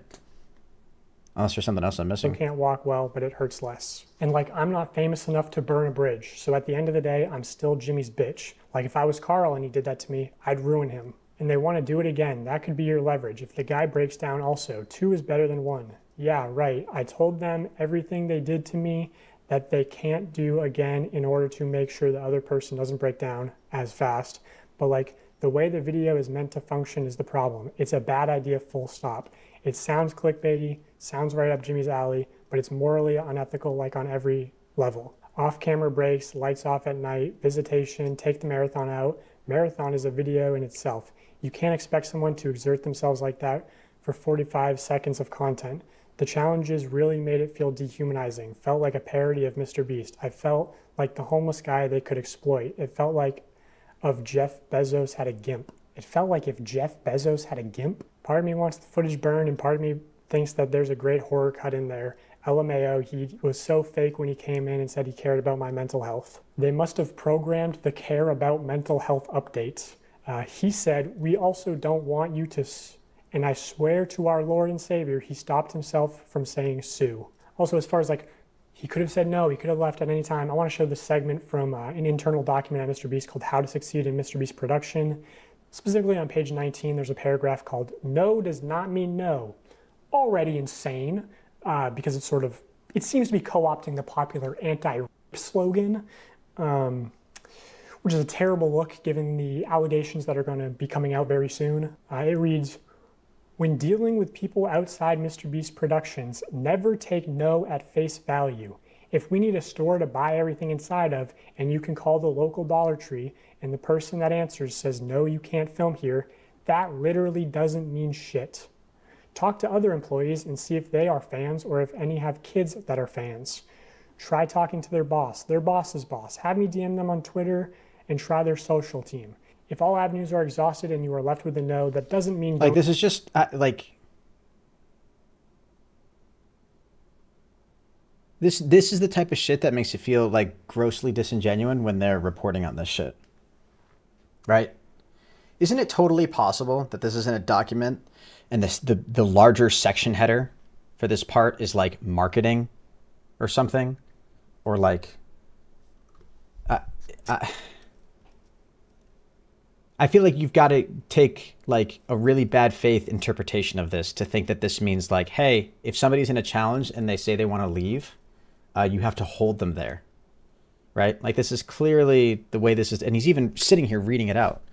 Like in the context of this, it's like, oh, if you're trying to like negotiate space to film a video, or you're trying to like, right, like work with a company to like make a thing happen, right? And you're like, hey, do you think we could use your facility? If they're like, oh, I don't think that could happen, like you push through the no. To take this section of a document and apply that to somebody in a challenge who, right, in this context is claiming he's being like mentally tortured. I don't know. This just, I feel like this is a slogan that you'd probably hear, or something that you'd probably hear like marketing or salespeople make like all the time. Is that a dumb take? Like, this is like when I say that watching this video, it doesn't, like, it's hard to be on this guy's side, right? Like, there's legitimate shit here that you can criticize Mr. Beast for. But once you go into territory like this, where you're like, you seem to be like blatantly mischaracterizing shit, or like, I feel like every normal person nobody would bat an eye if they saw this in like some marketing or some sales like work rubric or whatever. Nobody would bat an eye. It's just like, it just ends up feeling like gross. Like, why are you doing this? And meanwhile, you're sitting here like reading it. You're literally reading it. You're admitting, like, this is what all of this is for. Don't try the other Dollar Trees because the manager of those could be huge fans and willing to bend the rules. Basically, what I'm trying to convey is what we call pushing through no. Don't stop because one person told you no. Stop when all conceivable options are exhausted. This is one of many tools that, when combined, dramatically improve your probability of success when producing here. So yeah, this idea of like pushing through no's is a big component to working at Mr. Beast. And the way that it manifests, I feel like that's any component to working at any company where you're trying to negotiate deals. You could literally take this exact same concept and be like, if I approach, I don't know, insert company name here for like, if I approach like GFuel and I'm like, hey GFuel, I want to do a video where you guys give me 10 grand and I do blah, blah, blah. And GFuel's like, sounds cool, but I don't think we can do that. Sorry, that's just not something we could do. I'm just supposed to say, oh, okay. I'm not supposed to follow up or contact another employee or try again later in a week, or like, it's just, that's clearly the context of what that thing was written out for. Not that like you should be holding people hostage or like, I don't know. A lot of the time is like, and again, it's sections of the video like that make it so much harder for me to sit here and be like, I think all of this guy's criticisms are 100% legit. I think he's being totally reasonable and level-headed when he's making these accusations against Jimmy and Mr. Beast and like whatever else. Like, a director might tell a producer, hey, we need access to 30 acres of farmland by Tuesday or we lose $500,000. Now, if you're the producer, you obviously know that means get it done or you lose your job. So what can happen is like a producer's calling a farmer saying, hey, I need to use your land. And the farmer might be like, okay, but, you know, I have animals, you can't be making really loud noises, no pyrotechnics, and you got to clean everything up. So the producer's sort of incentivized to lie and say, or maybe the producer doesn't even actually know the total contents of the video, right? Things changed last second. So they're they're financially incentivized to be manipulative, and sort of, they're put in positions where it's like, oh, it's either the producer's job or a civilian's job, like where it talks about, hey, maybe the manager would be willing to bend the rules. Well, you shouldn't really be pressuring civilians to bend the rules that could get them fired, you know? I'll show you a real life example. This is unused evidence from part 1. I had seen this Reddit post titled Mr. Beast Leaving Trash Behind and Debris at Film Site in Ayden, North Carolina. Apparently he left a large boat in a pond as well as debris around the film site in the bottom of the pond weeks and weeks after the agreed time frame. This actually rendered it unsafe for campers and almost delayed the camp's opening date multiple times due to not being able to get in contact with Mr. Beast to get the stuff cleaned up out of the area. So I actually know that this is from a Mr. Beast video called Protect the Yacht, Keep It. Where at the end of that video, he actually says, If you're wondering, yes, we did ensure the lake was completely cleaned up after this video. For the love of God, subscribe so we can pass T-Series. Live in Maine and thinking about buying solar panels? Don't. It could quite literally be the worst. Yeah, so he says at the end of the video that they made sure it was cleaned up. I was actually on site for part of this production. I was at this camp. So I decided to send an email out to the camp, basically saying, hey, I heard these rumors, I'm investigating similar incidents. And the camp responded, actually not denying the claims, going on to say, I am sure that there are no perfect film productions, just as there are no perfect people. I am grateful for the opportunity that we had to host the production crew, and because grace, or forgiveness, has been offered to me so freely, I will choose to offer the same. So clearly alluding to the fact that there was a wrongdoing by Mr. Beast's production team. And that's like sort of the thing is, if you're around Greenville, you know these stories of people working with Mr. Beast and it being extremely unprofessional, them not doing what they say, but they sort of get by a lot on their good public image. And like, I mean, this camp offered to host them completely for free. And I guarantee, like, if you went to the lake at the camp and you went magnet fishing, like you'd find all sorts of debris that's still there to this day. Like they didn't clean it all up. So in the case of Jake Weddle, like I'm sure that there were producers who were in a position that's not of, good. They should hey, have Jake cleaned it up. gets out early, we don't have a video, and your job is at risk. So there's a tremendous amount of pressure on top of like him being delirious. I don't believe that. I don't believe that people are getting fired if Jake leaves his solitary confinement video and they have to scrap the whole thing. That's not anybody's fault. As long as Jake's making that decision himself. I'm sure we can think of some weird scenario where, like, if an employee within Mr. Beast is like saying, "Hey, Jake, you gotta quit, leave, quit. It's not worth it for you." If they're like egging him, like, yeah, then that'd probably be like weird and might get you fired. But nobody's like, I just don't believe it. So there's a tremendous amount of pressure on top of like him being delirious from not sleeping and everything to just manipulate him into staying. Which, you know, I'm sure this isn't like technically against the Geneva Convention on torture because he wasn't technically a prisoner. Like he could have left at any time, but because of the extreme pressure to stay in, it's not really a reasonable expectation that he could have just, you know, walked out. Because of the... Except he could have. He was making 10 grand a day, every day. That means you make 100 grand in 10 days and then you could just dip. If you're somebody that was already didn't like them or whatever... Like, I again, and I already went over this point, like, I understand the social pressure. I understand that sucks. And I'm sure I'm not even fully appreciating it as I'm sitting here thinking about how bad it would be. I'm sure it's probably worse than what I'm even sitting here imagining. But, like, it just feels, I don't know. The implication. I think Jimmy is a awkward kid who maybe, yeah, had it a little rough growing up. I can't speak on that, but I do have empathy for it. Because I had it rough growing up. And I think when you're hyper fixated on something, like I love stand-up, he loves YouTube, everyone, fixates on a thing, I think he just wanted to be the best YouTuber so bad. And because the industry's metrics, rewarded some not great behavior, if you're just going on autopilot based on what the numbers say, you can do some things that maybe aren't good, but reap reward. And I think Jimmy just did what the industry and maybe what the system that we have set up demanded. And he didn't care who got hurt. And I think Jimmy surrounded himself with really, really not so great people, and those people were the ones making the decisions.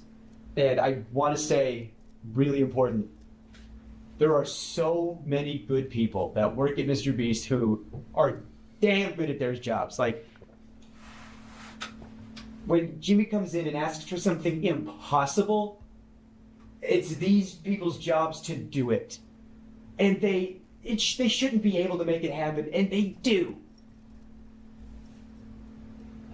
And so, I don't think people wanted to talk about stuff because I didn't want my friends to lose their jobs. I don't care about my fucking job. I'll die in a hole. I don't care. But I don't want my friends to lose their jobs. I don't want anyone's reputation to be fucked. But let's just go back to my dad for a second, if I may. My dad was like a swim coach, neighborhood swim team. Everybody loved him. Everybody loved him. Behind closed doors, he's a real piece of shit. And so, when stuff starts hitting the fan, what? Him? No! Surely! And then, everyone, thought my mom was the bitch, for not, But then the news broke, that he did what he did to one of the students of the team. And it's like when that comes out, you're not surprised, You just go, when I saw my dad in the news, I said, "Oh, you idiots!" Like I was like, "No," I was, "Oh, dumbass, god damn it!" But I wasn't surprised, and it was just a consequence that's happened to somebody who was really good at avoiding them for a long time. And I don't know, everybody loves Jimmy, and behind closed doors, he is not super great, and that image is cultivated purposefully and intentionally, and it's branding, it's marketing, it's You too. Okay, so I guess, yeah, just one final question on Sure. a serious note. Obviously, the Ava Chris Tyson drama, and, you know, that's a known issue of traditional media. Did you witness or hear about any sexual misconduct at the company? It's crazy. I probably hung out with Ava the most out of the main cast just because I was on Beast Hacks. Now Beast Reacts. I don't know if it's still out. That was a lot of fun because it was just, you know, being silly and goofy in front of the camera. And Ava was the only person who was willing to film. Everybody else was too busy or didn't want to, and I was just trying to do my job. Sometimes there'd be like an offhanded joke that's a little gross. I mean, I'm a stand-up, so I'm very desensitized to that. I didn't hear anything that was like, whoa, that's crazy. Like when I saw, the reason I messaged you instead of talking to reporters sweetly like I have been was when I saw the Discord stuff because when I got there, it was like 2019. So I guess if the timelines add up, that would have been like handled, for lack of a better term. And then they started bringing more people on. You know, maybe they thought they had that under the rug, you know. All right, we handled that. Now let's bring in some writers, you know. And when I saw it, all that stuff started coming out, and the potentiality, as of this moment of recording, you know, I know this has been happening fast and stuff has been coming out so fast. Just the potential that Jimmy could have been in those Discord chats, or even the potential that he participated in those Discord. I don't know anything about these the Discord chats or the Discord server logs or whatever. Discord chats. After the shit he did to me, and if you're gonna make fun of my dad, I don't care what happens to me and my career and reputation after this. I had to say some stuff. So whatever happens at this point. Outside of if you're gonna make fun of my dad or chats, after the shit he did to me, and if you're gonna make fun of my dad, I don't care what happens to me and my career and reputation after this. I had to say some stuff. So whatever happens at this point. outside of Ava Chris Tyson, did you notice any or hear about any sexual misconduct at the company? I've heard rumors. I can't confirm or deny anything. I don't have any tangible evidence, but I've heard stuff that if it could be investigated, that'd be great. But it's like water cooler talk. But I've heard things, yes, of course. I heard, people have been let go for sexually assaulting some very young people. The idea that Jimmy didn't know, or that Jimmy was covering stuff up. He didn't want stuff to come out. He's very careful about his image. The tangible proof that he knew but covered it up. How do you prove that, Well, there was a known sex offender, registered sex offender, convicted sex offender on the registry and everything, who worked there. And you can, someone pees in public, you're on the registry, you get it. You can still have a job after you're on that's one thing. You go to prison, you get rehabilitated, that's one thing. If you do your time, that's fine. I think there should be Eric, happy birthday, man. Rehabilitation in this country. But that guy, from what I hear, I can't confirm or deny, from what I hear, he's on the registry for doing some not great stuff to some underage people. Let's review your medical history, shall If it's public and he was able to get the records, shouldn't it be accessible? And they knew that. Jesus. He's working at a channel that has underage people on and around and is targeted to underage people. And they covered up the fact that not only did he work there, but he was like the manager when it all started.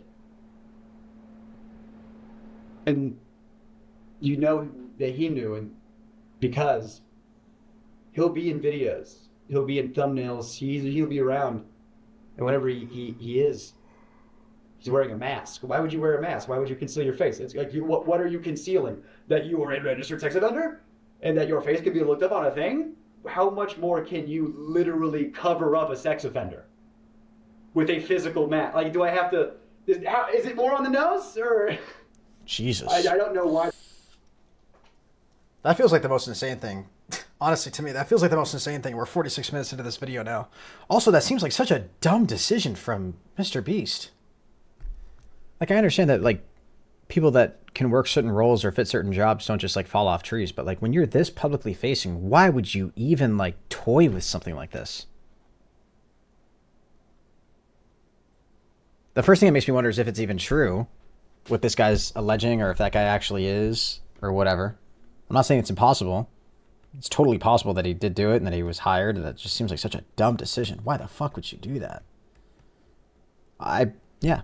Why the fuck would you do I that? let him go because there's rumors back and forth. Not saying it didn't happen. I'm not saying it, like, why the fuck would you do that in the sense of, like, there's no way he did it.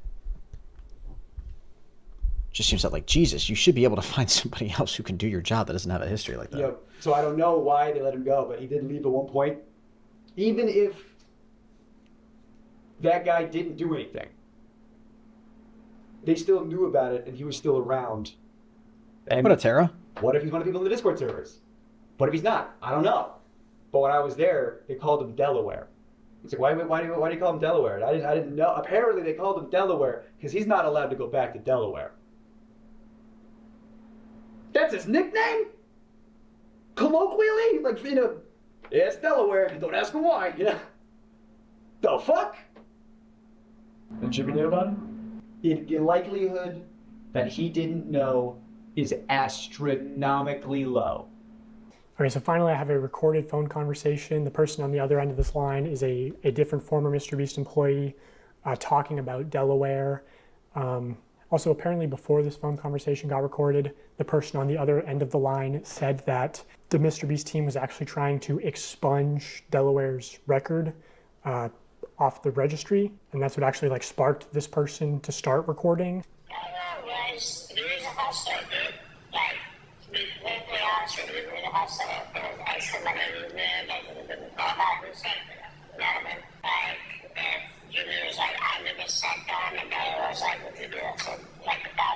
Bro, there has to be a better way to distort this guy's voice to not make it recognizable than whatever the fuck this is. Oh my god.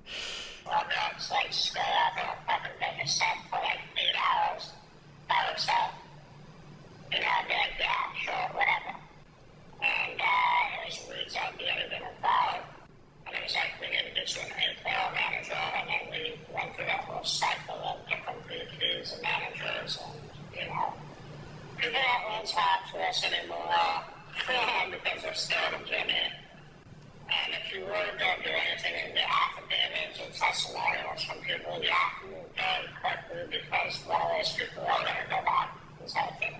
Okay, so Reed is Mr. Beast's former manager who was in the last video telling Jimmy, you know, hey, don't promote gambling to children. So, you know, I think Reed's taken 2 W's this month. You know, don't promote gambling to children and don't have offenders on payroll. Also, yeah, just from where I'm sitting, it seems extremely unlikely that Jimmy wouldn't know, but, you know, I know I'm sure that's the defense he'll go with, so I'll just say preemptively, like, you know, if somehow Jimmy didn't know about Delaware, I think it's still such an extreme level of negligence. Like, what, you're not doing background checks, everyone at your company knows, but somehow you don't know.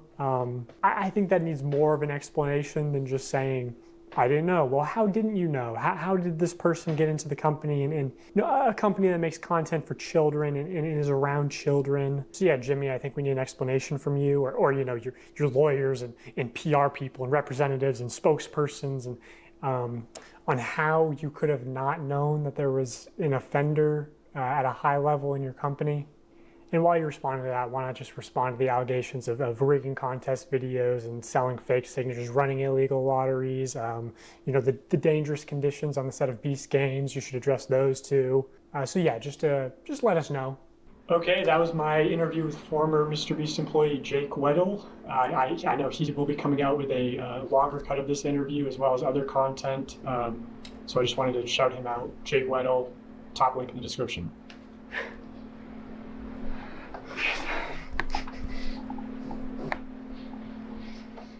I've waited a long time to talk about a lot of this publicly, so thank you for doing what you're doing.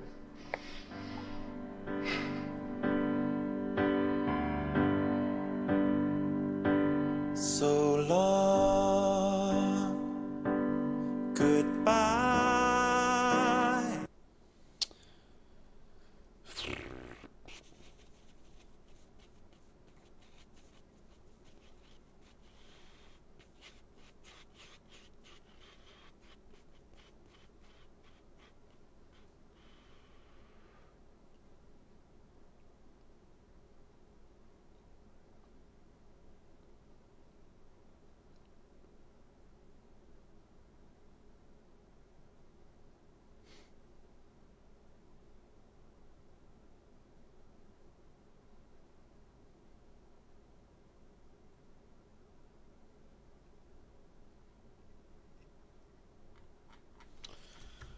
I don't know, chat. I don't know if I just have a super cold take on this.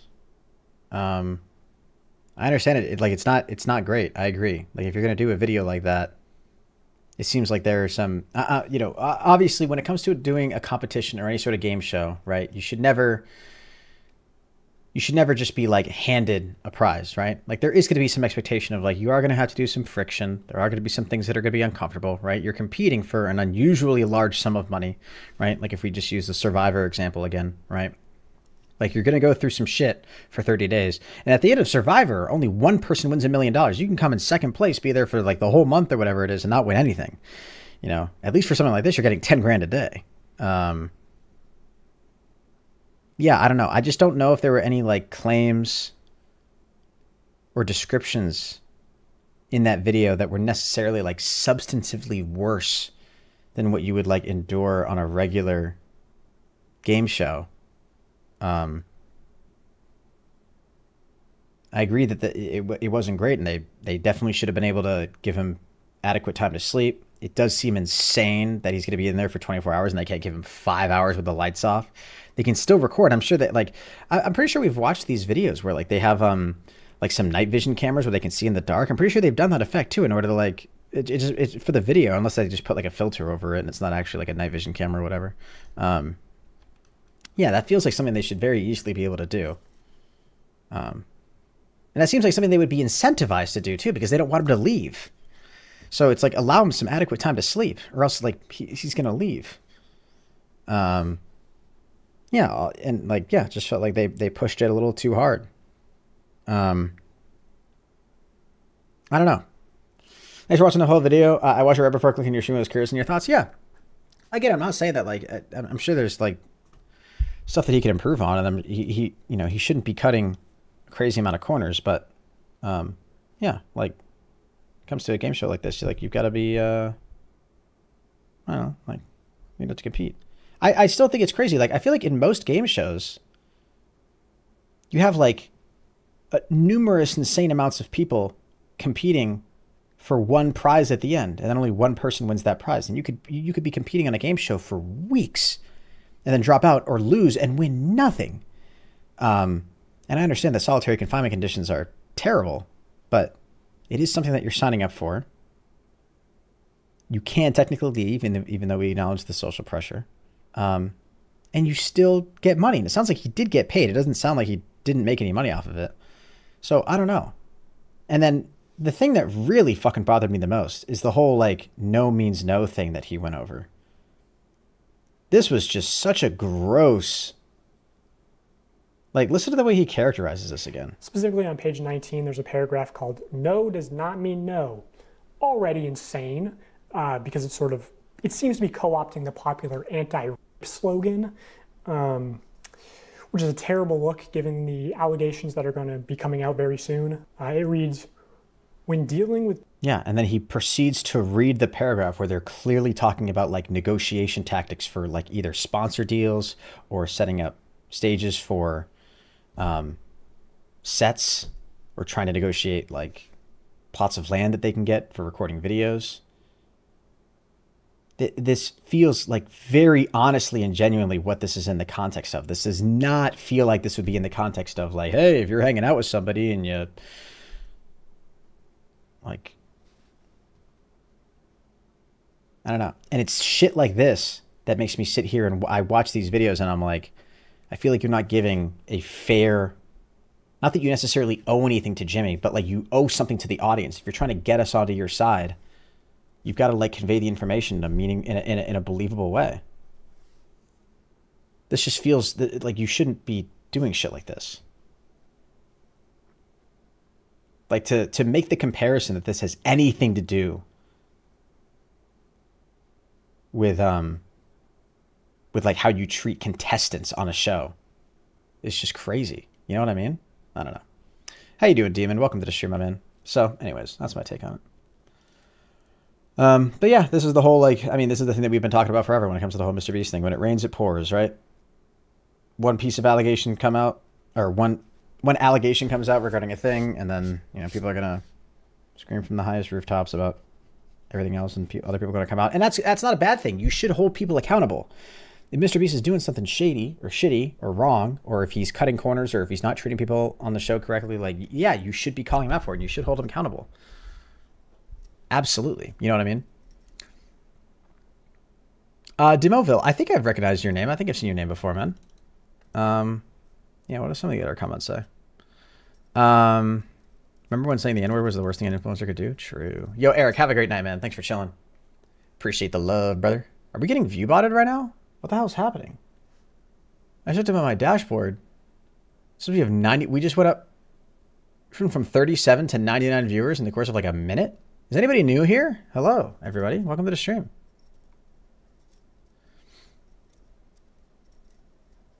That's a war crime. We're not allowed to do that to terrorists. Have my jaw on the floor. Yeah, I mean, that's just hyperbole, I feel like.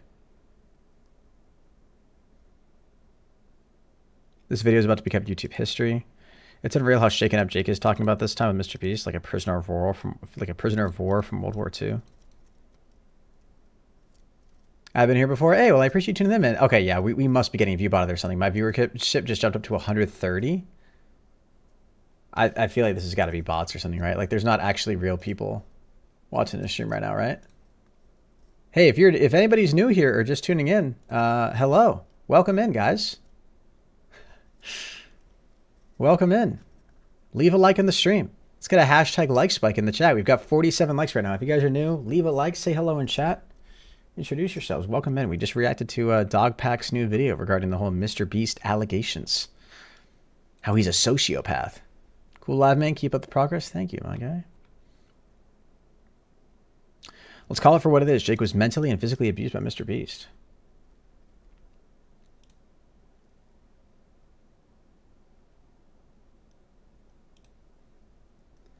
Mr. Beast calls the S offender the name Delaware in the Mr. Beast video titled I spent 24 hours straight in an insane asylum, both at 9:09 and 12:30 in the video. This means that Jimmy was aware of the nickname and its meaning, and likely knew his horrific criminal past. It also implies that Mr. Beast is enough of a degenerate to utter the word Delaware.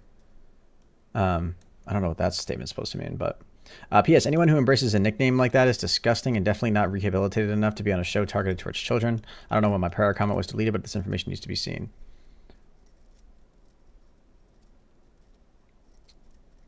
Mr. Beast's PR team is effing panicking. Get Delaware locked up. You can see in the interview how traumatic filming the video was for him. It wasn't just a joke. It was just for. It wasn't just for the content anymore. It was real. It was really harming his mental and physical health. It was torture. I always thought back when I watched those kinds of videos from Mr. Beast that it was inhumane. The fact that Jimmy kept going and forcing him to keep filming, run the marathon, not sleep, etc., just shows how evil and apathetic he is deep down. Choosing content over someone's mental and physical health and choosing to traumatize someone so you can get your video. Speechless. This is so disgusting, inhumane, and cruel and pathetic. Like, isn't that, I don't know. I just... It does feel like one of those situations where like people are only going to have an issue once something like this comes out. Right? Like, people can sit here and they can say shit like this, but at the end of the day, like, these videos are getting like hundreds of millions of views. I'm not saying that like the views justify the actions, of course, but then like for individual people to sit here and be like, this is gross behavior and I don't enjoy this. Like, I think you did enjoy it. You're just kind of taking the opportunity now to claim that you didn't. I don't know. Fun fact, Mr. Beast responded to this video while on Premiere. He says, from now on, using my content in your videos may result in a YouTube strike leading to the termination of your account. I prefer if we can cooperate and fix the issues in private. Mr. Beast responded to this video while on Premiere. Wait, like did he type in the live chat for this video? That would be crazy. If that's true, Was Mr. Beast in the live chat for this video saying shit like that? I would love to. I feel like we would have seen a screenshot or something like that if Mr. Beast was in the chat.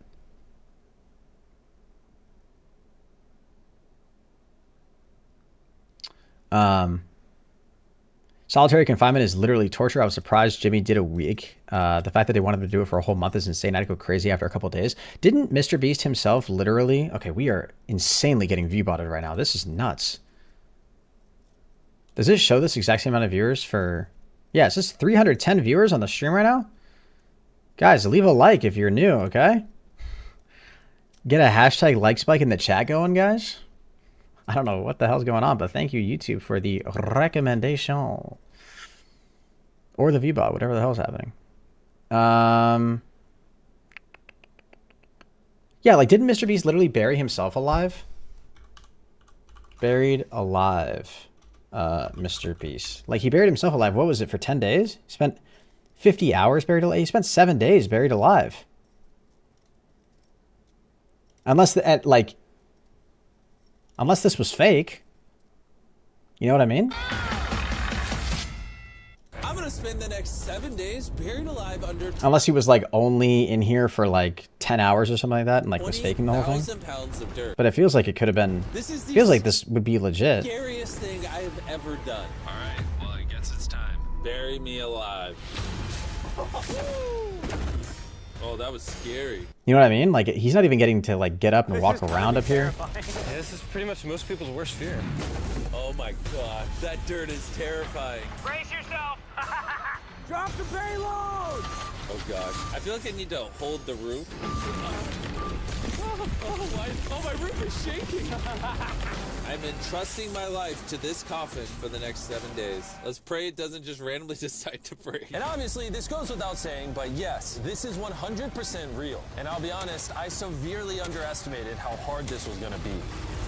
And with that, the challenge has officially started. I am now trapped in here for the next 7 days. Jesus. It took the boys so long to bury me alive that I already have to pee and the challenge just started. In case you're wondering how I use the bathroom down here, well, yeah. This is so uncomfortable. All I have to survive the next 7 days, my foot, is the food in this briefcase, which is basically just some MREs and snacks. My foot went What are MREs? 5 gallon drum of water over there, and whatever essentials the boys put in this briefcase, which probably means I'm gonna run out of food way before the 7-day mark. In all seriousness, this is extremely dangerous. And so I don't suffocate, I need to make sure people are watching me at all times. Jimmy, can you hear this? Yeah, it sounds like Nolan's mom is Jumping on the surface. If we had 12 people, maybe it would be that. It's almost 1 a.m. I have a feeling a lot of you are gonna start going to bed. I need someone to be You're walking at all times. If I need something, I actually need one of you to answer, okay? And now that I have nothing better to do, Dogpack would make a whole video about how that explosion was fake. I'm gonna head to bed, and I'm either gonna wake up well-rested or crushed by 20,000 pounds of dirt. Hopefully I wake up well-rested. sleep is going to be key to finishing this challenge. Because when I'm asleep, I'm not thinking about the fact that I'm trapped in this box. But that only works most of the time. Is there a fly in here? The goal is to sleep as much through this challenge as possible for my own sanity. Oh, look at him. He looks so cozy. Jimmy Jam! No. Nolan drew all over your face. Hey, Nolan, how many hours till your mom comes to set? Oh, no, I know you're gonna say. Hopefully she doesn't accidentally crush the coffin. My Damn, strategy during Nolan's this mom video catching was to strays, sleep the dude. entire time. I completely forgot, though. My friends are gonna annoy me and not let me sleep. This is gonna be miserable. I want to start today off by turning these long pants into shorts. Ow. Ow. I just punched that box. Mission 1 complete. Your boy has shorts. This is our food briefcase. Let's give this MRE a try. MRE stands for meal ready to eat. All you have to do is add hot water and it chemically cooks the food. The boys, on the other hand, were grilling up steaks and literally feasting on Damn, top those of my look gravy. so good. Just for you, we're gonna eat MREs for the rest of the time we're out here. Really? Yeah.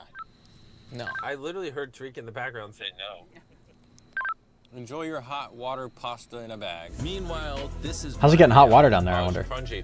Why is pasta crunchy? This is great. I was so bored, I actually ended up punching my coffin for fun, until my knuckles started to hurt. So I put a sock on my hand so I could keep punching the wall. I'm desperate for entertainment. Oh, Jimmy! Thank God, I'm so bored. 1 second! Oh, whoa. What'd you do? Yo, that actually scared me. Can you at least semi-explain to me what you're doing, seeing how my life is on the line? All right. Unfortunately, the boys are incapable of explaining anything. What they've done is they've stuck a pipe all the way down to my grave, vacuumed the dirt out of it, just to take this surgical wire camera and feed it down and look at me suffer. Yeah, that's what happens. That's what happens. Time to go in. This is so Oh my God. What is that? Oh, that fly on my leg freaked me out. Get away from me. You want to hold this steady? Just keep looking. Oh! Move your... Oh, we see him! Having fun? Good night, Jimmy. And when day 2 was coming to a close, I mean, they already boys have cameras left me on to there, go right? spend time by their RV. And being the understimulated man I was, I thought it'd be a good time to crack into their essentials briefcase and see what was inside. Wait, he's opening the card. Is this Nolan's mom? I found a photo of your mom. Bro. Did you do that? No, that was Bro, not who me. did that? Nolan, is this your mom? Oh my God, she's on his chest. Oh my God. Besides That's too somehow funny. losing this picture, if I had to guess what I think would make me quit this challenge, it'd be not wanting to poop underground, back pain, and maybe some back pain. And obviously you can tell this is already getting pretty hard for me. But like usual, you better bet it's gonna get a whole lot worse. It's raining really heavy right now. I just woke up to the sound of thunder. Nolan, wake up. We gotta check on Jimmy, make sure he's like not crushed. I'm actually kind of concerned. This looks way more funeral-esque. You think that dirt's heavier now? Dirt plus rain is heavy. Jimmy! I think I have an idea of how to wake him up.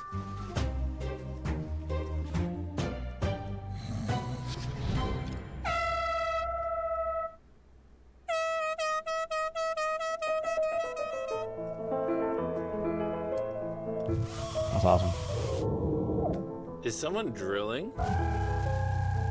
It's one of those days. I don't even have my pants on yet, and things are already getting crazy.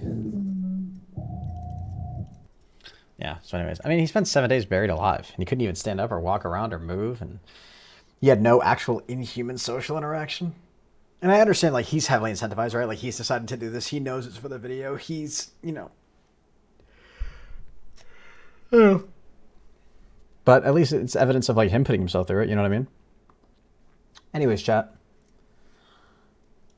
That's my reaction to the whole dog pack thing. I don't know. Let me know what you guys think in the comments, aka in the live chat. I don't think I'll upload this as a video, but who knows? We'll see. I love you guys. Thank you all so much for the love and support. And I will catch you all in the next one. If anybody's still here chilling, I appreciate you. I love you. Again, I will not be live tomorrow because I'm going to a Theo Von comedy show, which I'm very excited about. That's going to do it for me. I'll catch y'all in the next one. Until next time, everybody, keep gaming, and as always,